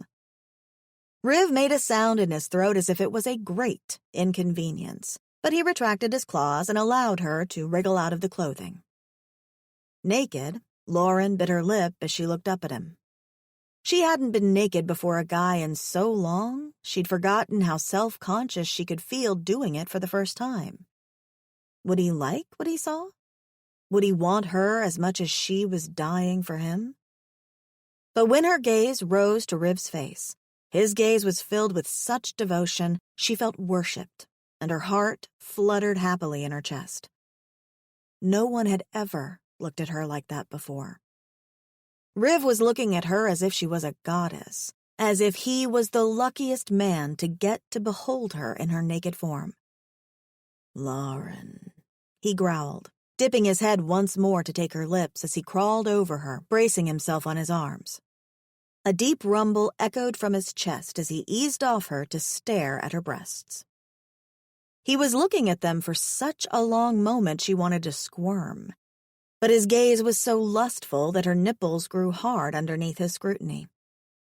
"You're fecking beautiful," he murmured, reaching forward and clasping each breast underneath his palm. "These," he growled, "so soft, but firm when I squeeze them." He shook them, and his gaze grew even hotter. "They jiggle." She didn't know how to respond. She'd have thought that would be a bad thing, but the way his eyes widened a little before growing more intense had her nipples tightening even more. His gaze was making her feel all sorts of things, most of them centered between her legs, and when he suddenly dipped his head, his tongue flicking out to curl around her nipple, Lauren closed her eyes, biting down on her bottom lip from the sheer pleasure. His tongue was warm, thick and warm. He licked her again before closing his mouth around her nipple, and a strangled groan left her lips. Riv stiffened above her, a soft growl leaving him as he heard her groan. She felt it before she saw it. Taking the soft mound in his mouth, Riv flashed a fang. She could feel the tips of the sharp edges trail over her nipple, and the feeling was so different, so exquisite, that her back arched a little as she pushed her head back against the bed. Riv didn't move. He let the soft, round mound press into his face, and with a growl, he squeezed the other breast in his hand, kneading it as he rolled her nipple in his mouth. "Lauren," he growled, "you're fecking gorgeous. So much softer than I'd imagined. So much better." Lauren panted, her lashes fluttering as she tried to listen to him. "You imagined this?" Riv lifted his head, his eyes filled with such burning lust she felt like she'd melt. Every fecking day. She couldn't believe it. Did he really? As if he saw the doubt in her eyes, Riv eased off the bed and stood. With one movement, he slipped his tunic over his head, revealing his perfectly formed muscles. She'd stared at those muscles through the window on those first days, daydreamed about them. In the next moment, his trousers were falling, and she must have forgotten that boxers were an earth thing, because the immediate bob of his cock as soon as the trousers fell had her mouth falling open. Fuck, he was big. Big and thick. She felt her pussy ache just looking at him, a fresh bit of moisture lubricating her for his arrival. Thick cords strung around his cock, and right before her eyes, as she looked at him, his member pulsed and jerked. Fuck, if this dick wasn't going to be worth a whole year's wait. He seemed to be thicker at the base, and her mouth watered just looking at him, that area between her thighs clenching with need. She didn't realize immediately that she did it, but when her tongue moved over her lips in anticipation, Riv groaned. This, he fisted his cock, is because of you. Lauren took a few breaths through her open mouth, her eyebrows rising as he pumped himself at the base. I want to see you touch yourself again, Lauren. Her cheeks grew warm at that.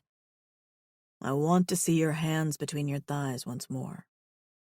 He remembered when he'd caught her touching herself. On another day, at another time, that might have embarrassed her. Right now, it was fucking hot.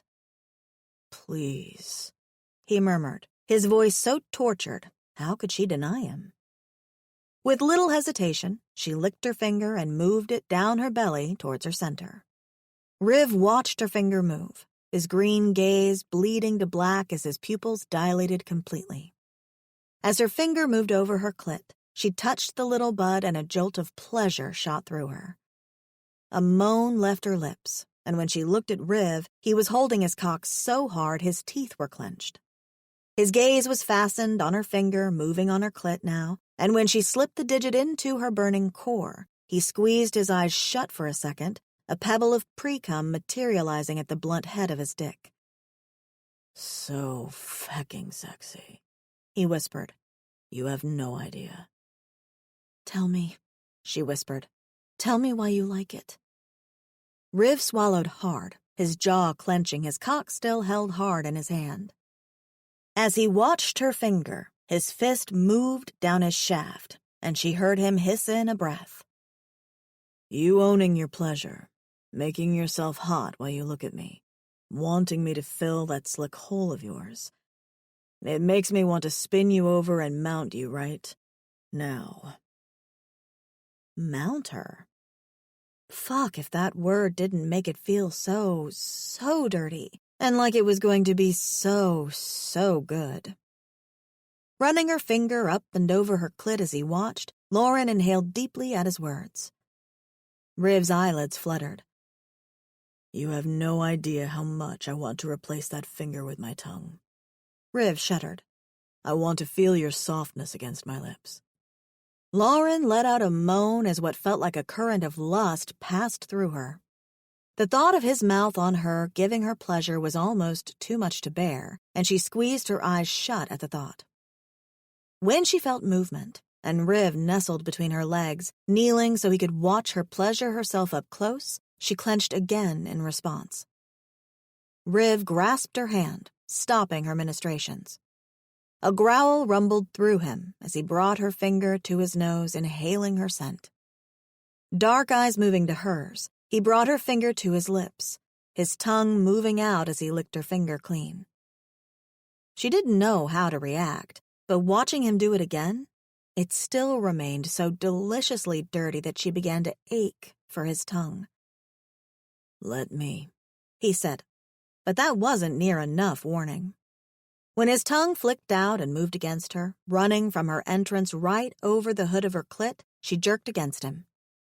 She didn't need much more than that. The buildup had been too great, and she screamed, shamelessly grinding against his tongue as her orgasm rocked through her. Riv groaned. "More," he rasped. Spreading her thighs, he covered her completely with his mouth, his tongue rolling over her core, and Lauren cried out as she bucked against him.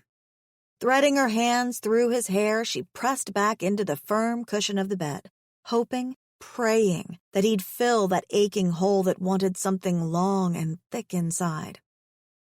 And at that moment, as if he was a mind reader, Riv groaned, grasping her hips tight so there was nowhere for her to go. His tongue speared her, pushing into her, pushing deep as he delved his tongue into her heat. "Riv!" She screamed his name, and a resulting rumble came from his chest.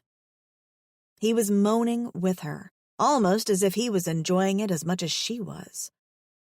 When the pleasure became too great and she tried to pull away, he held her fast, his tongue rubbing against her clit before spearing her once more and lapping up any escaping juices. "Fuck, Riv!" Another orgasm came crashing through her as he tongued her, not pulling away even when she pushed against him out of pure ecstasy, the pleasure feeling too good, the pleasure just too much. When the worst of the tremors rocked through her body, Riv slipped his tongue from her and ran it over her softness again, wet, slick sounds filling the air as he cleaned her with his mouth. Lauren collapsed against the bed, undone. She couldn't move even if she wanted to. Everywhere ached, that sweet, sweet ache a truly good orgasm left in one's bones. Riv kissed both sides of her thighs as he released her slowly. "Where did you learn to do that?" Her glassy eyes met his. "Mouth-fucking." Lauren blinked. "Mouth what?" A lazy chuckle left her. "You mean kissing? That was nothing like kissing." Riv climbed over her slowly, so slowly she almost felt stalked, but it only made a new set of pleasure jitters run through her. "You didn't like it. Did I do it wrong?" She couldn't believe he was asking that. Wrong? Oh, Riv, that was phenomenal. He was on all fours over her now, his gaze traveling over her face. Against her belly, something thick and hard jerked. "We can stop there if you want to," he said. "You seem tired." She smiled at him lazily. The feel of his cock against her belly was creating a new ache between her thighs. "It's a good tired." She moved a hand between them to run a finger down his shaft, and Riv's breath hitched. Her finger moved over the ridges he had there, and she realized they were corded underneath his skin in the actual muscle. They weren't like surface veins. That caused her to bite her bottom lip. She couldn't imagine what he was going to feel like. "Are you sure you want this?" he asked as he looked down at her. "Are you sure you want me?" "More than anything," she whispered. He let out such a low moan she couldn't hear it. She could only feel it vibrating off his skin. In one movement, he spun her around beneath him, and her yelp was stifled in the bedding as he positioned himself behind her. The brush of his cock against her entrance made her grip the sheets beneath them as she braced herself. He was big, and she hadn't had sex in so long. She'd orgasmed twice, but Riv's finger slipped inside her, and Lauren moaned out loud. "You're so small." His voice sounded strained. "You squeezed my tongue." One hand caressed her back, running down her spine as he worked his finger within her. When he slipped another finger in, his free hand clasping around her waist as he swayed her against his digits, Lauren buried her face into the bed to stop from screaming. He was going to make her come again. He was going to make her come again if he didn't stop. "Riv, please, I'm ready," she begged. Riv circled his fingers within her and groaned. "Please," she panted. "I want you inside me." Riv paused a little, and when she looked back, his jaw was clenched, his eyes dark, his brows furrowed with his restraint. "I don't want to hurt you. You're still very tight, very small." he managed to get out. There was concern in his gaze, and it warmed her. "I'll adjust." She reached back, her hand clasping his thigh. "I promise." Riv's throat moved as he pulled his fingers slowly from her cunt to grasp himself. Jaw still clenched, he guided himself forward, and Lauren closed her eyes and focused on the feel of his broad head pressing against her, demanding entrance. He was so velvety there, a moan slid from within her as she dug her fingers into his thigh. Riv pressed forward, the tip of his member forcing its way past her resistance, and Lauren moaned into the bedding. There was nothing as sweet as when the head popped in. Nothing. Or so she thought. As he began moving slowly, allowing her to get accustomed to him, he'd push in for an inch before retreating before doing it again. Inch by inch, he seated himself within her. And with each slow thrust, Lauren became even more undone. Those ridges. The fucking ridges. She could feel each and every one of them. They bumped against her entrance as he slid in and out, her cream coating his dick as she stretched for him. And then he found his rhythm. Riv cried out her name as he pistoned in her, and she could do nothing but scream wordlessly into the sheets. She wasn't sure where his body ended and where hers began. His groans melded into hers as his cock slammed her into oblivion. And for once in her life, oblivion was exactly the place she wanted to fucking be. Riv cradled her by the neck, the other hand still clasping her ass in a death grip, as he stretched her more open than she'd ever been before. His jaw clenched with every thrust, and it was obvious he was holding back the majority of his strength. He was, indeed, thicker at the base. Every time he pulled out, his re-entry was like an increase in levels till she was stretched to the limit. She wasn't sure she could take it. Her legs already felt like jelly, but she wanted it so bad. As another orgasm shook through her, Riv held her close, the spasms of her cunt drawing his own orgasm from him, and when he finally collapsed beside her, pulling her against him, a smile graced her lips. The only sound that remained was the sound of their labored breathing. Chapter 29.5 When she woke the next morning, she was alone. Lauren rubbed her eyes, stretching as her vision adjusted to the fact she was awake. She felt, not surprisingly, achy. After the mind-blowing sex they'd had, Riv hadn't seemed to be able to get enough. He'd re-entered her again and again, the memory of which caused a big smile to spread across her face. Had the day before really happened? If the dull ache between her thighs was the answer, then it was a resounding affirmative. Heading to her room, she got a fresh tunic and padded out to the main room, checking the bandages covering her palm as she did. The blisters were scabbed over and no longer red. She could probably take the bandages off now. That would surely give her some more mobility. As she came upon the main room, a sliver of excitement ran through her. Riv was probably up early like he usually was, taking care of the animals, and as she walked through the corridor and opened the door, she wasn't surprised to see him doing just that. He was shirtless again today, and she watched him stretch to throw some hay into the purple almost giraffe's cage.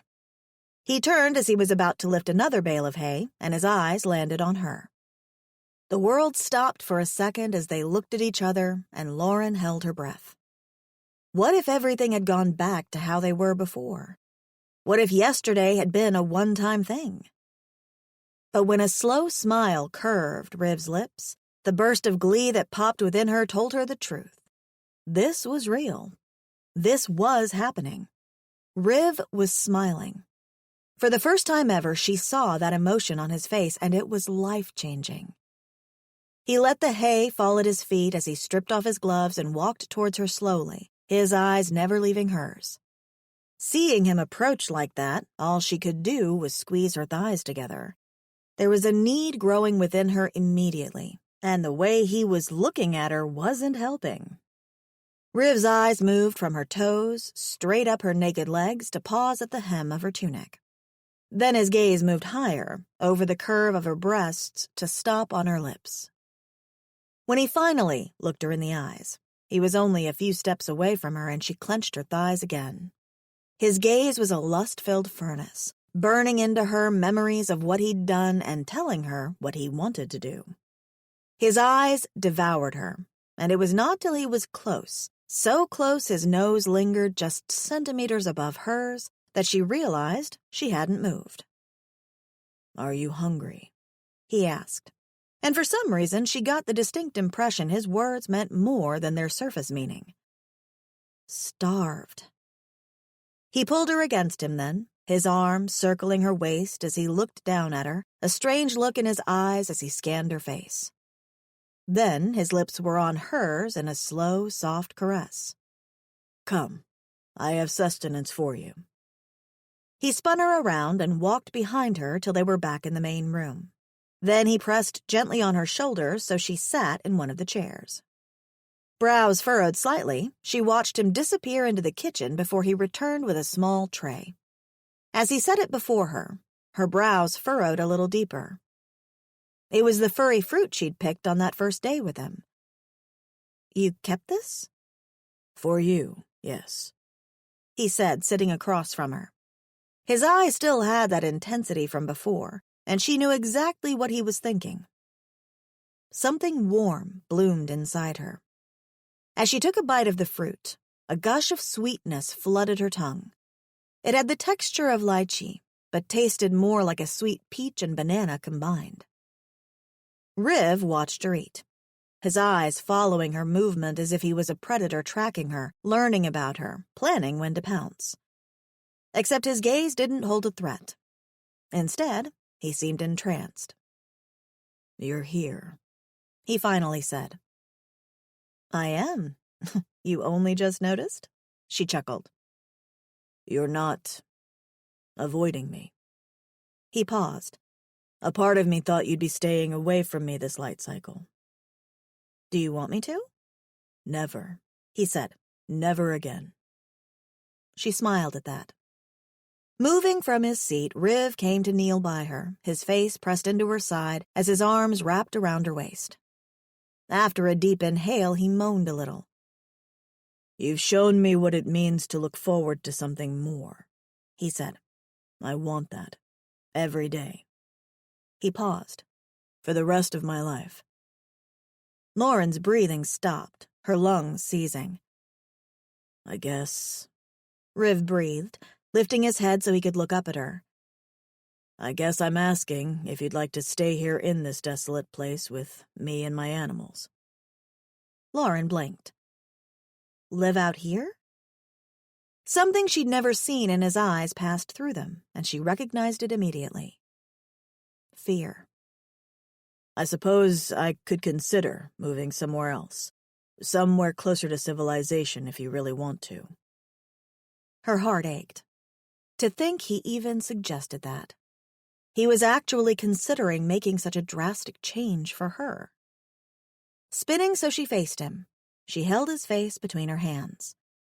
This big, blue, grumpy softy was asking her to stay with him for the rest of his life. If that wasn't some commitment, she didn't know what was. And she was ready for it. "Of course I'll stay." Then she chuckled. "I didn't want to leave in the first place." Riv's smile was faint. "I know that, but the choice is yours. If you really want to leave—" "I don't," she sighed. "Plus, I have to pay you back for sponsoring my alien visa thing. I'm not going to just mooch off you like that. Riv growled a little, his glare rendering her speechless. "Pay me back? I don't care about that." Lauren put down the piece of fruit she was about to place between her lips. "You have no idea what you've done for me, have you?" she whispered. "For a whole year, I was treated like an animal, a lesser being. You've rescued me from that, and so much more."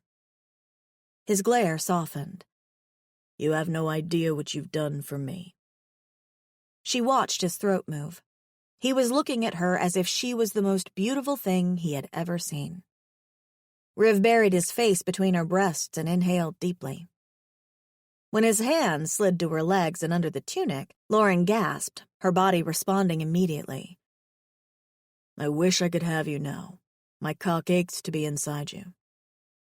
His bluntness only made the heat within her rise. You can have me, if you want to. Her voice was only a little louder than a whisper. Riv's head shot up from her chest, his eyes searching hers. I can. Yes, why wouldn't you be able to? You are not sore. She almost chuckled. A little, but I can take more. Riv stared at her, and she could see the heat starting to grow in his green depths.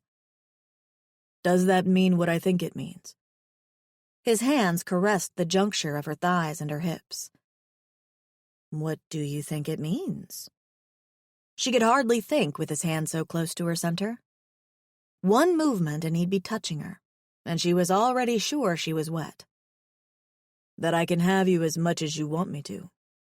He leaned forward to rub his nose against her tunic where her hard nipple pushed against the fabric. And I sure hope you want me right now. Lauren wet her lips. I do. It was all he needed to hear.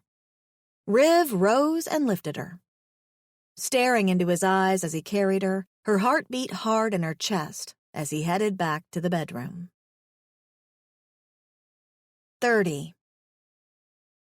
A whole day of loving later, a ping sounded on Riv's comm unit and he growled before looking at it. They were entangled together in a comfortable arrangement on the bed, and she could understand why he didn't want to be disturbed. She didn't want to move either. It's Casit, he murmured. He's coming in. Oh. She stiffened a little before relaxing and swinging her leg from over him. Guess I should put something on then. Riv nodded as he eased off the bed and slipped on his trousers. He gave her a longing look before he slipped from the room and hurried to meet his friend. Finally dressed, she headed to the main room and looked out the window. She could see Riv talking to a male as large as he was. They were standing near to a hover car near the cow hippo enclosure. Beside them, Grot came padding in from his morning hunt and bumped the new male with his nose. Well, if Grot approved of this Casit, she guessed he couldn't be bad. As she exited the dwelling, the male's tail seemed to grow tense when he turned her way. It stopped moving and suddenly froze in the air. It was obvious the male was wary of her, and she couldn't help but wonder if their tails were a body part that depicted how they were feeling. Riv's brother had a tail, but she hadn't really noticed it back then. Maybe her interest was because she now knew how Riv had lost his. She reckoned that when upright, the tail would make a male look taller and stronger. That was probably why Riv was so self-conscious about his. Little did he know that he was perfect in her eyes. As she approached Riv and his friend, she noticed the male was covered from head to toe, and the only reason she realized he was blue was because she could see his arms. Even his face was behind what she could only describe as a welding mask. She glanced at Riv, but his attention was on his friend. As she came closer, Riv turned, saw her, and pulled her close as Grot came by her side. A feeling of acceptance by these two strange beings washed over her and made a warm calm settle within her. She didn't know how she could tell, but the guy in the mask was now definitely looking at her. It was sort of how she could feel Riv's eyes on her, even when he was wearing the shades. She was having the same feeling right at that moment. This is Lauren, my Nora, Riv said, his face splitting with a smile. The word didn't translate, and she looked up at Riv, who squeezed her shoulder reassuringly. The male in front of them said nothing for a second, and she realized immediately why they were friends. This Casit was a strange one, too. Greetings, Lauren, the male finally said. I have the offending guards. What am I supposed to do with them? What? Riv sounded alarmed, his gaze drifting to the hover car behind his friend. Sure enough, there was a tail hanging over the side and a reptilian foot poking up on the other side. Lauren's eyes widened in shock. The alligator-looking guards. He'd killed them? Oh my God, are they dead? She felt the male's eyes on her again, and when he lifted the mask from his face, she didn't know what she'd expected to see. Long dark hair fell over the man's shoulders as his ice-blue eyes hit her squarely. He was the same species as Riv, because he too had the small line of bumps along his nose, over each brow and down his chin. Cassette, what have you done? Riv glared at his friend. It's temporary. They live. Cassette glanced at Riv. For now, he muttered before, I told you I'd take care of it. Riv stiffened a little. Yes, but not like this. The other male shrugged, patting Riv on the shoulder. My services are yours, brother. Cassette glanced toward the house. So hot here. Riv shook his head. He's on a mission. Cassette frowned a little. I need an isotope pulsar. He motioned to the hovercar. I wiped the idiot's memories. Now I need to reprogram them before they wake. Make them believe they came out here and there was absolutely nothing. Lauren was shocked. They had technology that could do that? She didn't know what to say, so she kept her mouth shut. They were going through all this trouble because of her. There's one inside. I'll go get it. Riv squeezed her shoulder again before he let her go. Be right back, he murmured. He won't hurt you. The fact he had to reassure her of that made her gaze grow wary. But Cassette only smiled at her. As Riv walked off, she turned her full attention to his friend. Cassette was watching her intently now, and she wondered what he was thinking. I am happy Riv has found you. It wasn't the word she'd expected coming from him. He didn't look happy at all. There was a smile on his face, but there was a lingering sadness underneath. It was want. There was want there. Not directed at her, but at something else entirely. Why do you say that? Right. He couldn't understand her. He didn't have English uploaded. He looked at her as if trying to understand what she just said. I'm sorry, he finally said. I'm afraid I can't understand you. Though I do assume you can understand me, for you can understand Riv. She smiled at him, nodding as she did. Cassette seemed to hesitate for a few moments. It isn't easy for males like us to find a Nora. That word again. She had to find out what it meant. Nora? She repeated. Life mate. Riv believes you are his life mate. He believes his soul and yours were destined. The sadness tinged at the end of his words was evident now, and Cassette smiled at her slightly before averting his gaze. She wished she could say something to him to cheer him up, but the sound of Riv approaching caught her ear. Here. Riv handed him a small cylindrical device. And just so you know, when I asked you to distract them, I meant that you should literally distract them till I got Lauren safely away. Cassette blinked, then smiled. I know. He shrugged. I got bored. With a flip of his fingers, he set his mask back in place, turned, and headed back to his hovercar. It was nice meeting you, Lauren, Cassette said over his shoulder. Lauren nodded and smiled. What do you think of him? Riv leaned in, rubbing his nose on her cheek. It seemed that now they'd passed the barrier holding them apart, he couldn't stop touching her, and she loved it. Especially after a year of not having the joy of physical touch, it was exactly what she needed. Before or after he took off his serial killer mask? She asked. Riv chuckled. Both? I don't know, he's different. He is. He is my closest friend. I can see why, she laughed. Riv turned her to face him. He looked tired, but there was a relaxed look on his face. Let's go inside. He was looking at her with such reverence she couldn't believe they'd actually shared so much together. Looking at him now, she could see her future in his eyes. She couldn't be more ready. She was about to tell him just what she was thinking when there was a crackle in the air. Grott's boom of a bark rumbled through the space immediately as he began to snarl. Riv stiffened, his eyes darting around them. "Feck," she heard Cassit mutter. "What is it?" she asked. It felt like static was suddenly crackling in the air, and as Grott continued to bark, the tension in the air became very real on a literal level. Riv gripped her and pushed her behind him as something crackled and materialized in the air in front of them.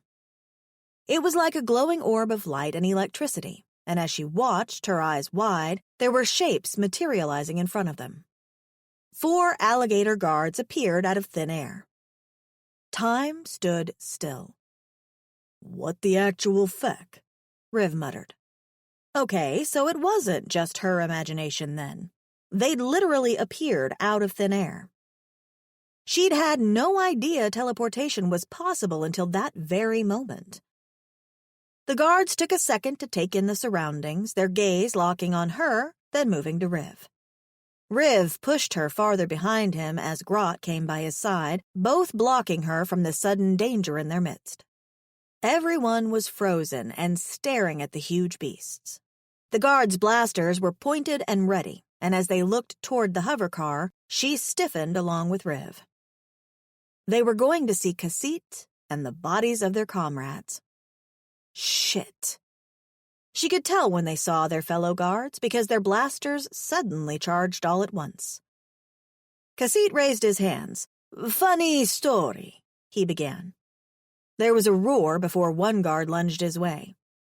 Riv spun, his arms around her as he lifted her, and threw her over the fence onto a fat cow hippo. "Duck," he managed to say before something slammed into his back. One of the guards jammed his blaster against Riv's shoulders and their eyes locked. Fury. Cold, cold fury. Riv roared, fangs flashing. A blur of black cut through the air as Grott jumped, his teeth sinking into the guard's arm. Shit, shit, shit. Today was not the day she thought she'd have to fight monster gators, but she guessed she didn't have a choice. Gripping the cow hippo, which she was surprised hadn't thrown her to the ground, Lauren slipped off its back, her head flashing from left to right as she tried to find a weapon of some kind. There was only a rake and hay. A rake and hay. Shit. Behind her, she heard a hard thud and turned in horror, hoping she didn't see Blue on the ground, but Riv was still upright. The gator guard was immobilized and Riv held his blaster. In front of him, Grott had another guard's blaster holding arm in his mouth, and the guard was hammering his fist into the dog with all his might, his blaster rendered useless. But Grott did not let go. Despite the beating, he held fast. On the ground lay another guard motionless. She had no idea how he'd been taken down. To the left, Cassit laughed, and she looked at him in horror. He had 2 guards cornering him, and he didn't seem to care. As Riv lunged toward the alien beating on Grott, movement in her peripheral vision caught her eye. The guard who had attacked Riv first was rousing, his eyes on Riv's back. She knew what she had to do. Grabbing the rake, she launched herself over the gate in a move she didn't know her limbs could complete. When she landed on her feet, she was pleasantly surprised. The guard didn't see her coming. Racing toward him, rake high in the air, she slammed down the metal part into the guard's head with a roar of her own. Already weak, the guard's knees buckled. "Pesky alligator piece of shit!" She slammed the rake into the guard again and again. It wasn't until a strong hand closed over her arm and took the rake from her trembling hand that she stopped. Wide-eyed, she stared at the guard. He was going to get a big lump on his head where she'd beat the rake into it. "It's okay," Riv said, pulling her into him. Her eyes moved over him quickly. Apart from his ripped tunic, he seemed okay. Grott limped over to rub his nose against her, and she dropped to her knees, wringing out of Riv's arms to grab a hold of the dog. "Oh my God, is he going to be all right?" "He's tougher than you think," she heard Riv say. Her gaze moved to the sound of a chuckle to land on Cassit. She couldn't see his face behind the mask, but he was the only other conscious individual around for miles, so the laugh must have come from him. He stepped over the bodies of the 2 guards who'd taken him on. Spinning a small device like a mini flashlight between his fingers, he approached. "How did you—" She stared at him. She didn't remember seeing him brandish a weapon. "He zapped them," Riv offered. Her eyebrows rose a little. "Low power," Cassit said. "Just enough to zap them good." He paused, his head turning to regard the other bodies. "Looks like they have new tech. Teleporters are rare." Riv grunted. Stooping down to her level, he touched her cheek. "Are you okay?" Her gaze scoured his face. "I am, but you and Grot aren't." She glanced at Cassit, then back.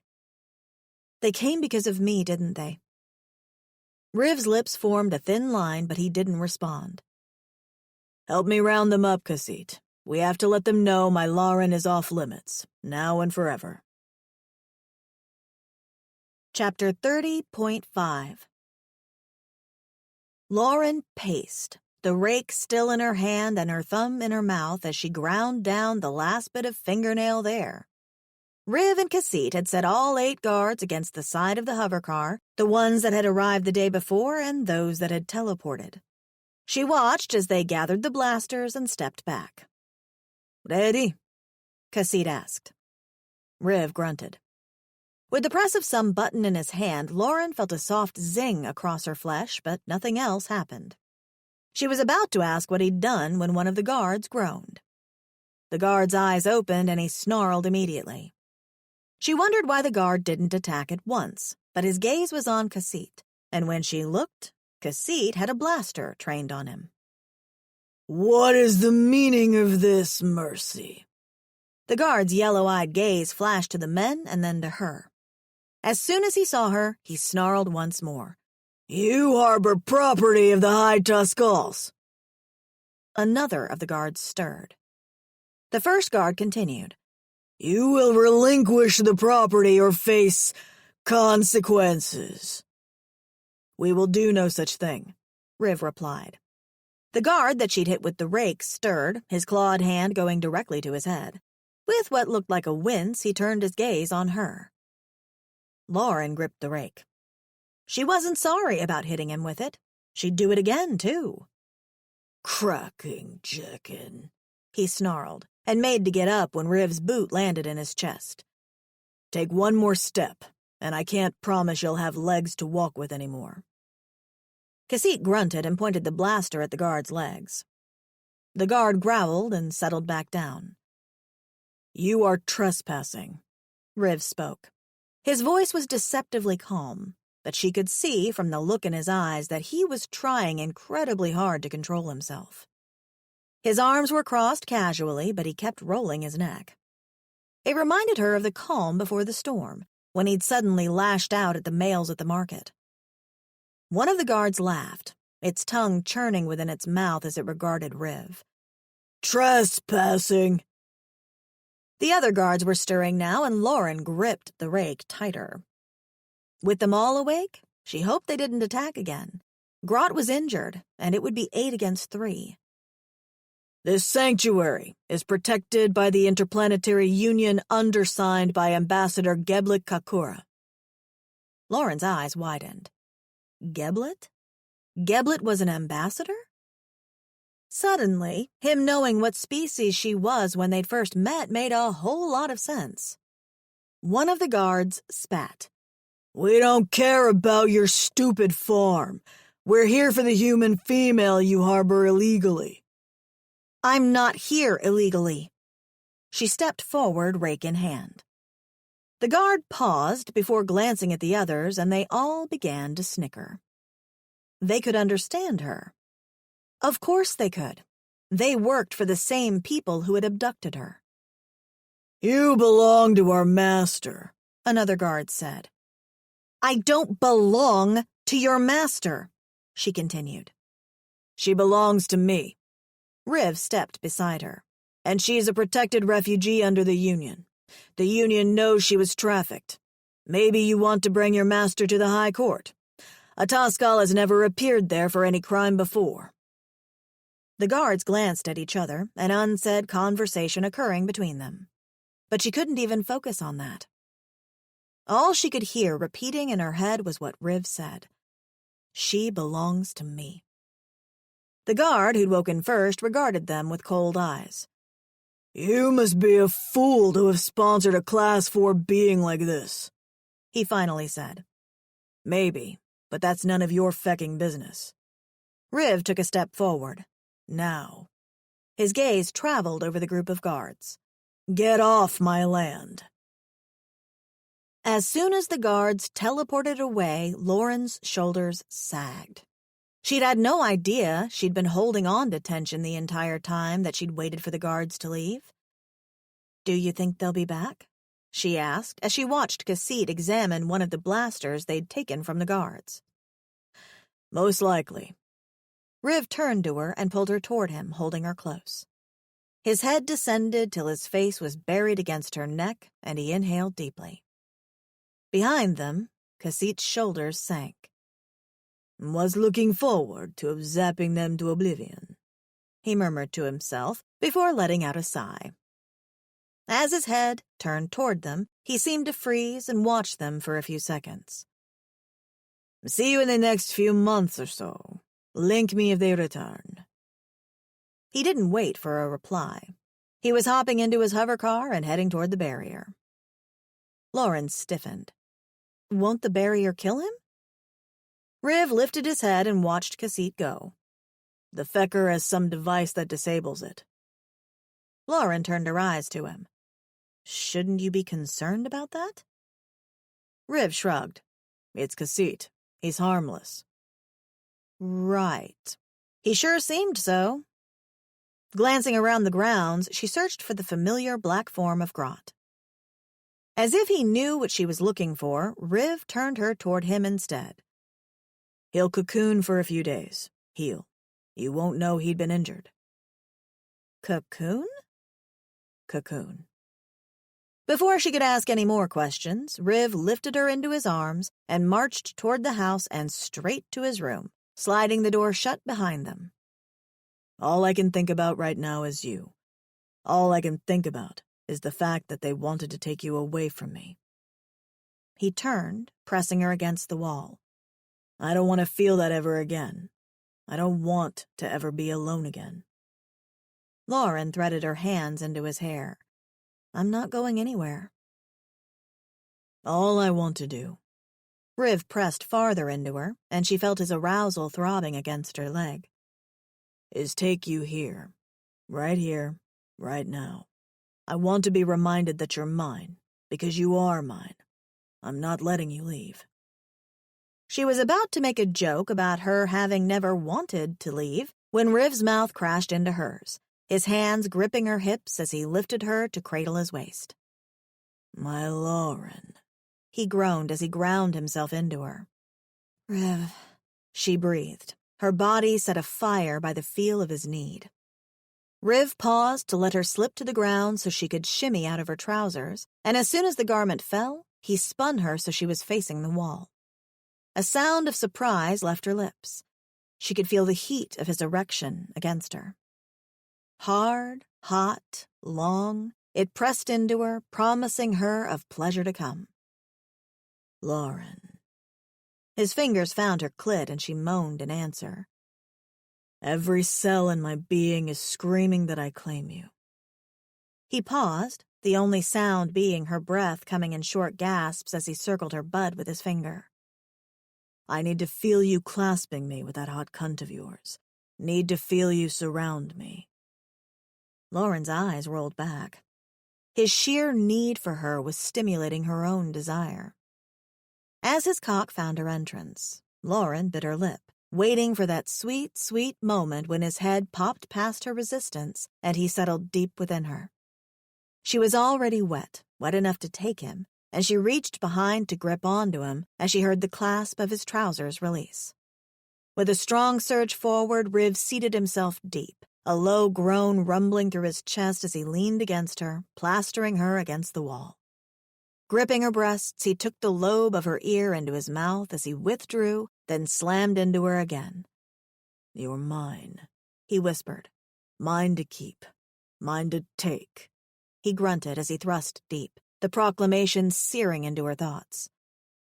She could feel her orgasm building, and she bit down hard on her lip as his tempo increased. "You're mine, Lauren," Riv whispered.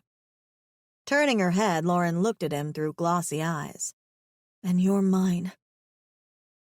Her own proclamation seemed to hit him by surprise because he paused, and she was sure she felt him harden even more within her. "You're mine too, Riv. I proclaim you as my own," she clarified. His vision seemed to change, becoming so intense she couldn't break his gaze even when he began to barrel into her hard. Her eyes rolled back as her orgasm turned her cunt into wet, dripping honey, and as his own orgasm rocked him, they cried out at the same time, collapsing against the wall. It took a few moments for her to recover, and Lauren let her body sag against his. Riv breathed into her hair, inhaling deeply as he fought to calm down. "Fuck," he muttered. "Did I hurt you?" He was still pulsing within her, and it made a lazy smile spread across her face. "Not enough, Nora," she replied, and Riv froze. "Nora?" Lauren blinked. Did she say it wrong? Isn't that how it's pronounced? Riv's intense gaze met hers. "How did you learn that word?" "I heard you say it, and now I know what it means." "And now that you know what it means." He was studying her for her reaction as if he wasn't sure how she was going to respond. He was still so hesitant, still doubting himself and what he meant to her. She found it lovable. Leaning back into him, she planted a kiss on his neck. "Soulmate." "You think I'm your soulmate?" He blinked, still searching her face. "I don't think so. I know it. I can feel it deep down. I wasn't taken away from my home on Earth for nothing. My whole purpose was to be here, right now, with you." Riv swallowed hard, pulling her closer to him as he buried his head into her hair. They stood like that for a few moments before a breath shuddered through him. "I think I love you," he said. Lauren smiled. She'd waited ages to hear those 3 words, but not just from anyone. She was happy she was hearing it from him. "I love you too, Riv." "Let's go to bed." "Let's." Epilogue. 2 weeks later. Life on the sanctuary seemed to have gone right back to normal. The emus whistle-weeked like maniacs every day, wanting to be fed. Grot went off hunting, disappearing for hours, but returned every night to sleep at the foot of their bed. The Tilgrens still greeted her every morning, stretching their necks over the edge of their enclosure to bump their heads gently into her, and the Uga still ignored them for the most part, grazing happily. As they cuddled in bed, her head resting on his chest, Riv played with her hair. He still hadn't heard from his brother, and she knew it was stressing him. She'd told him it was fine for him to go look for his sibling, but he refused to leave her alone, still fearing the alligator guards reappearing. It was a difficult decision to make. A part of her felt guilty being the reason he didn't want to leave, no matter how he assured her it was fine. Just as she snuggled farther into him, the sound of his comm pinging sounded in the room. Riv didn't move to answer it. "Aren't you going to get that?" she asked. "Whoever it is can wait." "It could be your brother." With that, he paused for a bit before reaching for the device. As he looked at the screen, she could see his countenance change. "What do you want?" Lauren covered her mouth, the instant chuckle bubbling within her. He was a grumpy pants, but he was her grumpy pants. Riv glanced her way and his face softened a bit. "Fuck, Geblet, don't you dare." Riv was easing off her, and at the sound of the four-eyed alien's name, the smile wiped from her face. Geblet! With a growl, Riv stared at the comm. He hung up on me, he whispered, as if disbelieving. What did he say? She pulled the covers toward her as Riv lifted his gaze to hers, his face unreadable. What is it? Slipping into his trousers, he didn't even put a tunic on before he was rushing out the door. Confused, Lauren got ready and went after him. What could have made him so anxious? But as she exited the building, she saw exactly what. A box, exactly like the one she'd been brought in, was on the other side of the barrier. Off in the distance was a hover car flying away, Geblet's unmistakably big head giving him away as the pilot. That big-headed bastard. Lauren didn't know if she should laugh or be angry. It was clear what Geblet had done. He'd dropped the package and run before Riv could say no. Not that she'd have allowed him to say no. Not when she thought she knew very well what was inside that box. She wasn't even sure if she should hope as she walked closer. "Hello?" she called as she stood beside Riv, who was by the barrier, a bewildered look on his face. The box moved a little, and for a few seconds there was silence. "Hello?" came a reply. It was a female's voice, and as Riv's eyes widened, Lauren's hand flew to cover her mouth. Another human. She wasn't alone. As Riv looked down at her, his gaze softened. She's staying, isn't she? It was more of a statement than a question, and she removed her hand from her mouth, showing her broad smile as she nodded. Open the barrier and let's let her in. This is a sanctuary, isn't it? My sanctuary, he growled, but his gaze was still soft. No, our sanctuary. He smiled a bit then, his gaze traveling over her face before he pulled her into his arms and planted his lips against hers. "Oh my God!" came a hushed voice. Lauren felt her cheeks grow warm. There was going to be a lot of explaining to do, but she could feel it in her heart. This was going to be fun. This concludes Riv's Sanctuary by A.G. Wilde. Narrated by Holly Jackson. Copyright 2020 by A.G. Wilde. This unabridged audiobook is published by arrangement with A.G. Wilde and was produced in the year 2021 by Tantor Media Incorporated, a division of Recorded Books which holds the copyright thereto. Please visit Tantor.com for more information on our growing library of unabridged audiobooks.